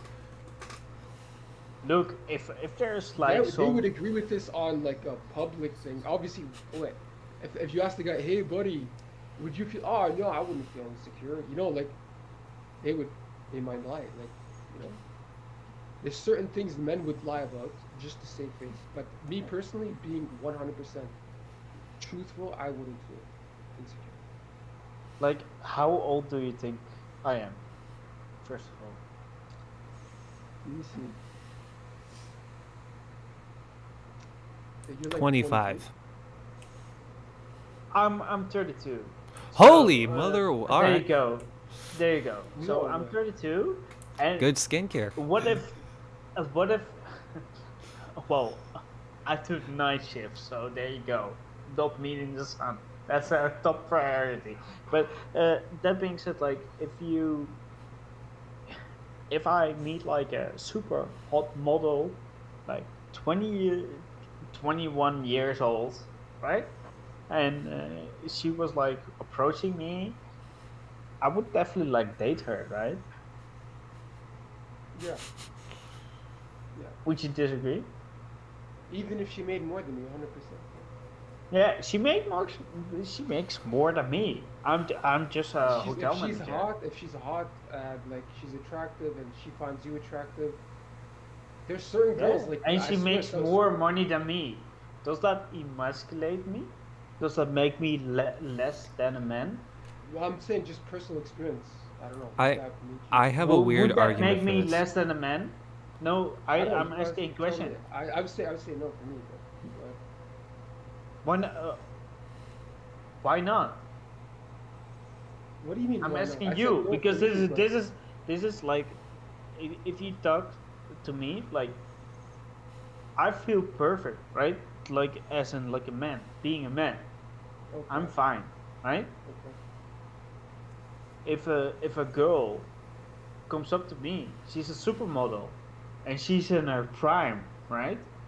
Mhm. If we're gonna do the whole red pill shit, right? And she's gonna date me, Yeah. right?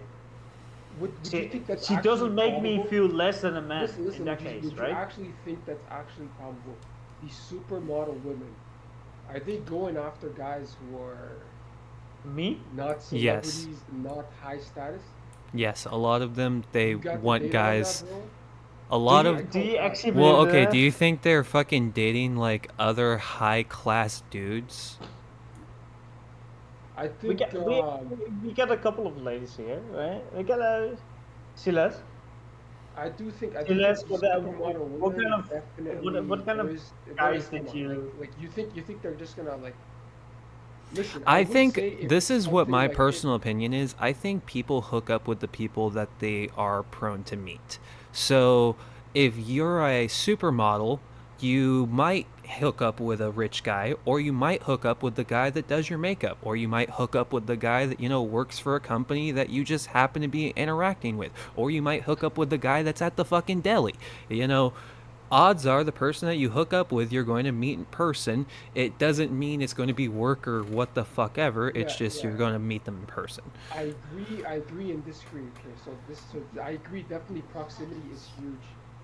You go to a grocery store, talking to a girl in the grocery store, a lot better than Tim, a lot better than Instagram. It's a lot more organic, and it's like, you like maybe she's thinking of that ideal guy. You just the way you grab the oranges, you're like, wow, maybe this guy, I'll give this guy a shot, whatever, right?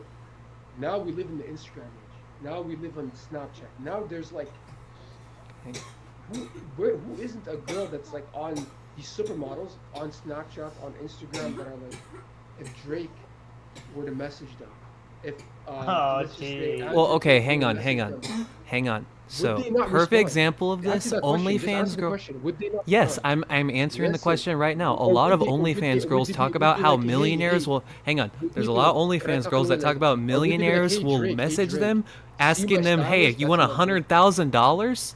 And the OnlyFans model will still say no, even if they have a millionaire or a billionaire offering them 100K. So these women do get high-ticket males going after them in the DMs. And do you know how the woman interacts with it? This dude's fucking creepy. What the fuck? This is weird. Why? Why is he offering me $100,000 in the DMs? Most women aren't going to react to that because that's not a high normal value. situation. You're mistaking value with money. That's high. That's like high-ticket escort. Okay, that's Saudi so- prince. Yeah, Listen, yeah, that's I Saudi would prince. agree with That's you. a So a meta. high-value That's a man meta. isn't That's a hopping in meta. That's a DMs. meta. Before The you Saudi continue- prince meta does work. They do come to Dubai. Before you continue- for lots of money, yes, but clout, for some reason, clout is magical thing. It's like, hey, this guy's rich.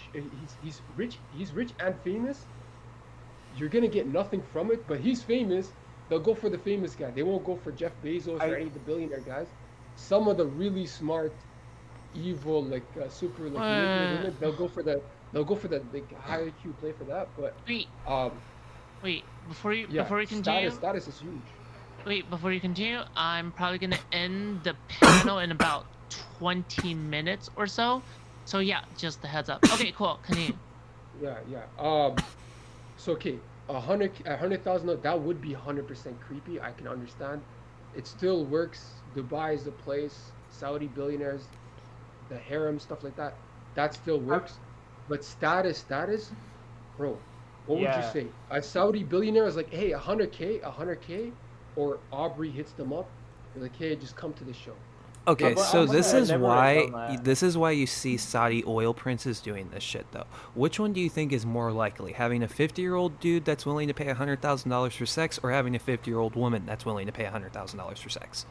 Because it can happen on both sides, and it does happen on both sides. There's just a larger amount of 50-year-old men that have that much money and the ability and the want to do it. A woman, for $100,000 for sex. That's what you're saying? That's possible. Women are In not this doing world, that's that. possible.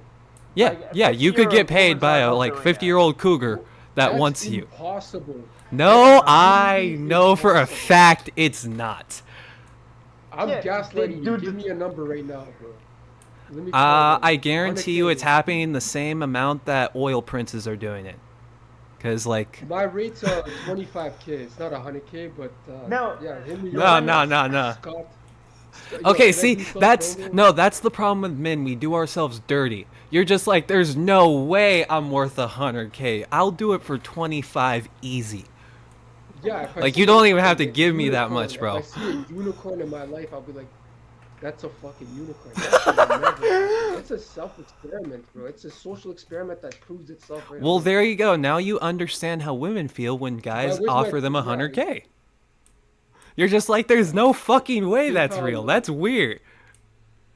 Because yeah, that's 100% very, very rare. Sugar mamas, I do agree there is some of that, but sugar mamas, they want relationships, right? They don't Not want necessarily. Sugar mamas want relationships. Sometimes you want a guy with a six-pack that will listen to you. Saudi Prince would rent out a whole warehouse for just a party for one of his buddies. The girls, whatever, next day they'll just go home, whatever. Right? Listen up. If a guy but wants for the to sugar fuck, mama, right? it's like they want to for sugar mama, the relationship is way different. Like they want to spoil him. It's like they want to give him nice stuff, but he still has to like keep in contact, call them, whatever. I'm gonna back you up because of the fact that when it comes to sugar mamas, it's like a more an emotional investment and that kind of stuff. When it comes to sugar daddies and that kind of shit, it's about fucking, right? It's mostly about fucking. We should recognize that difference. Not necessarily. And we should not ignore. No, we Hang on, no. So what sugar mamas want someone to talk to and someone to vent to. Guys go to prostitutes for the same reason. That's why a lot of prostitutes that do deal with like high ticket businessmen, they know a lot of fucked up shit. The reason why is because before or after you fuck, you talk about all the shit that's going on in your life. Maybe to de-stress before you fuck the prostitute, you talk about, I had such a fucking stressful day at work. So that's still some sort of emotional connection even with a prostitute. So of course you're going to have a deeper emotional connection with a sugar baby, someone you're seeing more than once. The understanding is that it's more sexual in nature when it comes to guys with girls, when it comes to girls with guys. Like girls generally overall want to have like more of an emotional connection, and we do know this because of the fact that guys, I think if you're paying someone for sex, you are automatically implying an emotional connection. I'm still talking. If a guy wants to talk with a girl, the guy wants to get in her pants. If a girl talks to a guy, she wants to have that emotional connection. There's an innate difference there, right? And if there's a sugar mama that's looking for an emotional connection, why would they be paying for sex? Why would they be paying for a connection if what they were looking for was an emotional connection? Same with rich guys. If a rich guy was looking for an emotional connection, why would they be paying for sex? Why do guys pay for OnlyFans? The only thing because 90% of the time they're not looking for an emotional connection. What they're looking for is a chance to get off and vent. The sugar daddies, they're giving these girls cash. The sugar mamas, they're making sure, okay, clothes, whatever. It's more like a boyfriend type of thing. So just to completely dunk me, you, we're gonna finish this point. Sugar daddies, they have multiple sugar baby, multiple girls, right? A sugar mama only has literally just one. It's impossible. Hang on. You know the configuration. 100%. Get the statistics on this. I'll stand by this. I don't know about that. I think I have again. Okay. Hang on. We're already dealing with statistics that there's probably 5 sugar daddies to 1 sugar mama. All right. So if you break down it even more, there's probably even more slim numbers to slim numbers. But no, I'm just talking about. The main premise is, if you were looking for an emotional connection, why would you be paying for sex? Because people who actually pay for sex, they're not looking for an emotional connection. Okay, Charlie Sheen. Charlie Sheen has a perfect fucking quote to fit this. If I remember correctly, the quote was, "You don't pay prostitutes to have sex. You pay them to leave after."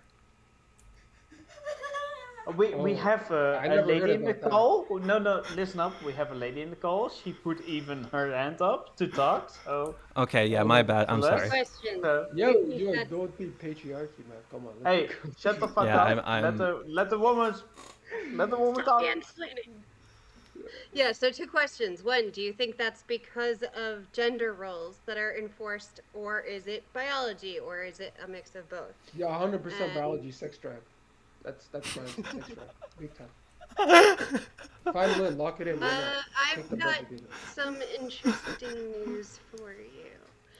Women are actually more likely to pursue orgasms casually than men are in certain societies, including Canada. Yeah. This is largely due to the fact that women are able to orgasm more than one time in a session. Men, when they orgasm, it's pretty much done. And the other one was... Hang on. I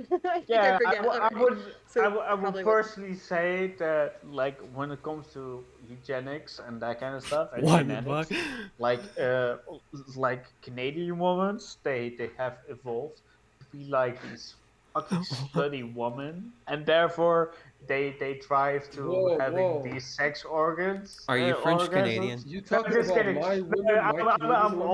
I'm just making fun. How dare you, man? No, keep going. I'm just making. I was gonna double down on it. Yeah, I hate. I'm having fun here. I'm having fun. I'm not being serious. Okay, so for the multiple orgasms. No. Hey, can you shut the fuck up? Like, bro, I was gonna answer her, bro. No. Let him answer the question. God damn. She asked me the second question. Yeah. Okay, you wanna answer the question then? Go ahead. Yes. Okay. So multiple orgasms, right? Who says that can't be with one partner? For a man, no, it absolutely. Men get bored quickly. Men get bored quickly. That's the thing. They can go switch, but what? Women, it's more of an emotional investment. You know that. It's not just like how a woman gets an orgasm is like it's through emotions. It's not through. I remember now. It was about VTubers. So VTubers actually make more than some OnlyFans and the hot tub. That's a brilliant point, actually. Holy shit. What's a VTuber? That's a brilliant point. Holy mother of God. Anime avatar. It's called. Right. Instead of Yeah. Yes. Oh my gosh. You guys are lying, bro. Just anime avatar. Let me see if I can. No, it's a thing. Yo, is this 2021 they're taxes? actually more popular than normal women because. And this was another thing. Andrew Tweet, when he had the women, they would only do the camera stuff. They weren't actually doing the talking. The talking with his own guys. They would do the talking to chats in like the DMs with the dudes who were like coming to hit up the woman. Mm-hmm. And if it wasn't an emotional connection for them, then why did they care? Like, holy you wouldn't crap, need anything more than just the I don't know about right? this VTuber stuff. Guys are into that. Yeah, you gotta pull up the VTubers now. Yeah. Enforce me. Yeah. Literally, it's just anime. You don't even get to see the real girl. You never get to touch her. It's just. People love their like waifus. On Discord, but it's like, oh my god. People love their waifus. Like Fandom is like a thing. Okay, bro, I know you've heard about anime body pillows before. Yeah, so they will have like an emotional connection to a character. Yeah, but they be. It's more than just jacking off to it. It's like an emotional connection. No, it seems like it's more of a physical connection too, right? It's a pillow. You just hug it. Yeah, but why would they get the pillow of a specific character? Very physical. So they can hug the anime character. Yeah, why would you want to hug it? That seems like a very emotional thing to do. I don't know, bro. I don't have a pillow. Maybe, but that's my thinking. Is like, you just squeeze it and then. Wait, what are you supposed to do? Just leave bro, it I don't have a pillow. I don't know. What do you do with a pillow, bro? You take it, you squeeze it, you sleep on it. I'm not gonna be the one to tell you this. I want to be the one to like open your mind to pillowy. I don't get it. Tell me more about this anime pillar shit, bro. I'm interested. Bro, you don't want to know. You don't want to know what I've seen. Yo, So one of my favorite comics is actually talking I'm gonna about. DM you. Listen, this is how I know. Okay, go ahead. Sorry. I don't know it, so therefore no connection. Yeah. They were like, I'm sorry. Yeah, it adds +3 Constitution and health, but you lose your complete and total reputation, and if you're seen with it, you will never, ever, ever recover. Okay, nerd, I don't do D&D, so there you go. Yeah. Sorry. Yeah, I'm glad you guys are having fun though. This is a fun conversation. Well, back to JF. I mean, there's a lot of suspicious shit about the JF thing. Going back to, do you think somebody like can be in a relationship if they're mentally ill? I think the biggest proponent to that is, can you take care of yourself on a daily basis? Is that something that you are able to do? If the answer is yes, then I would say you can consent to a relationship. If you cannot take care of yourself on a daily basis, I would say no, you can't consent to a relationship. Whoever is taking care of you would have to be the one to consent to that. Did you guys know that JF, like I don't know if Scott knows JF, because Scott, do you know JF? Who's JF? Yeah, well, it's a French Canadian that is being accused of, or like, publicly accused of murdering his own wife, and like basically this dude is like a mature dude that is like 40 and like basically. But I have like the story. You said he's francophone from. Where? Wait, by the way, Scott, you sound like Zerka. Yeah, he does, but yeah. I thought, really? This is the first time I heard that. I'm pretty sure I have told you that before. I'm pretty sure I feel like this is my first time ever. Oh shit! We got a psyop here, you know? We get some. I'm on. We got some drama here. No, not sponsored. Not sponsored. Yeah. I don't do this at all. Honestly, I was like, cause Scuffed was on. Oh yeah, man. And bro, it's weird. It's weird, man. It was funny. I love talking to Scuffed because it was like me, Scuffed, this guy Elusive. Oh yeah. We kind of I talked to Trainwreck once. You know. Bro, he's actually smart. He warmed up. Bro, he's smart, man. You were talking about Adnan was there too. Man. Yeah, these guys were ramping up. I don't know how did they. Yeah, this Abu guy. You know this Abu guy? Adnan and Scuff, they talked. They were on this. Mm-hmm. I know, man. How did they? Yeah. Those are the guys for real, though. For real. Wait, what the fuck? It went bad.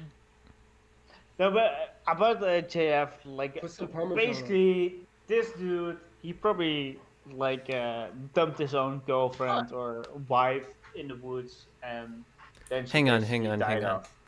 The most generous interpretation is that he put her in the woods. But if he put her in the woods, we have to ask the question, why did he remodel his house and redo his drywall for the next 3 days afterwards? And why did this whole thing start with his neighbor finding blood that matched his wife's? Okay, I got even a funnier thing. That it's like years before that, he had like this own video where he details how to clean his own house, like extremely well, with like a hazmat suit. Wait, I saw that video. Yeah. Yeah.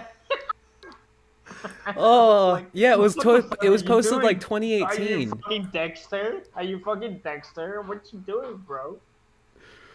So the story is that apparently, allegedly, he murdered his wife, and then he started revamping the whole house. Yeah, so this is his official story. Mama JF decided she wanted to go off on a little camping adventure, and she was going to keep him updated on her location. So he took her out to the woods, dropped her off, and then she was updating him like every few days on, I think it was like Instagram or something. And then one day she texted him saying, "I'm changing my numbers and you won't be able to contact me." And then that was the last time that they spoke to each other. And that was like, I think it was 4 months ago. This was only like 2 weeks after she had left. And then, but the thing is, this is also what he said when he came back. He drops his wife off in the woods. This is his story. Then he comes back to his house and redoes the drywall in his house and remodels and moves all of the furniture around in his house, just because, in his words, there's certain things that you want to do when someone is here, and then once they're out of your life, you want things differently. So that's his explanation of why he had to deep clean his entire house. Deep clean is the word that he said. He said he needed to deep clean the entire house after redoing the drywall. Yeah, I think. All right, any JF defenders? Yeah, free him. What's his bill? Yo, Yeah. Scott, you have to take on the JF defender role, go. Trolling. Obviously, I'm No, trolling. I can do it as well. I can do it as well. It's Oh, really no. simple, right? So how long were the text updates? It was like before. It was like, hey, I'm gonna keep sending you. I would have to pull up the texts. Now listen up, like, because it would be like, okay, so he would kill the girl, he would kill his wife, and he would have her phone. He'd be texting himself essentially, right? If he did it. Yeah. That's yeah, so that's stupid, bro. Obviously. You could pull up the geolocation. That's a good point. Okay, listen up. This guy obviously has like some sort of like weirdest like fetish with like cleaning his own apartment, because of the fact that he already like uploaded like a video about him cleaning his own house. So I'm doing the JF defense here. So you think he actually dropped her off in the woods and deep cleaned his home? If he beats this case, I don't know what happened, right? Okay, all right. I'll give you deep cleaning, but why the fuck would you redo the drywall? Well, he wants to decorate his own house like he wants to after he left. Bro, she left. I don't think I've ever had to tear out drywall to redecorate my fucking house. What the fuck? That's ripping out the drywall, bro. How bad was the damage? Okay, think about the process. He had to go to Home Depot. Wait, no, he's not even. What the fuck? Where is he from? He's Swedish, right? Canada? Oh, Do they have Home Depot? Where he's at in like in the fucking like Canadian, like French Canadian part? Wait, Chinchilla, are you some kind of like well-known person or whatever the fuck? Like, have you been on these debate panels before? Have I? Have you? No, I'm asking you. No, I'm the only thing that I've done is like I'm a moderator of Prime Guys. When you are? like, debate rooms. But that being said, like overall, like I'm a nobody. So. So this person in YouTube chat, Jakander Jackanatter painting says normal Chinchilla L here when trying to play devil's advocate. Lol.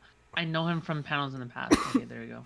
Oh yeah, Jakander and I we go way back, but Jakander is like is a nice dude. Like he's like what you would call like a space gay communist, and he is a great dude, and I love him. So, but I would overall say like yeah, I'm playing devil's advocate. Like that was quite obviously from the get-go. So there you go. Yeah. I'm just okay. So let's say there's a Home Depot by him. He measured his wall out. He went to Home Depot. He bought the drywall. He then would have to cut the drywall. He would then have to put all the fucking drywall back in, put all the adhesive, make sure it's all set up nice and fucking good. I've done drywall. So like, okay, let's say he only did one room of drywall. That's at least an 18-hour project. That provided he doesn't know what the fuck he's doing. If he knows what he's doing, yeah, sure, he can knock it out, 4 hours, no fucking problem. But if he doesn't, it's going to be an all-day fucking project. That's a lot of effort he would put into something that... Did he do the whole like, apartment? Or well, he like, didn't say house? how much he did. To my knowledge, he just said he redid the drywall. If he did all the drywall, that makes more check his sense house. that he Is he arrested? Like, what's No, his status? no. He was taken in for questioning. Listen up. If he Taken in for did questioning. all It's very recent, so they haven't gotten too far in the investigation, and his current stance is just, she stopped talking to me because, she's just so dumb, and I guess she just decided, oh, I'm going off grid. No. He also told the police that she's really good at being hidden, and they're never going to find her because she's like a ninja. So this has to be a And Family mind Guy you, skit, she's bro. What the mentally handicapped, so she's not actually like able to take care of herself as an individual, and yet he's telling the police, oh, she's might as well be invisible to everybody because she's just so smart. Yeah. Oh, So she's to actually give, mentally okay. This does come. yeah, full yeah, circle. yeah. You So guys should have to told give me. you, I didn't- to give you, I thought she was just annoying. Like he just. no. I didn't know To give you like So her family an was overall like non-biased like thing around there, because I'm playing devil's advocate in this situation, but to give you a non-biased thing, like we have this guy JF who likes to date like 18 years old, and he is like 30 years old and that kind of thing. And he specifically also likes to date like mentally ill persons. So Me he too. had Who's like this? What's his name? Is that JF, I don't know, it's like his a, name is he's, Zerka? he's like, no, he's a French Canadian dude, and he basically likes to date like girls that are like of age but mentally challenged. So, and that's his type. So that's kind of sus. That's kind of weird, if you are going to do that, and that's Not the gonna whole. lie. Mhm. Yeah. One That's of my weird, right? buddies, One of my buddies, okay, not my buddy, he's not my friend on Discord. I can't air out his name, but he was like, that would be a good strat, he said, right? A girl who's mentally ill. Oh Yeah, no. for pedophile it is. For It pedophile wouldn't it be is. on some pedophile shit. He's young too, right? He's young too. That's some pedophile shit, And man. no, I'm gonna be honest. he's young. He was like, I don't know exactly what he said, but he was like, yeah, bro, the girl has to be autistic or whatever. Because he's like incel dog or something mental, right? He's like, he Yeah, doesn't believe because in then regular I girl. finally get my It's an 18-year-old. insecurity, bro. That's I don't fucked know up, what to right? say. That's fucked up. That is fucked up. You know. But I You don't know, right? I Yeah, know you that's know. why I wouldn't fucking do it, but he's insecure and he's. Shout out my boy, bro. That's what it is. I wouldn't What shout out the- that. Oh no, what the fuck? Oh I wouldn't no! shout out her. Counter him quick! Oh, Oh, Is god! this devil's out here? Yeah, you want to play devil's advocate for that? Yo, Me? okay. I mean, like we were saying earlier, it can be helpful if two autistic people are diving well because they can click on a different level than neurotypical people. But yeah, I think that's ripe for abuse. Yeah. I Absolutely. think there can be some ways that you can manage, obviously, because I'm like everybody has something, right? I'm dyslexic, right? So I have something as well. So that doesn't mean that I cannot consent to any relationship or something. But yeah, we have levels to this, so I can definitely understand that. So okay, let's say for instance, okay, my boy Chinchilla, okay. Yeah, let's go, my boy. A hot girl who is lame. She's not neurodivergent whatsoever. She's super lame, basic, right? She's basic. But she's 17. That's what you're gonna say, no, right? No. Oh, no, she's 35. I'm just kidding. Damn. She's like whatever. Let's just say, let's keep it PC. Whatever, 25, whatever is you're comfortable saying, whatever, right? Mm-hmm. What's a good range? Like 25, 26. Is that cool? Could I say that? Would you I be think that's interested fine. Okay, cool. For her, is because you would say like you're on the spectrum. Would the consent be on her? Or would that yeah, be like, she's fucked up. She's fucked up. What would you say, Mr. Yeah, because I'm just Yeah, circling back. she's fucked up. I'm sniping you right now, bro. Right? Because you said she's fucked up, the man. consent is based on the person who is mentally healthy. The mentally ill person technically doesn't have the consent. He can't. The person can't consent. And since we're talking about the patriarchy, this is perfect. We win here. Okay, so this is the perfect argument What as is- to why you should seek out people with mental illness. You're both taking advantage of each other, so it cancels it out. What I'm saying is, my brother, Chinchilla, if it's a hot 25-year-old who is not on the spectrum, if you guys started dating, would she be like, she would have to be like, she would like consent to the relationship in the sense that you're on the spectrum. Listen she's up, not. listen up. Would that If be, it's like imagine like a 25-year-old, right? But she is being diagnosed and that kind of shit, right? And she is being diagnosed as like she is like an 8-year-old, right? When it comes to mental stuff, would you like to fuck her? if she's mental, like how bad? Like what are we talking about? Like she's No, we're talking about like a mental 8-year-old. 8-year-old mentally. No. Why? Exactly. You're proving my No, point, but bro. there's levels to it. Some girls they say, "Oh, I have bipolar."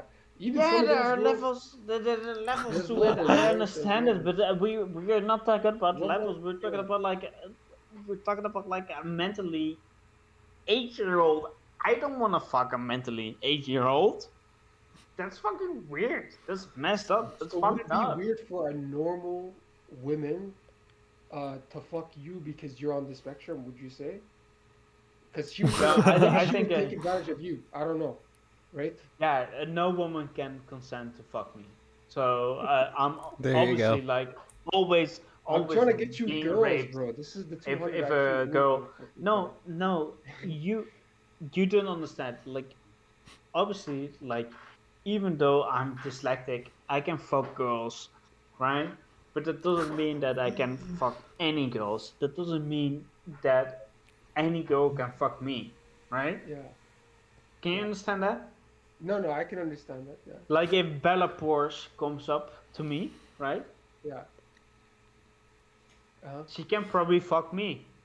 But that doesn't mean that it's like Oh, consensual fuck. in the sense that like it's like she probably takes advantage of me because I'm like, oh, a hot girl, oh, you know. Yeah. Can you bro, understand bro. that? So and Bella Porsche come up to me like I want to have like a Atrix, what would your wife think of this? Why are you Okay. killing the convo? What the fuck? We were going on a point, bro. Okay, my bad. Our host. It was a bro, valid Peter, question. Who's this person? You new here or something? It was a valid question. His wife would be like, "Bro, why the fuck are you talking about fucking red?" Honestly, we were talking about Bella Conrad Porsche. the I princess really is like in- Bella Porsche, bring her by the in, way. bring her in. There you go. Bring in Princess. This is my wife. My wife. Princess, destroy Scott. Go. Do it. Whoa, chill! You can't destroy me. Is that your wife? Is that actually your wife? Wait, who's? Huh? Oh, is this Scott? Wait, No. wait. Hey, Oh, best wait. friend. What's up? Oh, this is awkward. What? This is very awkward. Wait. What am I Wait. supposed to? What am I supposed to destroy him for? Wait, why is it awkward? Because like he was like he DM'd me, and like Uh-oh. he DM'd like he tried this pickup line, and it was funny as fuck. So it Whoa, was, we aired Wait. laundry. That was 10 years ago. Oh. shorty. That was 10 It's years leaking ago. the I DM. forgot about that DM. Oh my lord. Listen, that DM. Hey, Vincent, don't Vincent, talk you know I about fuck with you, I that. fuck with It's you. on air. It's on air, guys. Listen, that DM literally collects dust. Okay. That was a long that ass is true time ago. because I had Oh, no it's a idea long what time this ago. was. It's a long time ago. But it's bro. like, you should have just came on Q server. It's not like we could have played, like, we could have played fucking Valorant and shit like that. But you don't come around. Well, you didn't say that you liked Valorant. You didn't even. You were like, bro. All you did was like, oh, what music do you like? And I was like, alt. And then you sent me like this future song that's not alt music, and I was like, oh, okay, sure. Oh, is But like, that you never said that you liked Valorant. If you liked Valorant, that'd be like better. I'm Riz, dying, bro. I'm L dying. Riz, bro. L Riz, bro. Oh no! Yeah. So. Oh, you didn't know I'm diamond. I was top 500 last season. Oh wow, really? Yeah, but I just play for fun, honestly. I don't really. I sure you do. Yeah, There you go, bro. you play for fun. I yeah. believe it. Well, I mean, yeah, I guess if we can play in the future, you know. Ooh. What else do you play? Actually, everybody shut up. What else do you play?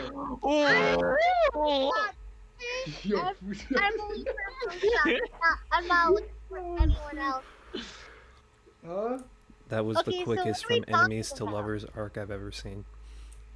Yo, I can't hear what you're saying. These guys are haters. They're talking. This over is me. like the perfect combination. I think it's fucking funny. But... Like we didn't expect this whatsoever. What the fuck?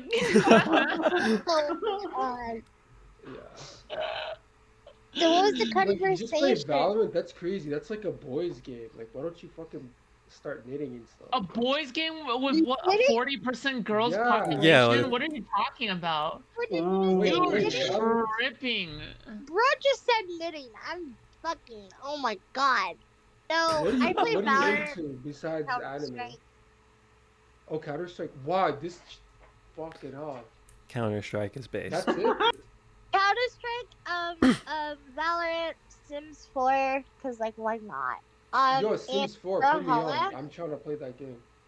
Yeah, that's pretty much the Is it 4 fun or things. is it like fucking like? All right, Princess. What's your take on the JF stuff? So. Yeah, what do you think? Okay, so I believe that his wife, what's her name again? Fuck, I forgot. She literally looks like an alien. All right, I feel like she was an alien in disguise. Right, she orchestrated the death of her husband using her telekinesis and orchestrating his death so that she can be, like solo, I guess. Right. Yeah, I just think that, what happened, I feel like she killed herself so she can go to, like, her planet, just so she can, like, tell everyone about, like, her discovery, because she had to be, like, the president's wife for, like, Scott, her why are you whole nodding? life. What? Yeah. No. This slaps 100%. Bro, look at her on face! acid. Like, she literally Are looks you like on an LSD? alien. What the fuck are you What the smoking? fuck? Bro, she really tried to look as Homo sapien as possible. What the fuck? Wait, I need you to define like looking Homo sapien. What does this mean? I linked a thing in the debate room, so if you go look, it has her picture up on it. She looks like a normal ass person. What in Normal the ass world? person. Okay, I beg. In I the don't. debate room, okay. Let me That send looks the like a article. normal ass person. Come on. Hold on. Wait, Bro, Atrix. Where is it? I'm just trying to find it. Wait, Debate. fuck! I shouldn't be giving my own input. Fuck! You guys suck. Yeah, we do. Lead us. Being good regions. Give us the infinite knowledge. Yeah, we got Jackie, aggravated here. Jackie Kennedy. Yeah, we need moderator connected to guidance. The extraterrestrial. Yeah. Hold on. Yo, Here's the article. princess, literally just okay. What the? That's not her. What the fuck? Where's the photo? I'm on the wrong channel, I think. What debates? What? So, Princess, what happened? Can you explain it to me? Yeah, Princess, okay, listen, so, I like, just want to see the what's the picture proof? and then we can move on. I'm trying to get it. Just hold on. DM me. Stop playing. Okay, other than her picture, what is the The proof of her being picture. an alien other than the picture? Is the Is there a greater picture conspiracy not upon convincing us? to you? Is the picture not convincing to you? What? Somebody send me the picture. You guys are just chatting right now. Yeah, you want a DM, right? Hold on. Yeah, I do. So it says, what if Kennedy, Oh. Jackie Kennedy was an alien, right?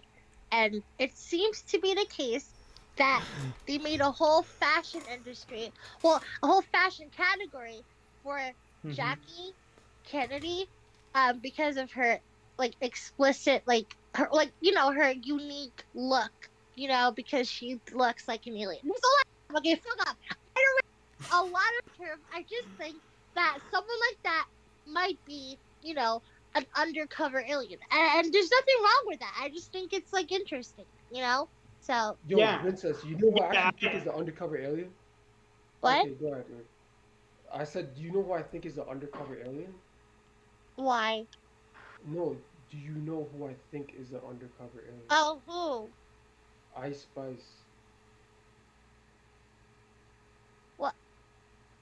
Okay. Yeah. Well, why? You don't I think mean, so too? Have you not seen her picture? She looks like an alien, low key. In a way, Bro, you're failing. You're waffling. You're fucking pickup lines.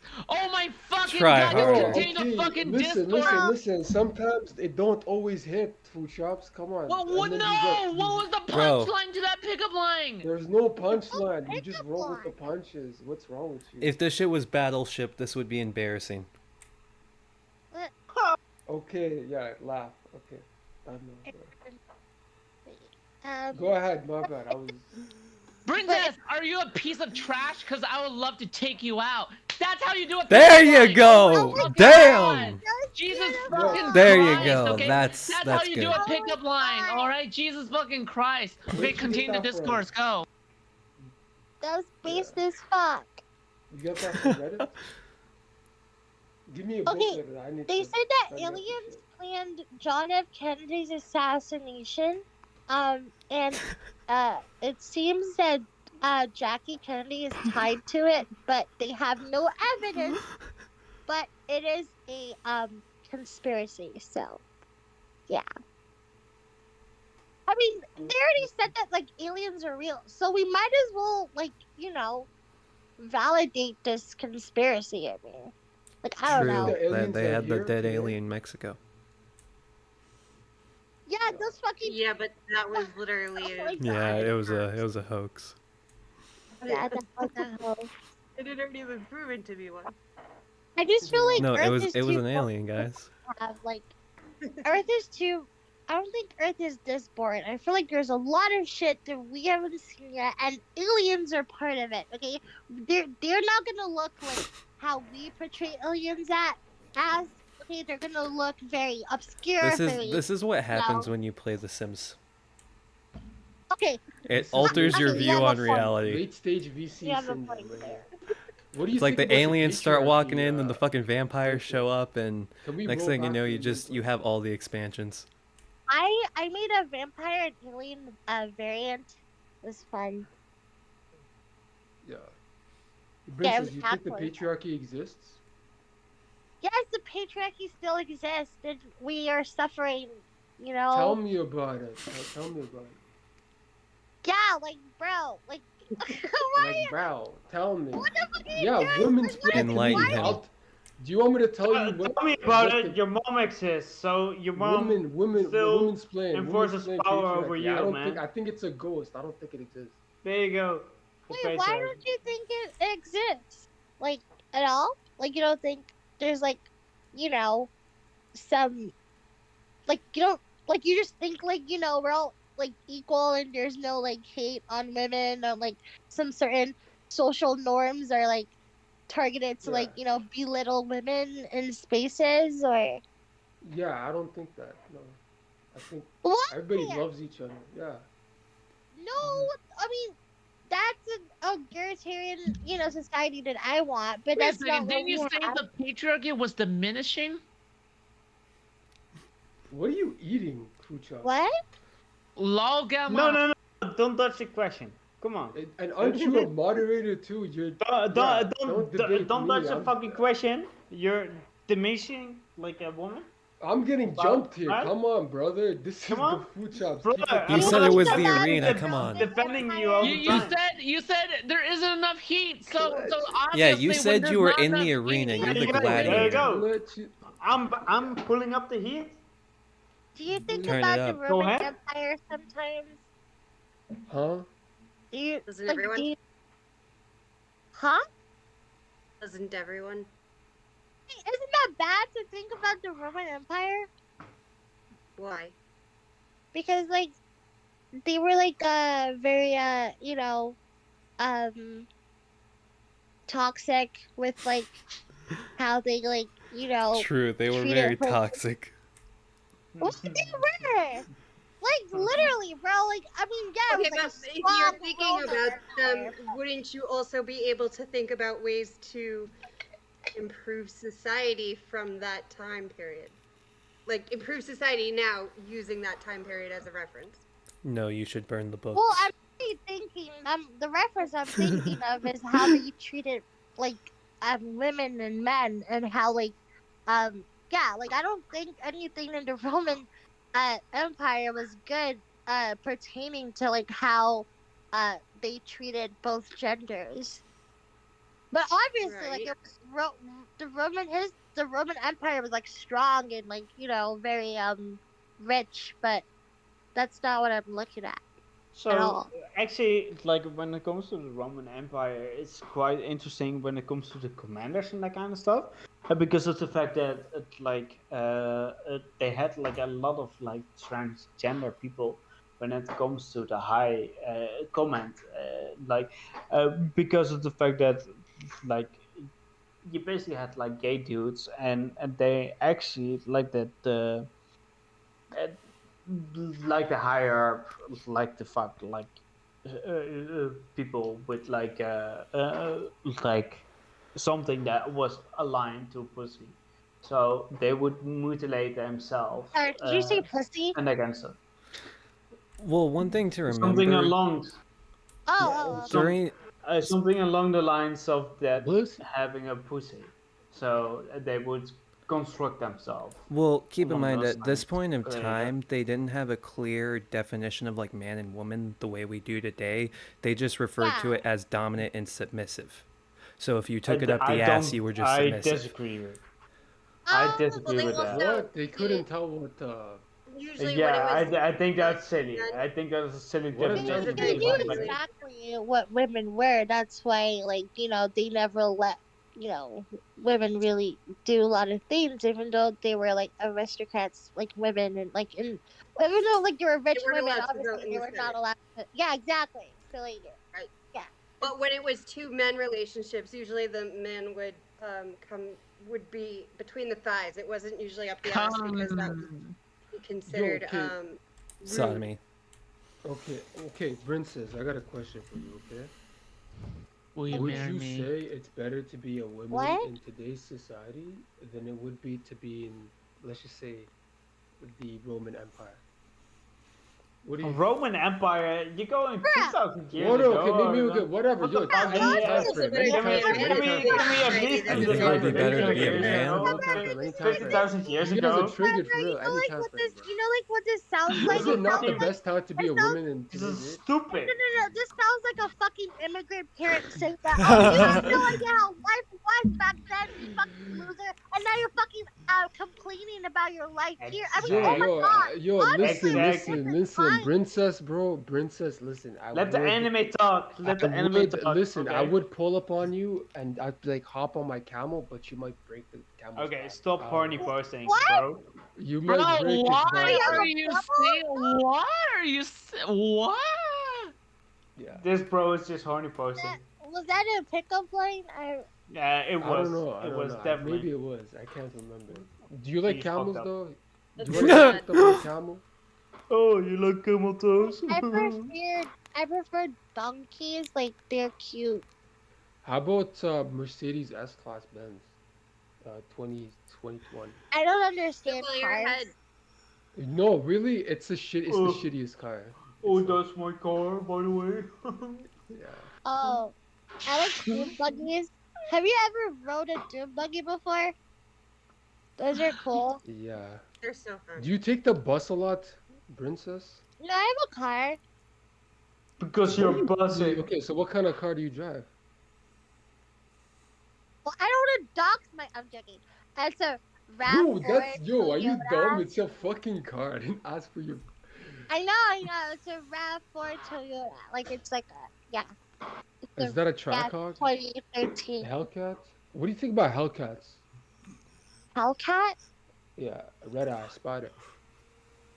A spider? I don't like insects. Anything that has more than four legs. It's called a red eye. It's called a red eye spider. That's the type Okay. of. Yeah, it's the best one. It's the best type of Hellcat. That's the supercharged one. It's called the red eye. It's the ones that you hear at like 3 a.m. in the morning. You just. It's like an engine, you know? It's like a rocket engine. You just wake up in the middle of the night, be like, damn, bro. I gotta Oh, wake up, wow. make money type shit. Yeah. Then you wake up the entire neighborhood like, yo, get some money. Once you hear the Hellcat, that's like the alarm clock. Boom, 3 a.m., 2 a.m., wake up, start making money type shit. Oh wow! Wow! That's cool. Wow. Yeah. I Why are you don't, giggling that's and great. shit? I don't understand. What was the point of that? I mean, I don't really know cars, so I'm not interested in cars. So like, Pro tip: you know, when you're well, that's horny something. posting, never bring up cars. Wait, Avius, rate Scott's rizzing. Go. All Out of right. 10. Okay, so his rizzing, I actually have to give him an F. He failed. I'm going to have to give him a 0 because he failed the golden rule of rizzing, which is never bring up cars while rizzing. Okay? Cars, You said the cars- nothing you said the dries cars up was the a worst woman like the Mojave Desert quicker than a car.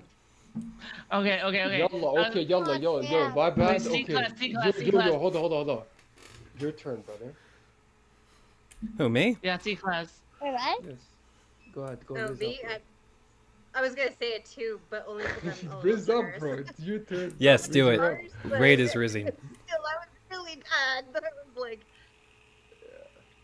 His Riz is. I will say like your Riz is like a 4. You know. 4? Is that the highest number you can count to? No. Oh shit. No. Okay. How many I said fingers do you 4. have on your left hand? Okay, no, I rated you from 1 to 10, and I put you at a 4 because 4 is like at least below average. Okay, how was I gonna fucking? No, you get the pity Yeah, but it for. was okay. It's not Below like average?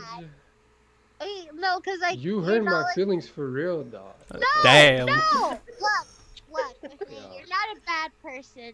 All right, it's just that the 4 is that like you were like I don't know. I just didn't understand your rizzing. I'm like I don't get a lot of jokes, so like I didn't get like your Riz jokes at all. Yeah, let's actually start spitting some anime, Riz. What kind of anime do you watch? Oh, okay. Well, I mean, I watched I was just shonen anime, you know, like the ones on mainstream, I guess, like popular ones. But like you wouldn't know the ones that I watch, like you know, like do you know what shoujo is? Like all of this like romance anime that like are like really popular. Okay, bro. This is the Golden Rizzler. Do you want to be the Golden Rizzler? A Golden Rizzler. A Golden Rizzler can Riz without knowing anything that you have in common with the person. A Golden Rizzler makes the person laugh. So we're doing commentary in this bitch, like, bro. Yes, yes. It's coaching. It's not commentary. It's coaching. No, this is how patriarchy sabotages. Exactly. See? Don't tell my op princess. She has to not know my next move. You know. So because men, it's chess, not because checkers. you see the commentary is that men lack the emotion to relate on a fundamental romantic level with women in order to riz the femoids up, bro. Isn't that right, Chinchilla? I mean, he's gone, but isn't that right? True. There you go. Thank you. Let's go. All right, cool. Thank you. Isn't that right? Okay. Y'all get no hoes for real. Yeah. All right, there you go. You guys are studs, actually. What am I saying? I'm joking. Man.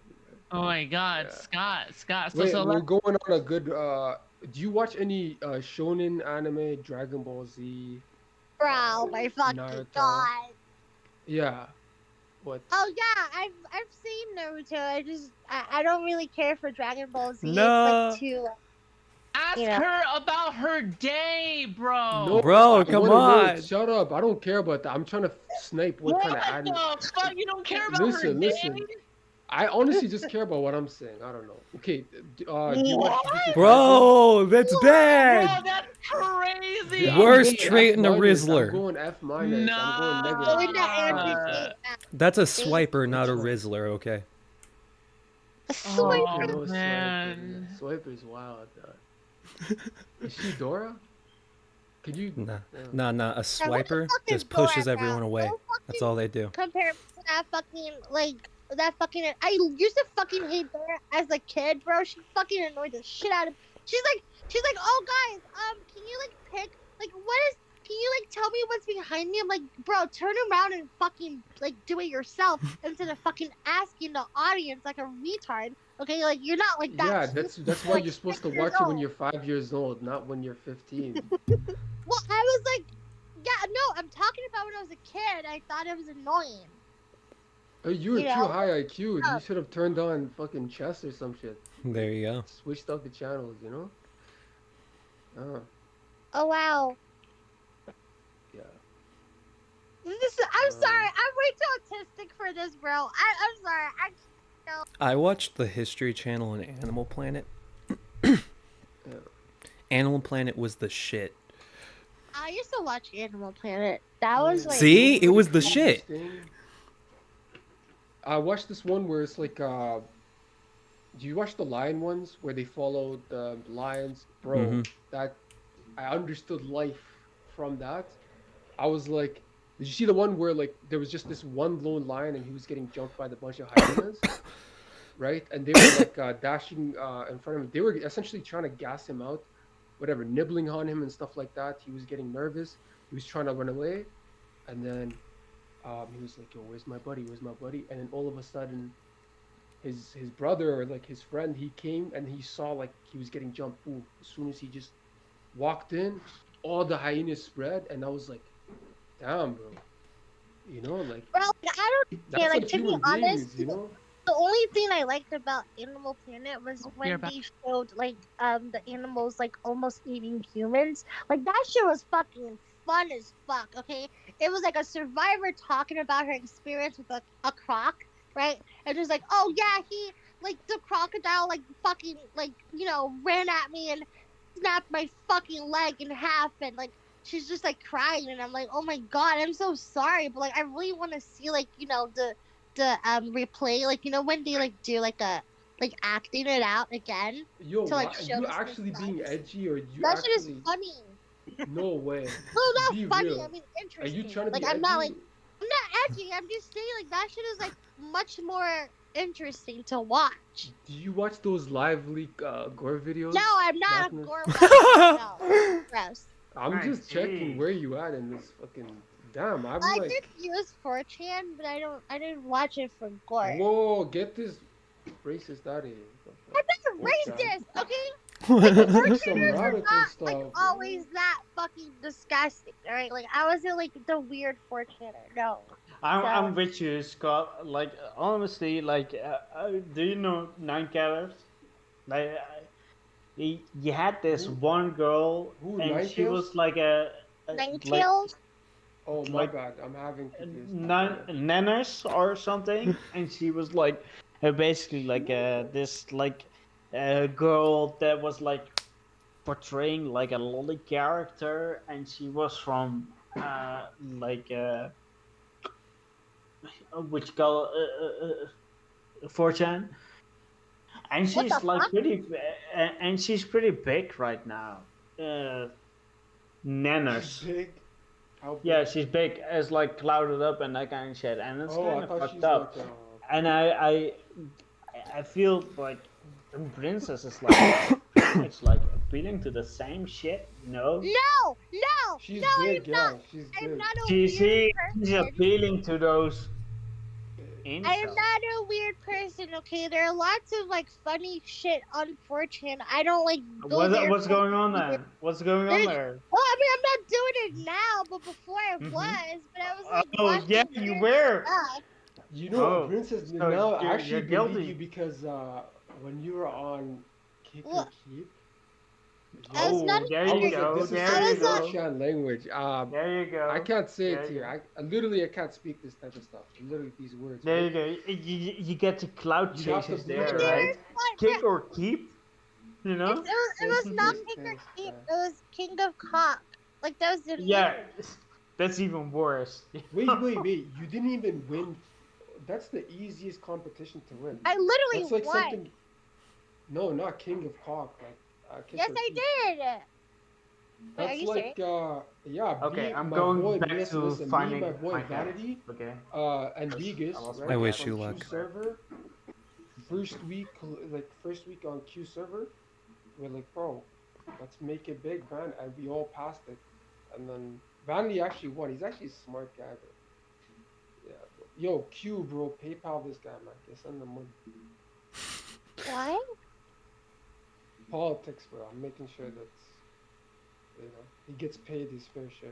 Oh, so because he won the no, competition. you are in contact with the sphere, so you actually do know the sphere. I don't know anything, honestly. Dude, you were playing a dumb fuck all this time, but you do know the sphere. So what the fuck are you on about? What are you talking about, bro? My name's JS. Wait, bro. how old are you, Scott? Like, what is your age? What? Is it What new is your- drywall? What is your age? Are you I'm making like some 35. JF I'm 35. defense? You're What are you doing? 35? What the fuck? Yo, it brings There's up- no Chad, way. is this real? Chad, There's is no this way. real? He has to I be don't trolling. need that. Chad, Yeah, is this real? Princess, what's real about you? How old are you, actually? I'm your mom's age. I'm literally your mom. Bitch, Like, bro, you play. I am your mother. No, what about you're playing? How are you 35? What the You're fuck? playing, Yeah, is he 35? Food shots the like dead ass? Like I can't really 35. tell. Like you're not like Okay. you know. Stats on that, bro. Look at me. Somebody I'm vote in 32. I'm 32. You're You lying. are? This you now right now. We're all capping, bro. I'm 32. Wait, dead ass? I'm Yeah. 51. 51 here. Okay, I'm 51. scared. I don't 67. understand this. What is happening right now? Yo, Princess, you should have never came here. I'm actually 69. Wait, so Princess, so how old are you? Wait, I just want to watch Food Shots eat that burger. Yo, are you not supposed It's to the true outside women? content. Awesome. That- like- yo, listen, in Okay, I'm 21st century, Like Princess is like the voice changer and that kind of shit. She is probably old enough to doing your mom. So there you go. That's true. That's true. Okay, that's true, bro. My mom is not your mama, though. I was trying so hard No, earlier not to your make your mom jokes. My mom. It's not your she's mama. probably It's not your mama. old enough Bro, doing your I mom. think Not your my mom mom. sounds It's higher your than- mom. Bro, It's your mom, bro. I'm sorry. No, it's your mom. No, your mom. No, your mom. Is your dad All in of your your life? moms in my room right now. Oh. Well, I'm just asking. No, I'm not being mean. I'm sorry. Yeah, so is your dad in your life? No, I'm asking you first. Wait, Princess, do you need a dad? I'll be your dad. Okay. Alright. Okay, so you're Listen, you're listen. asking. Yo, no, wait. Whoa. No. Listen, Unmute listen. right now. I want to You're tell you. asking the I wanna girl tell you with the something. lolly voice to be your daddy. What's going on there? Can you What? explain me that? You're asking the girl Okay, with the hang on, lolly voice hang on, to be hang your on. daddy? Hang on. What's going there? No. Him Can we saying please that put isn't that- the problem. The problem is that's like a step 12 and he's on step 1. Or, well, that's like a step 22 and he's still on step 1. So, like, maybe he could say that, but that's still step 22. Okay, I don't know what's Wait, going is on, my but cup- alcohol. Hang on, I've been to anonymous, step 22. like, I step speak from 12. experience. Okay, okay, fuck, that's fucked up. Yeah, go yeah. Yo, kick this commentator. I like this guy. Keep giving me. Yeah, I like this. This guy's a troller. I like this guy. I like this guy. Yeah. Bro, you know, bro. Chinchilla, I bro. don't You know. kicked out. Nah, Hey, bro. This guy's Chinchilla, my where are you commentator, from? bro. Who?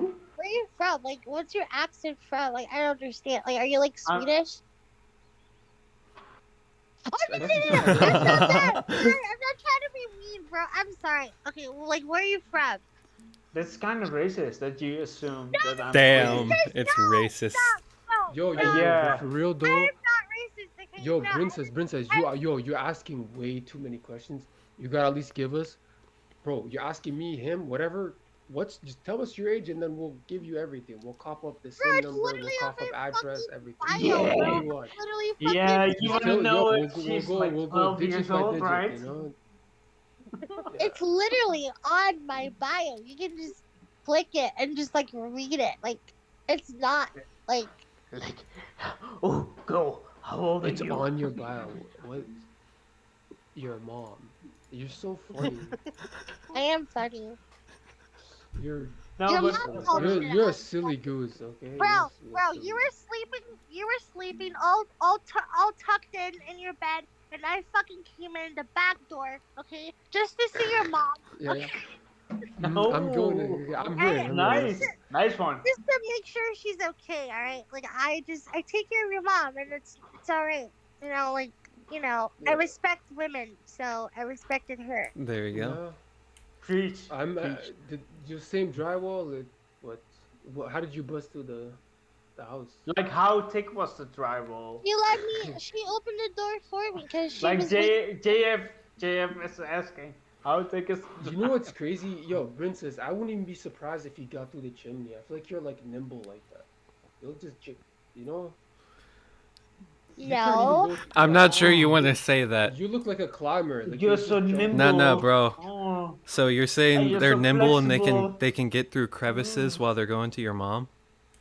It's so Whoa, dude! Now you're off. Yeah, Yo, come back on my team, Chinchilla. Bro. How nimble? How Bro, I've nimble? always How been nimble up. are You you? sub dog. How nimble? You How sub dog, you flexible sub are you? Can you spread your legs like this? You know, it's fucked up, man. You know. But But anyways, wait, Princess, when's the last time you got your oil changed for your car? Like 2 weeks ago. No way. Who helped you do that? Bitch, I fucking do it myself. Who the fuck is gonna fucking help me? Fucking Look at this change my line. fucking- Yeah. What? Hey, that's great for changed you. it yourself? You That's changed What? great. That's Is it great for Johnny? her, right? Wait, aren't you talking about gas? Like what? Oh. No, oil is the engine. You were talking about gasoline? Oh no, I haven't changed my oil. Yeah, oil Like- and gas. like at all? Sometimes I mix the two, to be honest. Wait, I don't understand this question. Is this supposed to be like a I don't get it. I really don't. No, basically, like in the front of your car, you have your oil, right? Which you need to be changed once in a while, and you have the gas that you tank. As an American. You know what's crazy, princess? Yo, may God kill my children, okay? I swear to God. God, what? I changed this girl's tire one time, right? We were driving and then she hit like a whatever. So she popped one of her tires. She was stressing out, stuff like that. Literally all I did was change one of the tires, put it back, put the donut in, and then like she found Donut out. in? It was like, yeah, What the just fuck are donut. you meaning by It that? was simple. It was simple. Donut? Wheel that you have for backup. Yeah, the donut is the spare tire. My bad. Fucking, what is this? The Canadian slang? You guys know what? No, donut is? that's same in America, but Oh, you guys he's are in just UK the. and You know, Who's from the UK? I'm not even like a native Who's the English UK guy? speaker, Is it so from- yeah, he's done. Crazy. I can be Yo. like the skibbity dubbity doobity, you know what I mean? The doobity dubbity dooby, Swedish. no? So that Yeah, doesn't mean anything. You gotta explain stuff to me. So there you go. Yeah, no, but I basically changed one of the tires, put in a spare tire, and then fixed up the car. She was like, "Oh," I did my little dance. I was like, "Car's ready, hop in." Bitch. Yeah. Did you fuck her? What the fuck? What? Did you fuck her? I'm married to so abruptly. princess. That's so I don't misogynistic. fuck. Fuck. I don't fuck women. I'm in a committed relationship. Did you make love to her? No, I would. That's like cheating on princess. I've never. What? Oh, okay, alright, okay, alright, buddy. I'm That's loyal. a little, no. Look, I'm very faithful to. Yo, the calm child, up, bro. I don't know so what the fuck. Calm up. Don't be weird. I'm not gonna fucking cam up, bro. It's fucking wet, like 4 a.m. and I'm like What? in my bed. What? What's what? It's 4 a.m.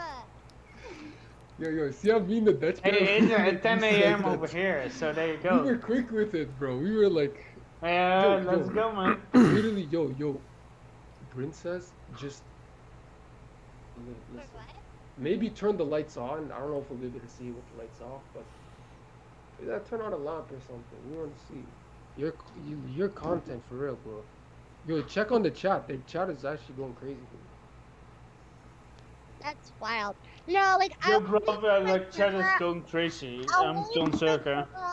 when I go on like kick or keep, when that happens, then I'll put my camera on. Then yeah. Oh, so this is like we're just like the fucking. We're like chopped cheese, you know. Like, No, whatever. because you gotta put on makeup for little Torontos. Shut the fuck up. No, Except for me, it's opposite. Well, you're I little like to Circa, see my bro. profile picture, like talk and blink at the same time. So it's just Yeah. fun that way. That's why I like talking here without my camera. It's No just like so pressure, right? loud and shit. It's just chill. True, Tom. How do you feel about that? I feel like she needs to cam up. Oh. I'll cam up first. Now it's your turn.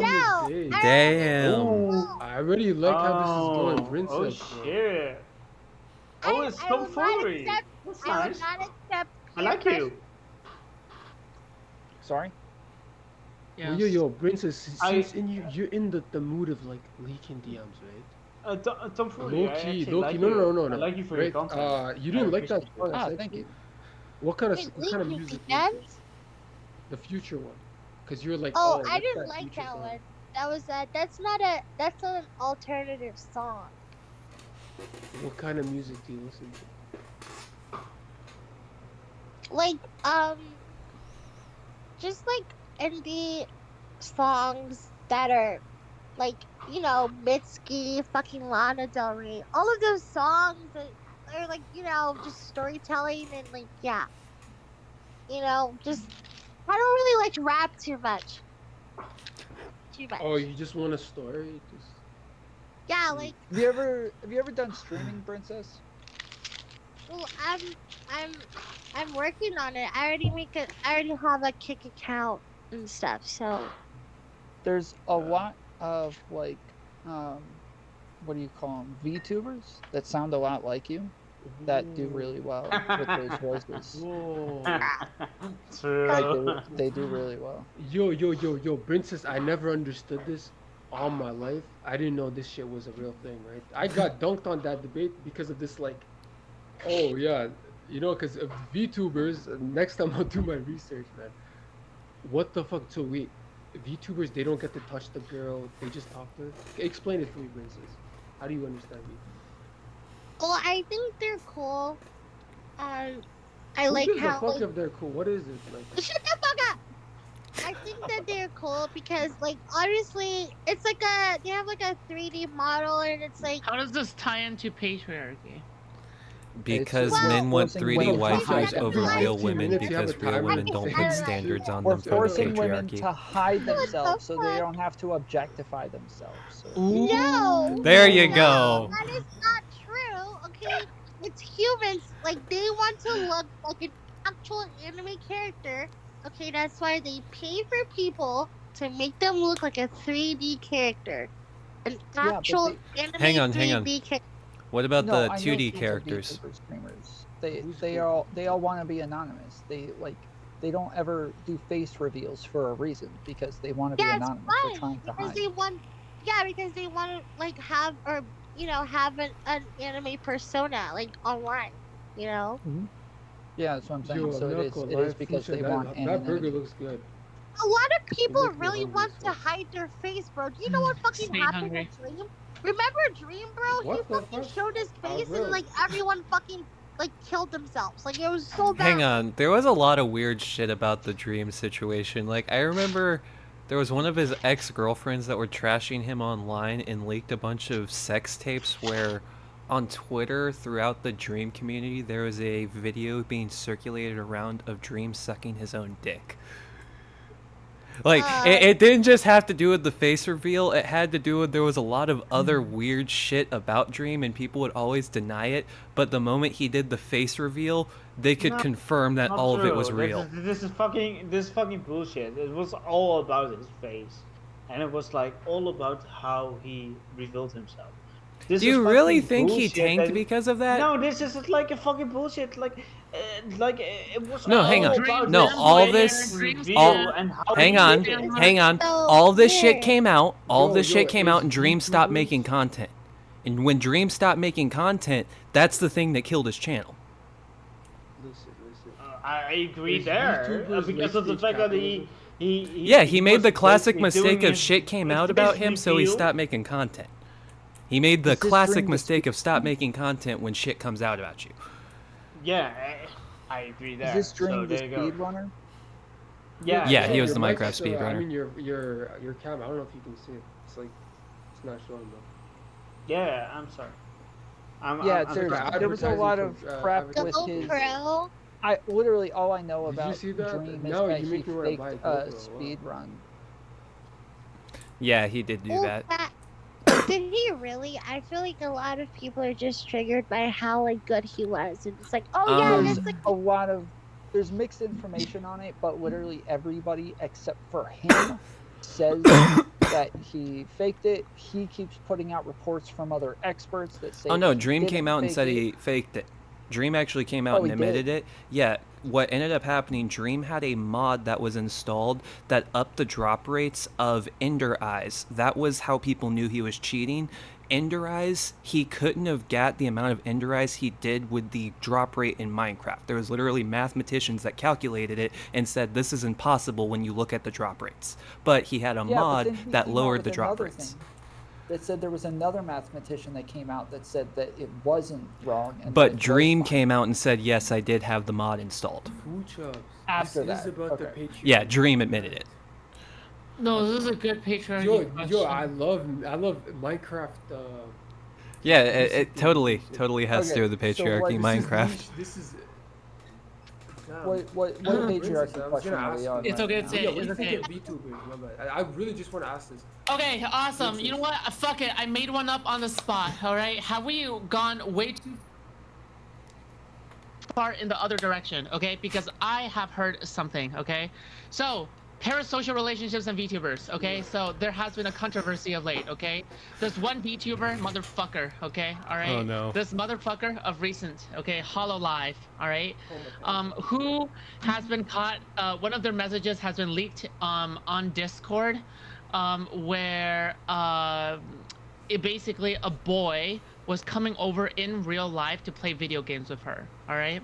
And that has caused such an uproar in the community that she was basically canceled, and HoloLive had to issue out an official statement saying that, oh, we're so sorry for breaking your illusion.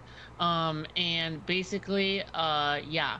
So she basically had to apologize. This her HoloLive name was Russia, by the way.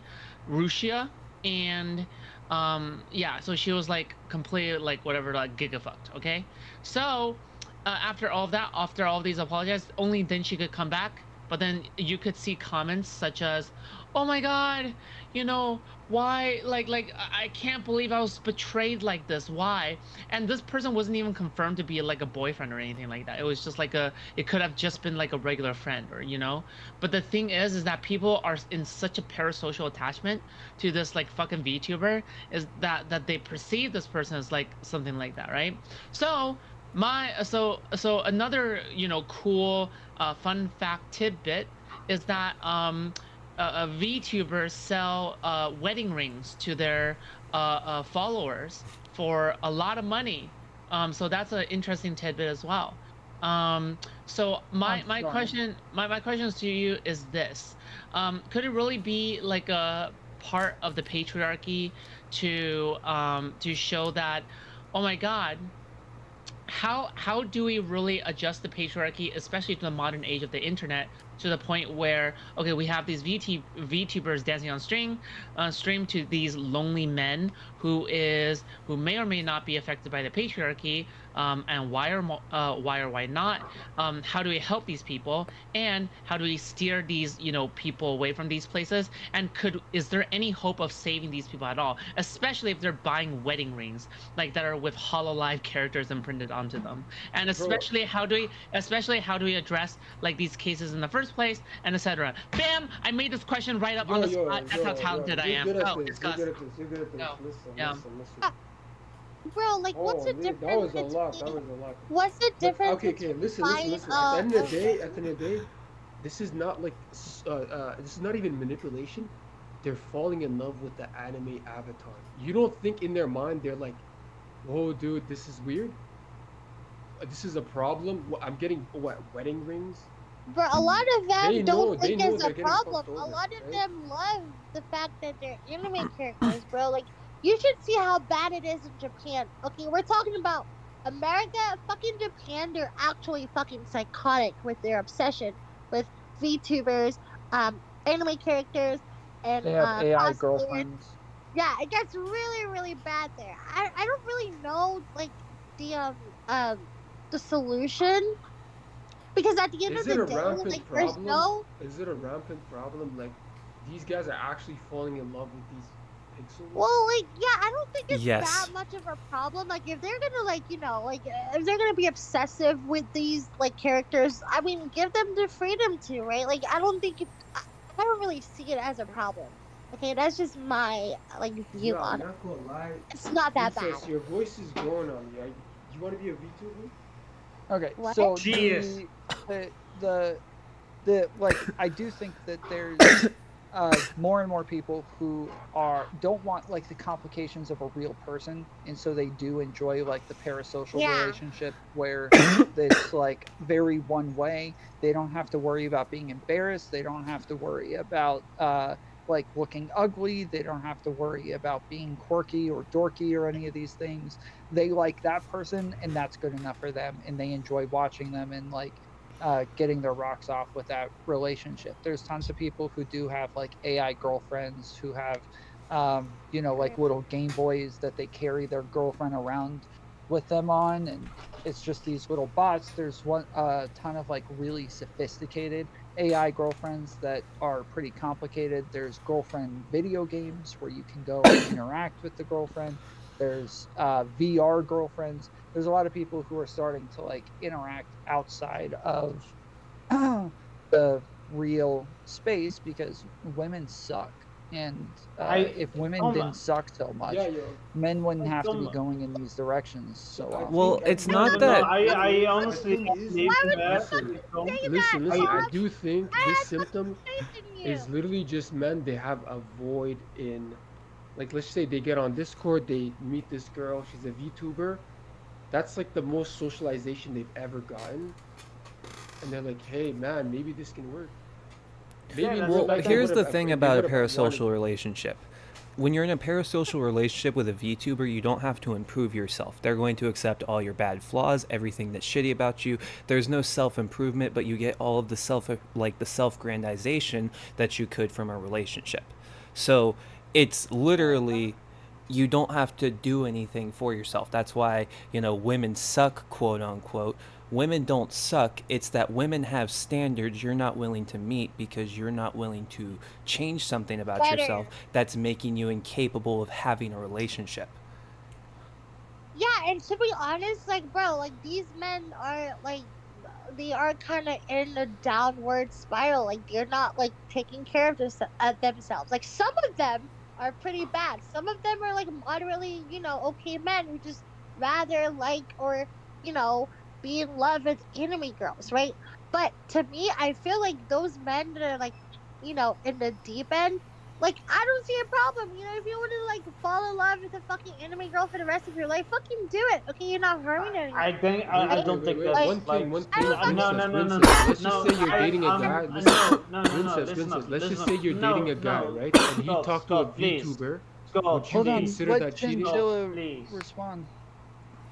Like honestly, I think there's a way to navigate like healthy relationships, and that was like basically what Tom Foolery was talking about, like having healthy relationships and like basically like pouring your soul into like some anime girl that like it's like draining you of your money and that kind of shit. That's not a healthy relationship, right? You want to have like a healthy relationship overall. If it's like a fucking anime girl and you're fucking dating her and you're gonna fucking marry her, that's a healthy relationship. But if she's a fucking anime girl that is like asking money for every encounter that you are going to have with her, that's an unhealthy relationship. So that's where tomfoolery is coming from, and I think that's fucking messed up. We shouldn't have those types of relationships, right? Yeah, I'm looking at this and like how we can like solve the issue. And for me, I think like, you know, doing more programs, I don't know, like, because these are people that are always online chronically, right? So why not make like, you know, I mean, I don't know if it's matter. Or something. Doesn't matter. What the fuck is a program, dude? Like, I don't know, like, make programs, like, you know, ads where, like, there's some inclusivity, like, on, like, you know, like, lonely men, or, like, you know, like, jobs, like, getting, like, you know, doing something online in your life, and, like, you know, like, ads for you as a woman? Girls, like, what? Ads for you as a woman? No, as for, like, just lonely men who are, like, you know, into the, you know, they want to, like, do you think that works? On like anime girls. Yes, it should work because I don't see why, like, bro, I'm not gonna fucking, like, I wouldn't want a government that's gonna fucking force these men to, like, not do what they fucking want, right? Like, listen up. I got something to tell you. Like, every guy in this room knows the ad that there are males in your area right now. Oh yeah. Every guy in this room, like, I can point at everyone. There are males in your area. They all know those ads. So like, the ads, they don't necessarily work. About, sir. Oh yeah, I don't know. I don't understand that meme. I don't understand that. No, the program. Okay, the ad program I'm talking about is like things you can do online, like I don't know, like something that can like at least like attract Bro, men. no program they're gonna take that's gonna make It's them not gonna work. get hoes in real life, bro. They're already at a sunken spot, and then that's why they're well, tell me your making solution relationship with on what VTubers. tell me your solution and how to get this lonely man to not. I think it's Get fucking people funny outside. to talk about advertisements as a solution. Unironically, you need to find the only solution is completely unfucking like unfeasible right now because the only way is to get people outside. Once you get people outside, if you get people next to each other, you'll get people talking to each other. So, unironically, you have to get these lonely men. The reason why they're lonely is because they spend all day in their room on their fucking laptop, and they wonder, why can't I get laid? Even though we all agreed earlier the best way to hook up with someone is outside. Bro, they're not gonna fucking get laid. Do you know went why? outside and they didn't get any pussy, so they came back inside. When did you go outside? How are you looking for pussy outside? I was outside the whole day, bro. All my life. You see the green in my fingers, bro? I touch the grass all day, bro. These men are not getting bitches. Like they're so fucking like illiterate with knowing how to like have conversation. Cause you're half, bro. You have half a brain cell. Yeah, that's why they need socializing. You want to make a program for men that are already like at the sunken place? No. I want to do. The only suggestion that I have, if you look at China, okay, so China has a fuck ton of problems. But they have a lot of parks and shit where you can go and walk around, and their young population do walk around, and they do shit. The reason why their young population isn't hooking up with people is because a young person in China is expected to work 16 hours a fucking day. It's kind of hard to hook up with people when you're working 16 hours a day. But they still have people walking around their cities. They still have people using their transportations and everything like that. So my suggestion would be maybe make your cities a little bit fucking nicer to where people want to go outside. And then after you do that, people will go outside and do shit outside. Yeah, you live in Afghanistan, bro? You can't that, step but like, outside? I live close to it, Las Vegas. What? I mean, like, do you rather they're introverts? They don't want to go. Like, you know, they're not extroverted people, right? Like, I still don't see how making the area like nicer for like these men would like solve anything because they're not gonna go outside. Like, they are so introverted. They don't want to like walk and see the sun. All they want to do is talk to their waifu, okay? In the fucking screen. Like it's not. Yeah, like it's not gonna happen. My argument is if you have a nice city, people are more inclined to just want to go outside No, naturally. I don't believe in that. I don't necessarily.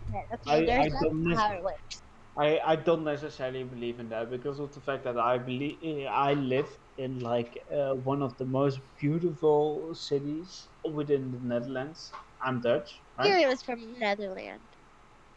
Sorry. And I believe it like basically like even though if you are from a beautiful city, that doesn't mean that if you are like somebody that is like need adjacent or is a need.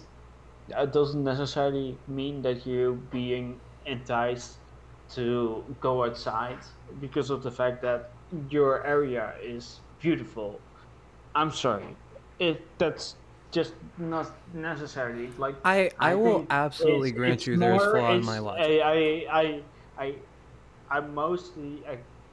I think it's mostly like built on like community. And when it comes to community, it might be your church, it might be your friend group, and that kind of stuff. And through those things, you meet a lover. You meet your anime girl. It's like right now, we got an anime girl in the voice chat. Maybe she turns out to be super hot in real life as well. So, and therefore, I keep on socializing with her, and therefore I meet her in real life. I had this with like friends on Discord as well. I had like a holiday with like like a couple of dudes from France and a couple of dudes from Germany, so and a dude from America, and we all came together in like Strasbourg because we met on Discord. So you can have all these different kind of communities, but the communities is what matters. It's not it's not parks. Like I just feel like city buildings can matter, but that's like an afterthought. If that was working though, why are men so lonely? So like, I will grant you that there's flaws in my logic, but what I have seen is the best way to hook up with someone right now will usually be people that you see like physically in real life. That will be 9 times out of 10 the person that you'll hook up with, and they'll be your partner. But that's So- not necessarily what I agree with you. Well, okay, so when I see that, then my logic is you have to get people outside. Like, if you want a solution to the lonely men, find a reason why lonely men would want to go outside. Because I met some great friends over the internet, and I went to Strasbourg. I'm living in I'm living in the Netherlands. I live in the Netherlands. I met some people over Discord, and we went on a holiday to Strasbourg, which is like Belgium. So the internet is the best place to fucking get someone who can actually share your hobbies, like the things you like, the games you play. Like, there's no way you're gonna fucking find someone in a fucking coffee shop and be like, oh yeah, you're the fucking one for me. Like, that shit is impossible. I mean, if you go to a coffee shop... Like, love at first sight for Valorant, like, I get it if you have niche tastes, but in real life, if it's somebody that's not like into the internet, stuff like that, it could be coffee shop love at first. Right, okay, this is only in the fucking movies, right? We're talking dude, about you're fucking like- real life out you're- there, right? you're Like, like- that's Hold impossible. on. Okay, so most people who are getting married today are still meeting each other in person. It's a lot less common that people who meet online are actually getting married. Married couples by far are reporting to meet at at work, at social gatherings, through friends, at church, at parties, like stuff like that. They're still meeting each other in person by far the majority of the time. People who meet online are normally meeting through like dating apps or stuff like Tinder, Instagram. It's normally just hookup stuff. It's not as often like real long-term dating that's going on there. So the problem isn't something that we can fix for men currently. We have to fix it in future generations. We have to make sure that kids aren't growing up with computers in their bedrooms. We got to make it to where they're not getting online as early, that they're not getting addicted to video games super early, to where they're actually out socializing, meeting people, learning how to socialize, learning how to communicate, learning how to get girlfriends. That's the important part, is for kids But who are this- young okay. right now, that they're being parented differently. This is the problem, though. How are you going to take the computer away if your kid lives in a fucking suburb in Austin, Texas? The only way you can socialize with your friends is by using the computer, because your friend, even though you go to the same school district, he lives 4 miles away. What do you think kids did before there were computers, bro? They had stuff that they could do before. Yeah, before a parent was perfectly fine with their kid hopping on a bicycle and riding 4 miles away to go to their friend's house. That's not something that parents do nowadays. Now, do I agree with that necessarily? Than it was then. Yeah, but parents are more strict about this stuff. I don't think that's true in the suburbs. I think kids in the suburbs are out like in the freaking sticks running around and I hung out with kids in the suburbs. If they didn't have car access, they didn't go hang out with each other. They just got on their computer. Okay. Yeah, I live in Georgia. Like when we were growing up, we were always out and doing crap. There wasn't like as many internet communities that people get sucked into, because a lot of times you can subsidize that feeling that you want for acceptance and friends, and like you can subsidize that with people online, but it's not the same. You're not getting the same value for it. You're not being socialized in the same way. You're not learning facial expressions. You're not learning body language. You're not learning how to act around women and how to like be attractive. You're not learning a lot of different things that you should be learning if you were actually getting into like school clubs or just other social events to where you're going to have to interact with other people. And I think that that's like a really important thing that people should be learning going forward. Yeah, and from what you just said, activities in school, that's important. But like I still don't understand how this correlates to finding people that share your interest online. Well, okay, So- this is my logic. I work at Amazon, and when I'm working at Amazon, I know 9 times out of 10 if I see somebody with a band shirt that I like or an anime shirt and they have dyed hair, most likely we're going to get along on some level. That's how most people hook up. They just see basic cues off the person that causes them to go up and talk.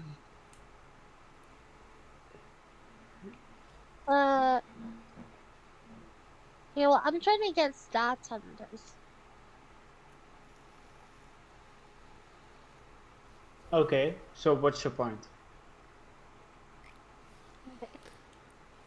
My point APUs. is... Yeah, go ahead, because... I guess my overall point, it doesn't even relate to the panel, so yeah, I'm just going to say I don't have a point and just going to concede right here.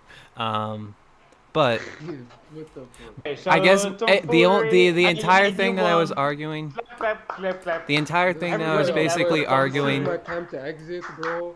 It The was en- fun, bro. I'm sorry. Don't concede, bro. W Riz, peace out, guys. Yo, food chops, wake your ass up. The feds are coming. They don't need to see your hard drive. Anyways, So, boys. what was the topic? Okay, what was the topic? We were talking about people using VTubers as a way to stream. I didn't Parasocial- really understand much of the intro, but Yeah, the it's question. happened in a parasocial relationship with Okay, Men- parasocial. men dating. I'm gonna be fairly honest. Parasocial relationships and that kind of stuff happened for a long time. Like the Beatles, like people went crazy. Went crazy for those guys, right? But the difference And was I'm someone honestly- couldn't talk to the Beatles. They could. But that being No, said, not the same way monetize- that they have access to other Yeah, exactly.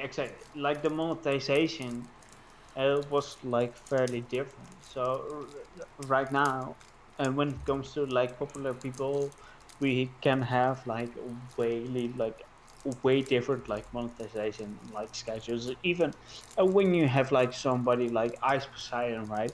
He can like monetize his own audience, and he can say to his own audience, I have this coin, this NFT or crypto coin, and I'm gonna rug pull it.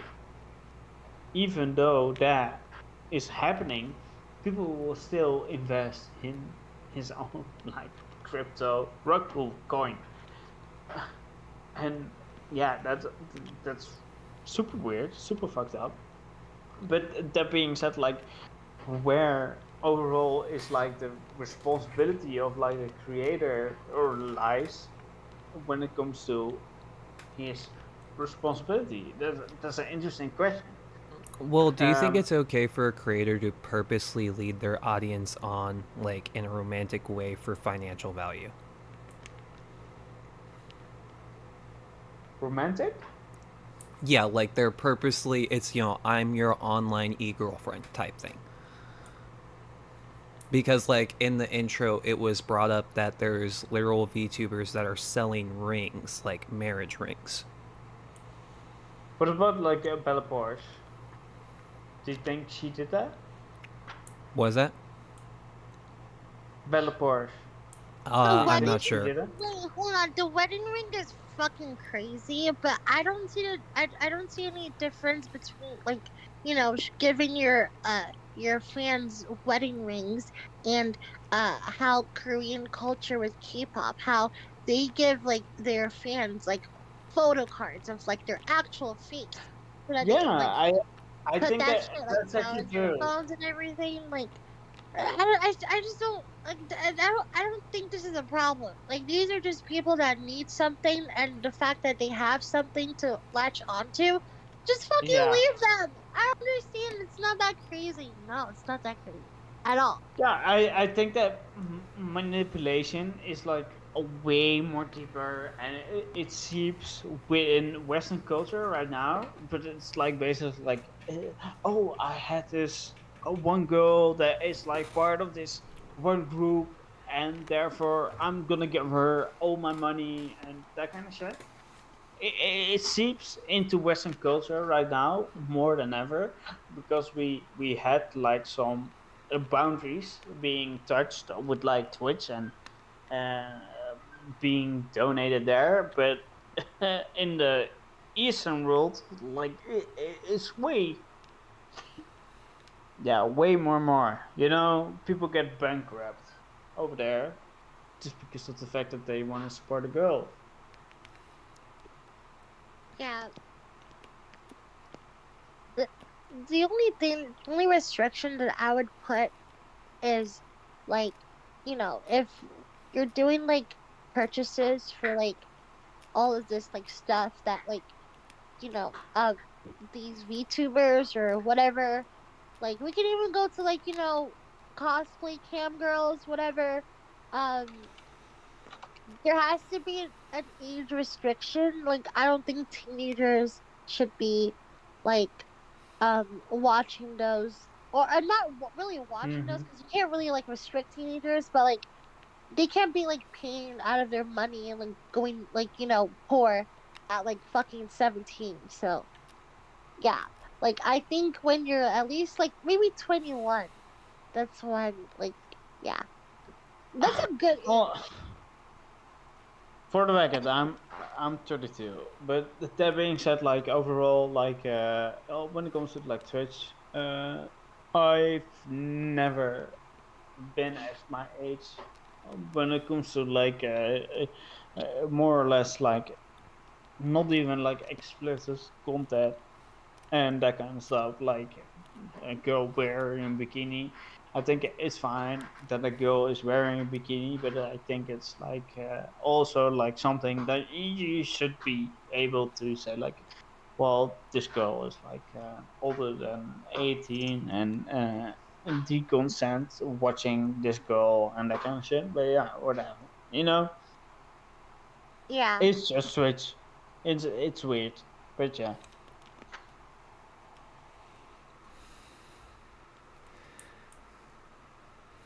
Cool. So, this is a, you know, this conversation always goes full circle. There's really no, I mean, like, if we're talking about like our society, like, we just have too much freedom to really restrict people and force people to not do what they want. So, you know, like, yeah. I think it's kind of funny, because the fact is that everybody was heated in this conversation, and then I stopped in and I gave my own take, and everybody fucking agrees with me. What was going on there? So I don't know. So there you go. Go fuck yourself. Oh my god, thank you for a raid. I didn't even notice. I was just Okay, I have a question to broaden the topic a little bit. There's a lot of people that say pornography is misogynistic because pornography is always for men. Like, basically, the way they make pornography, it's always for the male perspective. Would you say VTubing might be bad in the same way because these VTubers are, like, more an heightened version of women, and they're playing into these preconceived biases that these men have? No, Are you fuck that. sexual? Yeah, you mean like a more unrealistic version? Yeah, exactly. Yeah, it is part of like the problem, I suppose, with like lots of guys who watch anime end up having this like idea of a woman and end up with like Asian fetishes and crap like that. But I think porn does the same thing, and so I don't know that VTubers are the things to worry about, considering porn is going to be a lot more popular and do the same thing at a much higher rate. Yes, but the thing is, there's guys dedicating all of their paychecks and their entire lives to one VTuber. Where there might be people doing that with porn, but it might just be because there's more view on this, but there seems to be a lot more cases happening when it comes to VTubers versus people dedicating their entire lives to their porn addiction. God damn. It's kind of like Andrew Tate's business model with webcamming instead of anime. And it's the same with OnlyFans. The way OnlyFans models make their money, it's through building a connection with the guy. It's not necessarily because they're sending porn. It's because they're building a connection with the guy. Somewhat. Not all OnlyFans girls actually have like intimate DMs back and forth. It's like a special service that's provided by some OnlyFans models, but if we want to talk about those specific ones, that's going to do it. Again, I think that like they're getting something out of that may actually be helpful and beneficial to them. Tom, can I be honest with you? Is he human trafficking? Is OnlyFans human trafficking? No, it's Andrew Tate a human trafficker? He's a human trafficker. He's close. No, I'm asking Tom. Bite the bullet, bro. By the legal definition. I would say it seems so. It seems like it. There's a lot of like discrepancies in what he says happened versus what other people said happened. Dude, bro, come on, don't be wishy-washy. Like, dude, what do you even need to know more? I think he would need to be like, there would need to be a trial, and he would need some sort of conviction, Okay. So personally, like, I think that when it comes to the legal code of Romania, I think it's pretty fair, and it's pretty fair on the grounds that he's being tried. And I think that he should be convicted on those things because of the fact that he has like this whole course, like basically saying like, how can I human traffic with like a woman into my country of preference? I think that's pretty fucked up. Would you agree with that, Tom? Yeah, sure. I mean, again, there's discrepancies between like witness testimony and women's testimony and what he says happened, and so that's why like I would want to wait for the actual like trial. the dude things that aren't like said under oath or like without any like penalty for lying. Like I don't know how much credit I put behind it until it's actually said in court. Okay. Do you acknowledge that he had a course called the PhD course, the Pimping Host degree?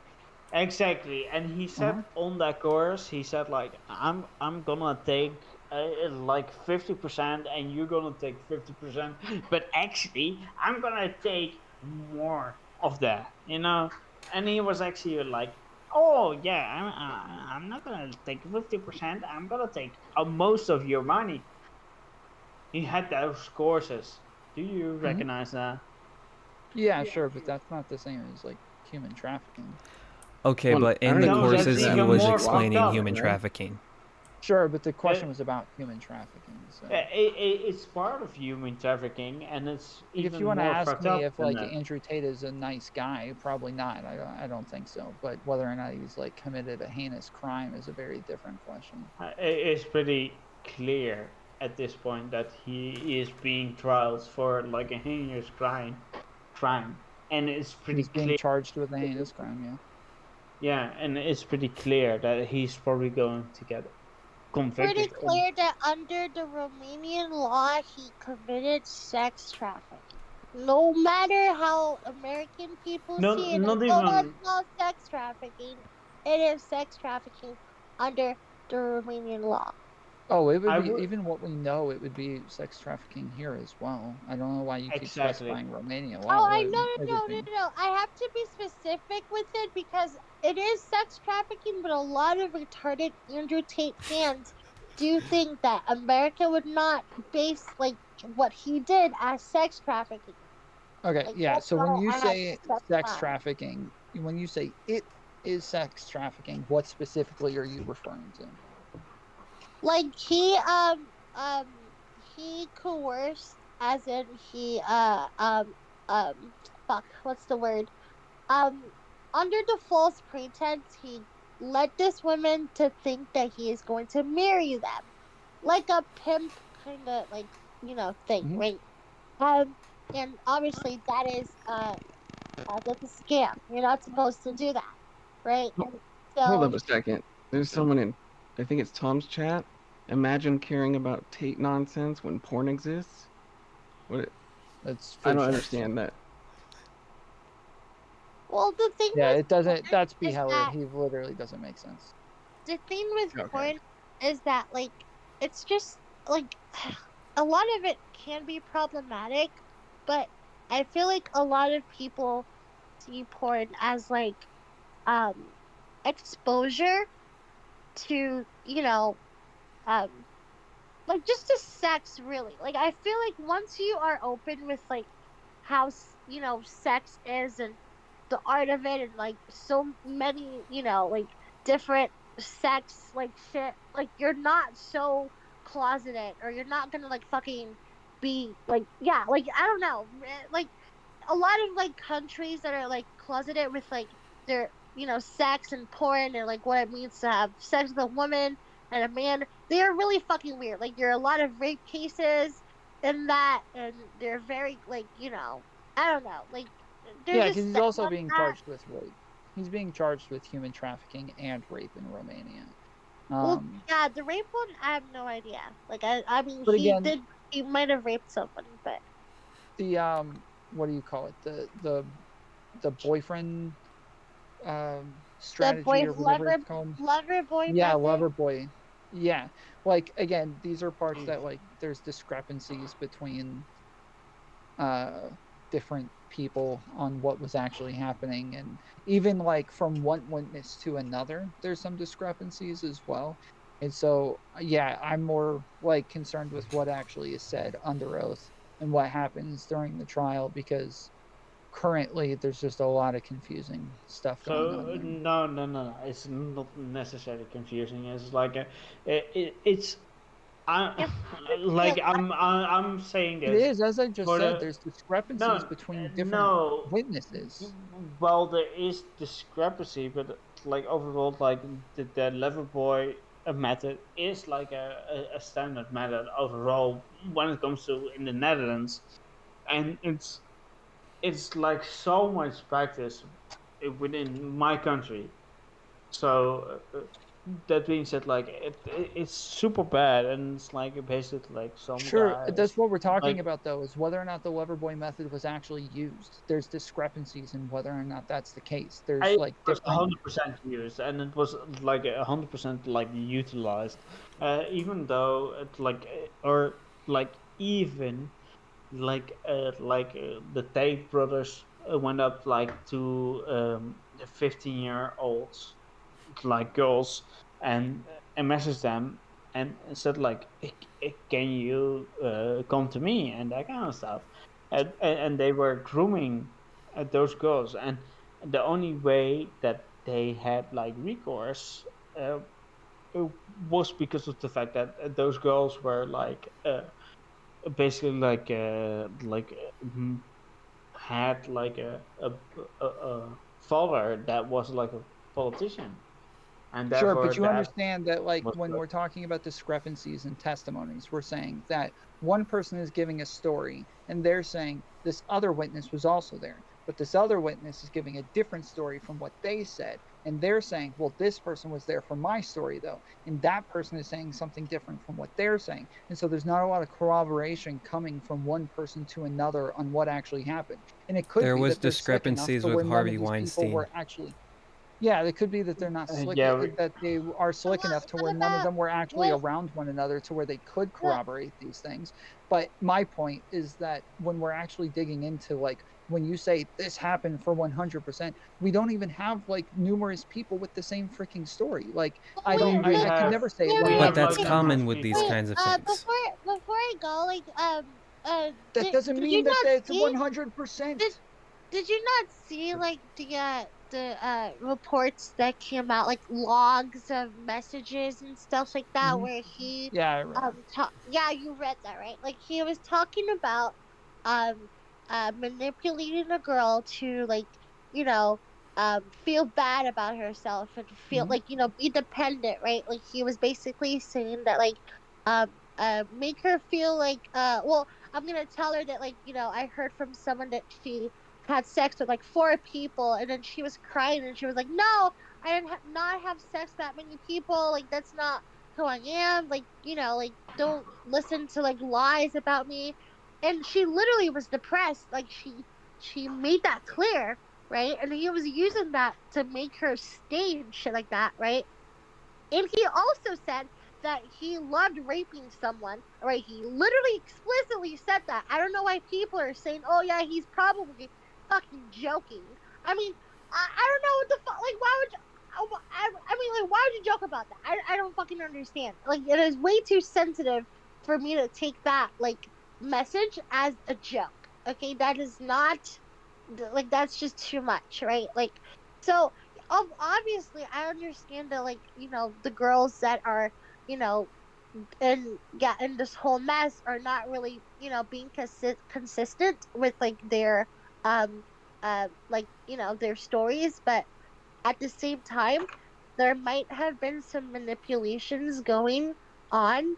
So, like, I don't think we should, like, just say that he didn't do anything wrong. So, nobody's saying that though. Like, the point is, I said that, like, it seems like he's likely guilty. It's just that Chinchilla's pushing for, like, it 100% happened, and he literally said it 100% happened, this 100% happened, but that's not the case. We don't even have nearly enough information to say that I'm 100% sorry, happened. what I'm Just pushing the for? argument that, like, No, you're pushing my point. Like, what I'm saying. You said it was 100% that the Loverboy method was used.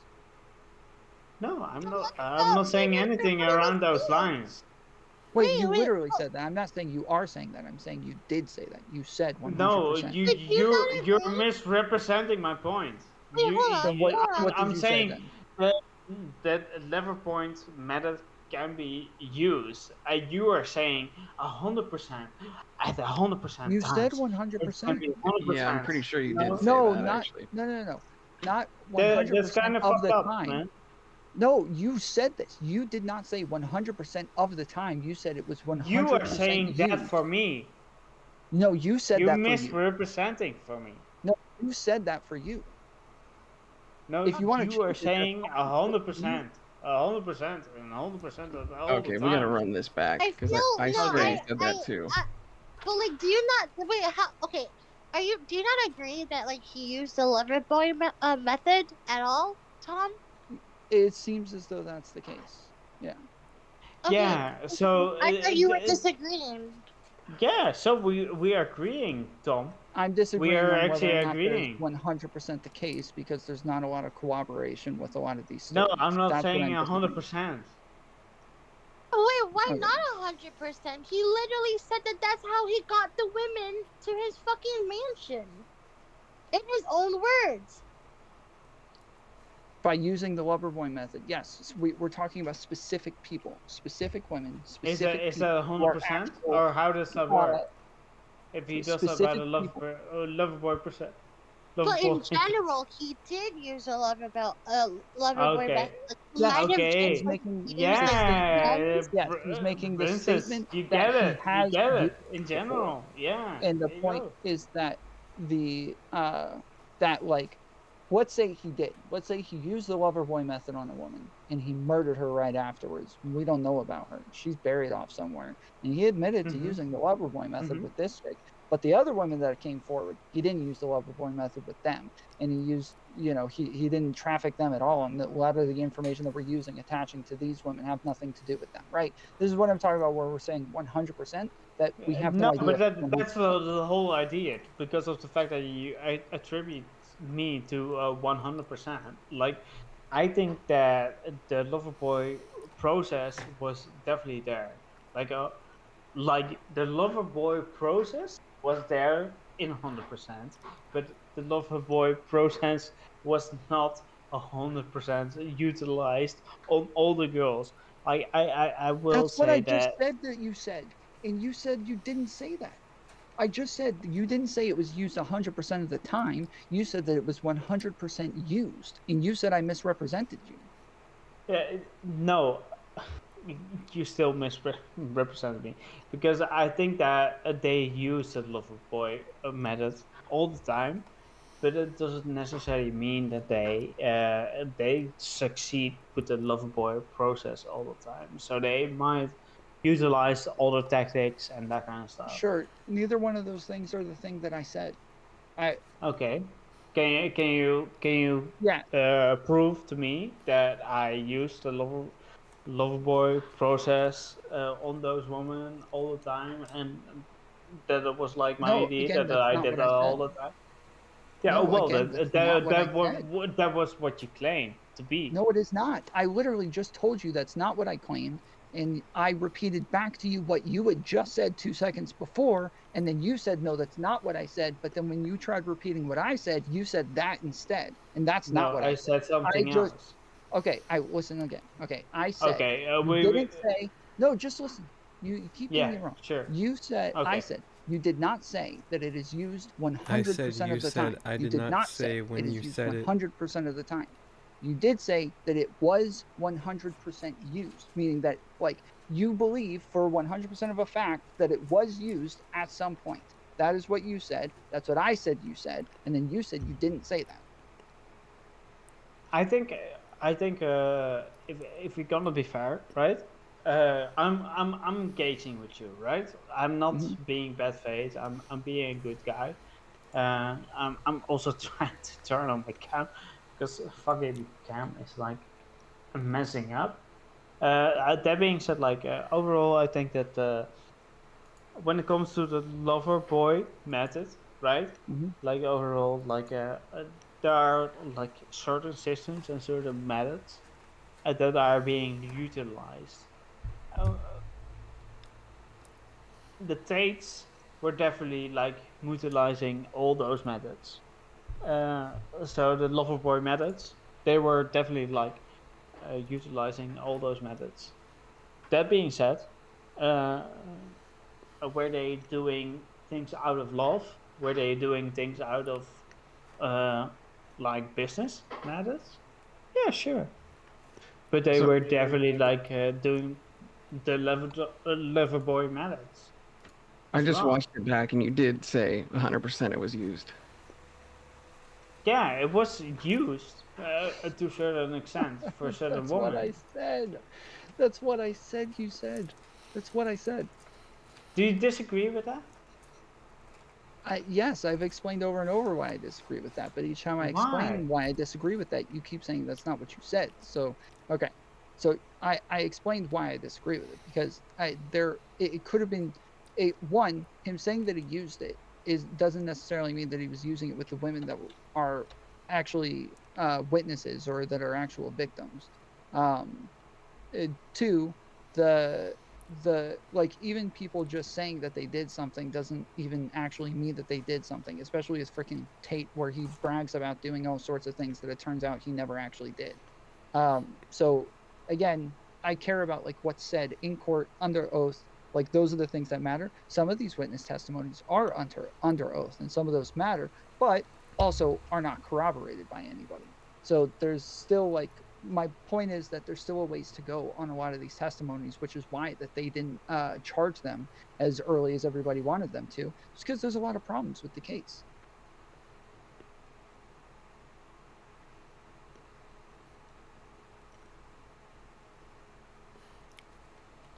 But I gotta head out. I appreciate it. Seems like you everybody. win. Congratulations. Yeah, I'm sorry. I'm literally like figuring out like my video, but that being said, like I personally like when it comes to like the legal stuff, like they are being charged of like heinous crimes in a really good like judicial system, and I think they will be prosecuted for that.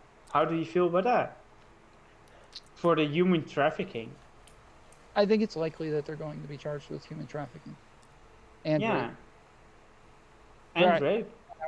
Yeah. Why are you heading Yeah, out? Why are you heading out? No, you're being silly right now. Wait, you're being what? silly because you know that they are bad people. I said from the beginning, if you want to ask me whether or not they're good people, I'll say that they're bad people, but that's not the question that we're answering right now. But I do. What is the question? What's the question that we are answering right now then? You asked if I think that they're guilty. I said, I So would think you believe so. that? And then you were upset with the fact that I was saying like it seems as though they're guilty and not saying like they're definitely guilty. So then we started going over why I wouldn't say that they're definitely guilty and why I'd say it seems like they're guilty. And that's what you No, were arguing with me. no. I first of all, I believe in innocent before proven guilty. So, but yeah, that being said, like Tom Fuller, like I appreciate you. Have a good one. So yeah. All right, thanks guys. See you all later. Bye bye. Have a great one. Later. So, where are we when it comes to waifus? So, what exactly is a waifu? A waifu is like an anime girl you worship and obsess over. Where it's like they are your life, they are your wife. Oh, okay. Okay. I knew like the gist of it, but I wasn't sure 100% what it was. Yeah, it's like, I guess I asked the wrong thing. I meant VTubers, but I use VTuber and waifu in exchange, like interchangeably. Yeah, I imagine it's pretty similar.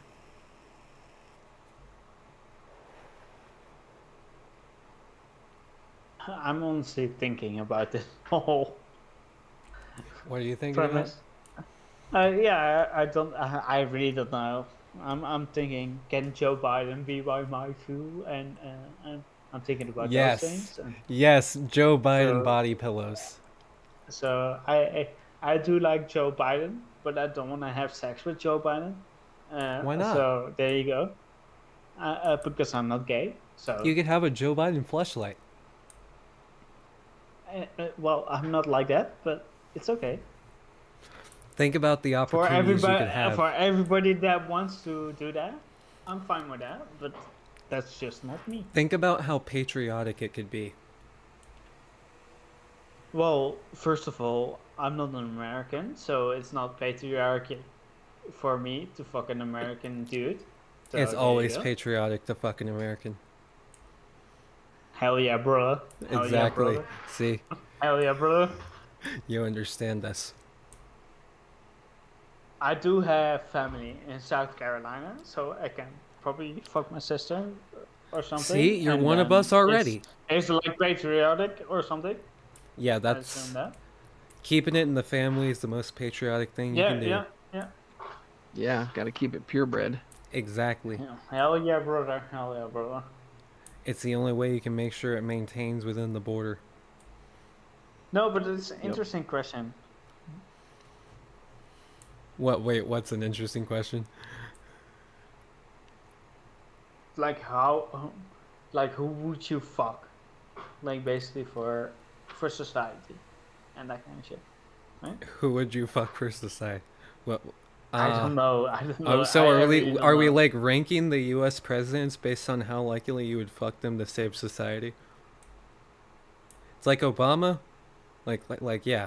How would you feel if it was Obama?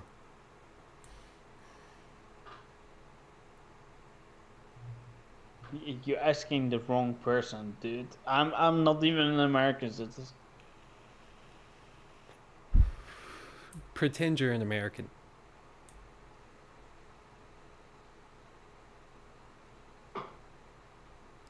Imagine for a minute, you just have to lower your IQ a little bit and just picture you're an American for a second.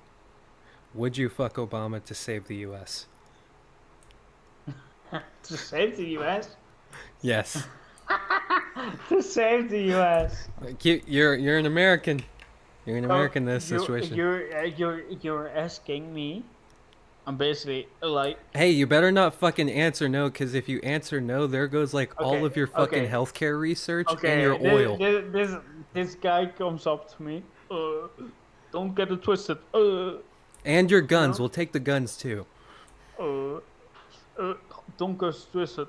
But you gotta fuck me in the ass right now because otherwise, 320 million Americans are going to die.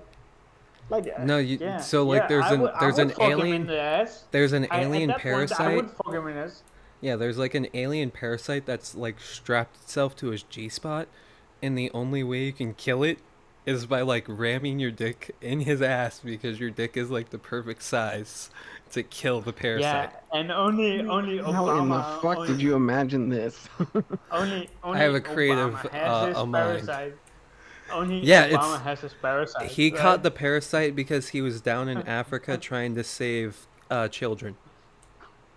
He was in Kenya and yeah, see exactly. It was basically getting his like what you call it, his birth certificate, his false fraudulent like a birth certificate from there, and then he went on a plane back to America, and then he was like, oh, you Dutch person, can you fuck me in the ass? Because yeah, exactly. Would you do it? Then I got the book destroyed in my ass. Would you do it for Obama in America? I would do it for Obama in America. Okay, what about Biden? He's too old. Too old? Okay, what about Trump? He's also old. He's the same age, man. Alright, you know what? Fair enough. It's consistent. I was just checking for consistency. Alright, what about George Bush? When he was in office. George Bush as prime. I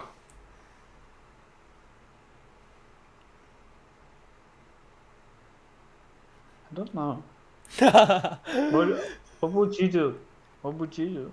Bush? No, fucking America needs to die. Fuck no, I would not do it for Bush.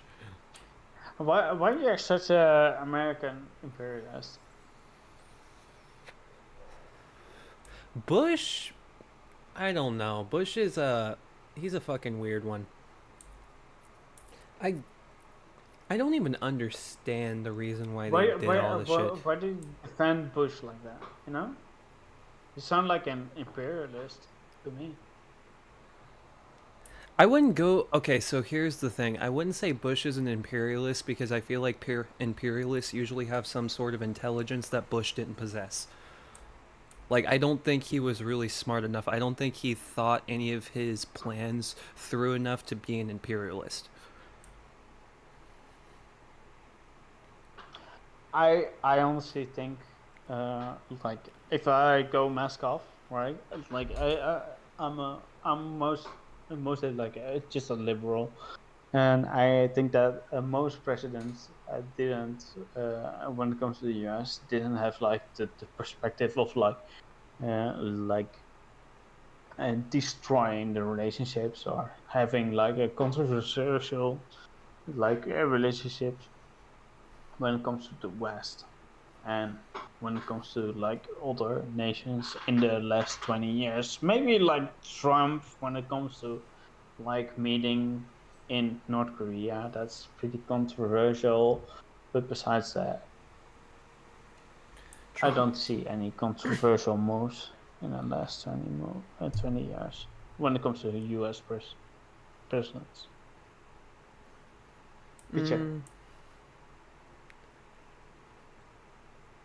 I don't know. There's a lot to be said about the U.S. within the last 20 years.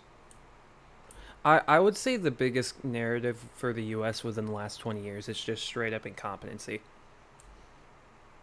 It's just, you can't even put malicious intent to it. It's just incompetency at every turn. I don't necessarily agree with that. I think that the US did great things the last 20 years. Like even under Obama, and Obama was like pretty poor when it comes to like foreign policy. But Obama was like basically like somewhat of like a poor peacekeeper, because Obama was like when Russia like basically like invaded Ukraine and that kind of stuff, like when it comes to Crimea, he was like a poor peacekeeper, but he was a peacekeeper. So he basically tried to get the peace and like basically get like Russia on board with like the EU and that kind of stuff. That didn't work out because Russia invaded Crimea again. And I think overall that the US tried to do like good things, but also had like really like bad things when it comes to the Middle East. I would agree with that. I think the problem with the US, and the reason why I say it's been incompetent for the last 20 years, within the US, we have been so fucking congested politically, we can't do anything. Like Obama, he was one of the least productive presidents in US history. Not to any fault of his own, he tried to do plenty of shit. It's just any time he would try to do something, for basically his entire time in office, he didn't have control of something. Like, I think there might have been a 2-year period where Democrats had control of House and Senate, but then there was also a 2-year period where Republicans had House and Senate. And then the other years were mixed. What do you think about Biden right now then? Biden, I would say he's been better at reaching past the aisle, considering we haven't had a government shutdown. But like Obama, the problem with Obama was just he didn't have the ability to reach across the aisle. Like, I don't know what the fuck it was, but that's why I say it's like incompetency. Our leaders are seemingly incapable of coming together. Even right now, when it comes to the government shutdown, like Biden's been doing a decent job, but it's by like fucking like margins, like days that were before getting shut down, where if you look at any European nation or anything like that, they don't really have these problems with their budgeting. So no, that's not true. Okay, yeah, please enlighten me on this. Like I'm Dutch, so basically like basically when these things get up, like basically like the whole parliament split, and then we have like a re-election and that kind of shit. So it doesn't work like that, and it's like, yeah, it's more complicated. Like a multi-party system is something that I prefer, right? So I'm with you. But that being said, like it doesn't necessarily mean that it's like so much more favorable and so much more like a bipartisan or whatever, you know?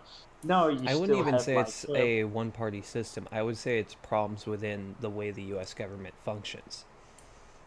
Because even if we had a multi-party system, it doesn't mean we wouldn't have the problem of government shutdowns around the corner at any time. Because but when was the last time you guys had problems with like a government shutdown? When was the last time your government was close to literally shutting down because of not meeting funding budgets? And the European countries don't function around like a government shutdown, so we don't have that in general. So we don't have that in our constitution. We don't have those things within our laws or whatsoever. So that's not how it works. So maybe you should like outlaw in your constitution that a government shutdown shouldn't be possible. So maybe that's a great idea. But that being said, like within our own constitutions and within like any EU constitutions, and you're talking to somebody that studied like EU constitutions, we don't know any like constitutions that have like a government shutdown based on like a deficits. But yeah, go ahead. I guess that would be like my point that I was making is I don't think we need like a multi-party system or anything in the United States. I think it would be nice, and frankly, I would love if there was a fucking Labor Party. I agree. But I don't think that's going to necessarily solve the solutions, solve the problems that the United States is having. Because the problem that we're having right now is we're extremely divided, and the way our government is set up is with trust and unity. And right now we're in a period of time where trust and unity doesn't seem to be the best thing to guide our country.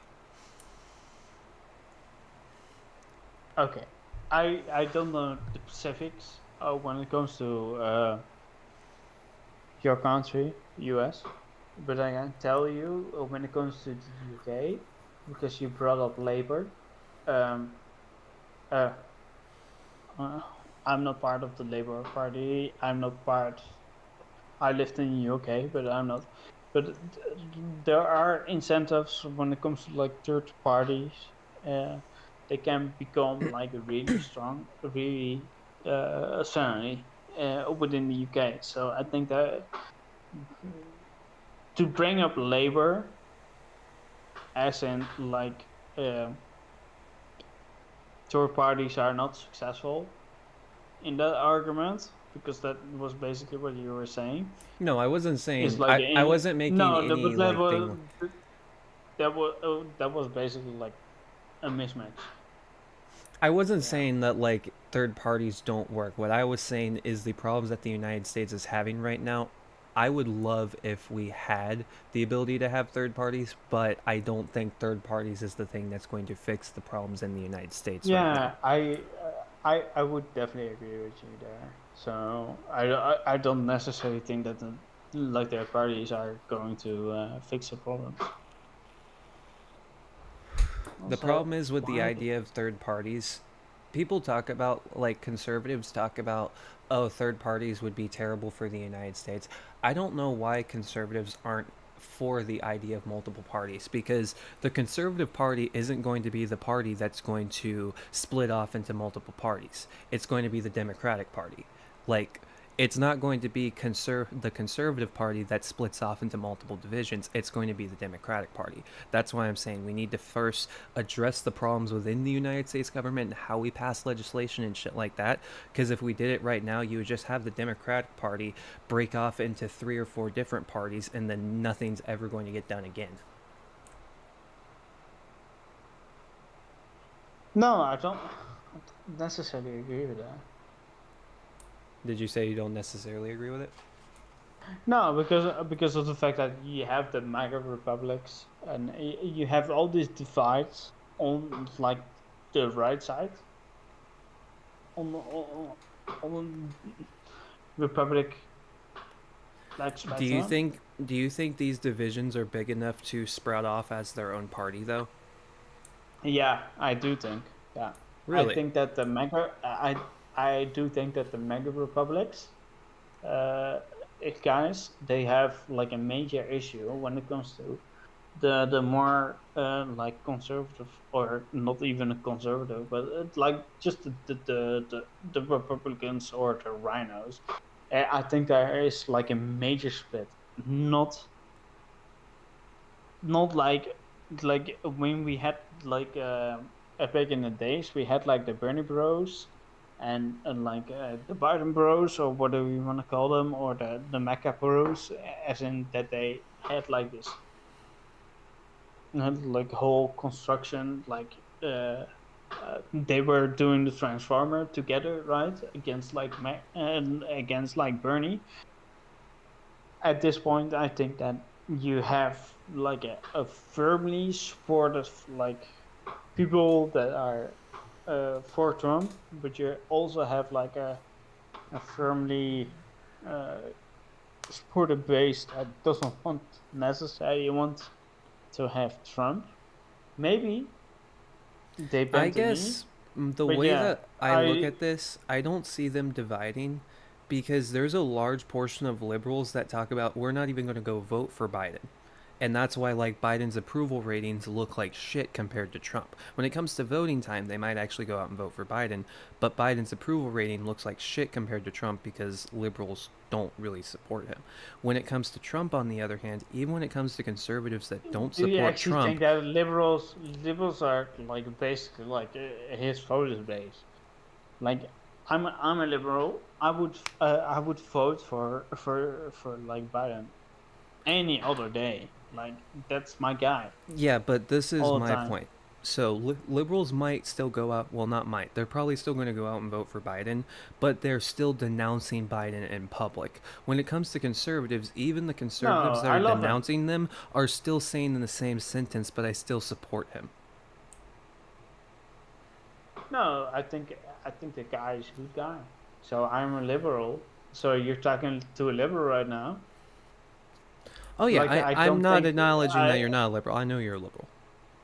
Yeah, I don't think that any other liberal is going to be like, fuck this guy, whatsoever. No, I'm a liberal. I Well- also try to fix my cam, still, but yeah, whatever. All right. I'm sorry. And on that note, I would like to bring tonight to a close. Okay. All right. Alrighty. This has been extremely informative. Okay. All the way from I have been struggling for dear life over here. Okay. I didn't even. I came back into reality, and I can tell you right now, I saw Princess wasn't even part of the panel anymore, and I was like, where the fuck did Princess even go? And I just realized that she just simply disappeared out of the panel, and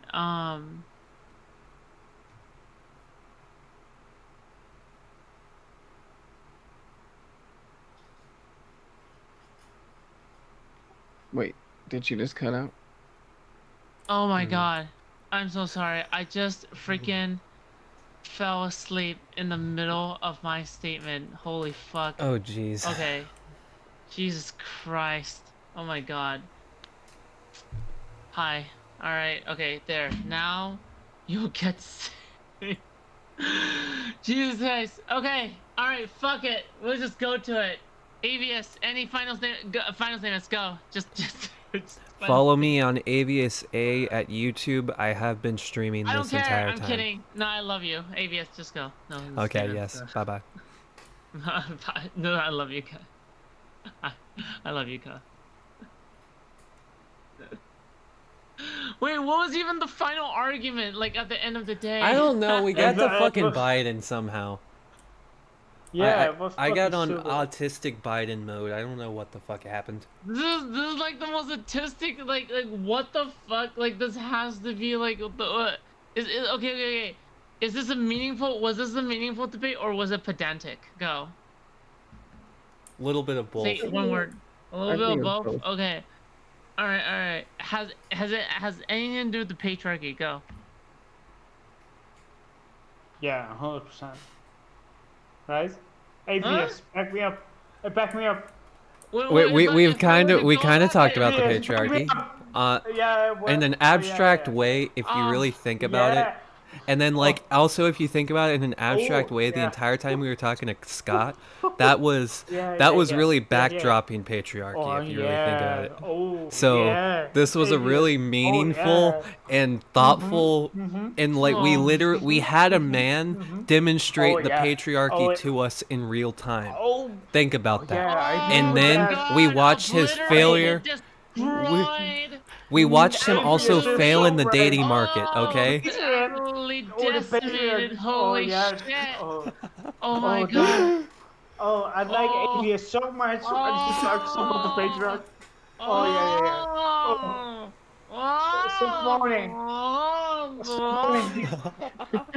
Okay, bro. Okay. Whose channel is this? Dude, your mom's garbage man's channel. Okay, fucked her last night, and then I dumped her dump truck into the garbage truck. Okay. Okay. Anyway, Yeah, and she liked it. And she When we were talking about aliens and earlier, thank you. when we were talking about aliens, I was struggling so hard to not say your mom's an alien because I fucked her and our sex was out of this world. Wait, why couldn't you say that? Because I didn't want to be the first guy to bring up your mom jokes, and then everybody started saying your mom jokes afterwards. Come on. It was Yeah, on your that's mind. So you might as well just went for it. You know what I mean? I might as well just pull the trigger. Went for it, right? So you might as well just went for it. I mean, it was already in your mind, and you were manifesting it into like thin air anyway. Hang on, no, so it's you like do for not want me to you- say everything I manifestate in my mind. Oh, everything I just find into me. I'm just Bro, saying, shut the okay? fuck up. You're literally, Chinchilla, you're literally grayness on your screen, okay? So I don't know what the fuck No, you're Cam. doing on your screen right now. all the time. You're literally like, well, I'm trying to be more personable and act like personable on screen, whatever the fuck, okay, alright? You're literally one colossal camera failure, okay, alright? That's what you are, okay? You know what? He GoPro did one good. cam. That's true. The GoPro webcam, did that's good. what He you came are. off more liberal Okay? than I. It's literally what you are, okay, alright? Mr.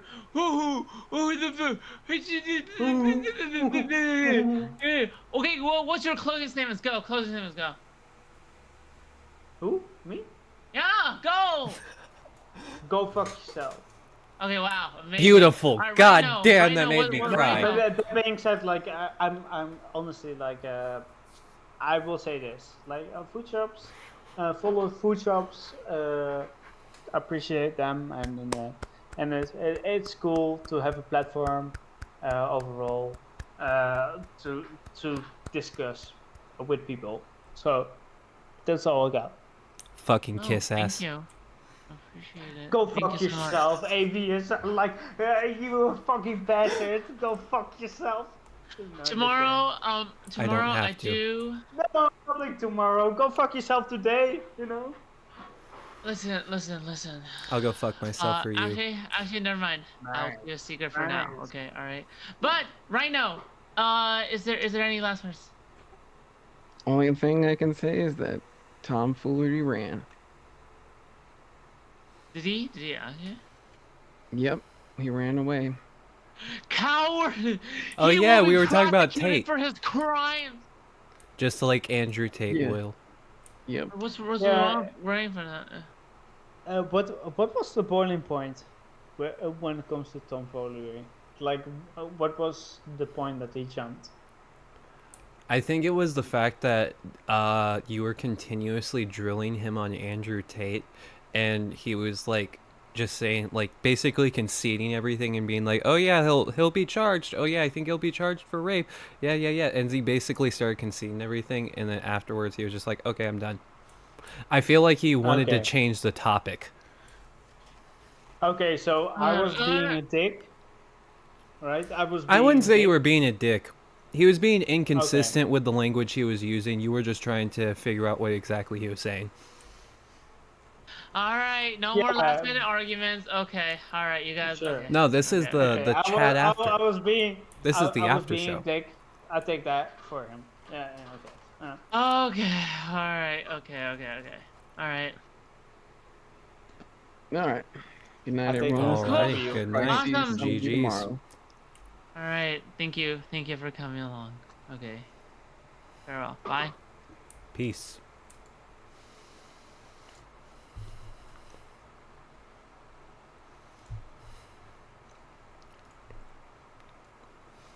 Well, that was fun.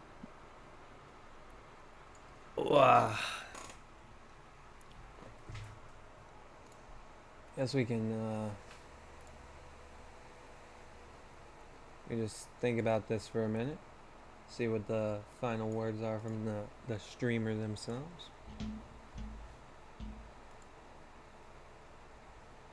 Oh, they're just going to sign off right now.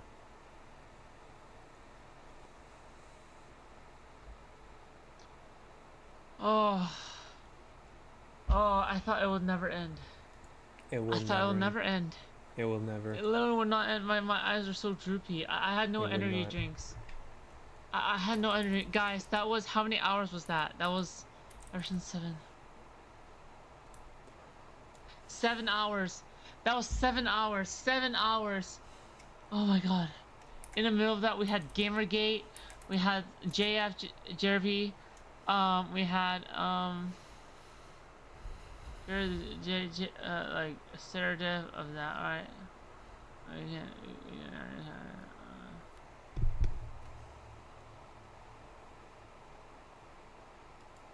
Oh my god, I literally just dozed off again. I am so sorry. I fucking dozed off. Fuck you guys. Okay, you guys suck. Okay, alright? Anyway, I'm going to sleep now, okay? Alright, you guys suck. Okay? Okay, you guys better not be clipping these things, okay? Fuck you guys, okay? Alright? Fuck you guys, okay? Oh my god. Oh, I have no patience today. Okay, I mean, good night, okay? Oh, I mean, good. Oh my god, Jesus Christ, I am, oh shit. I'm so tired today. Oh, I'm so, oh my god.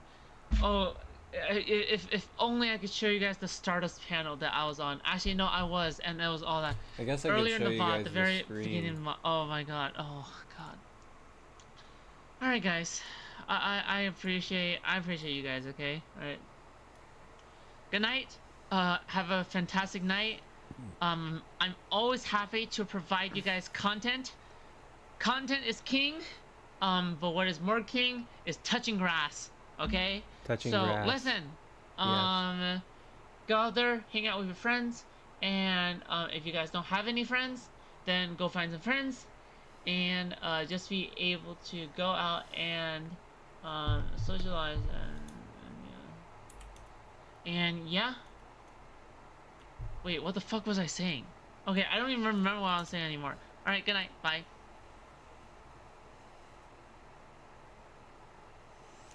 And that is that. Alrighty.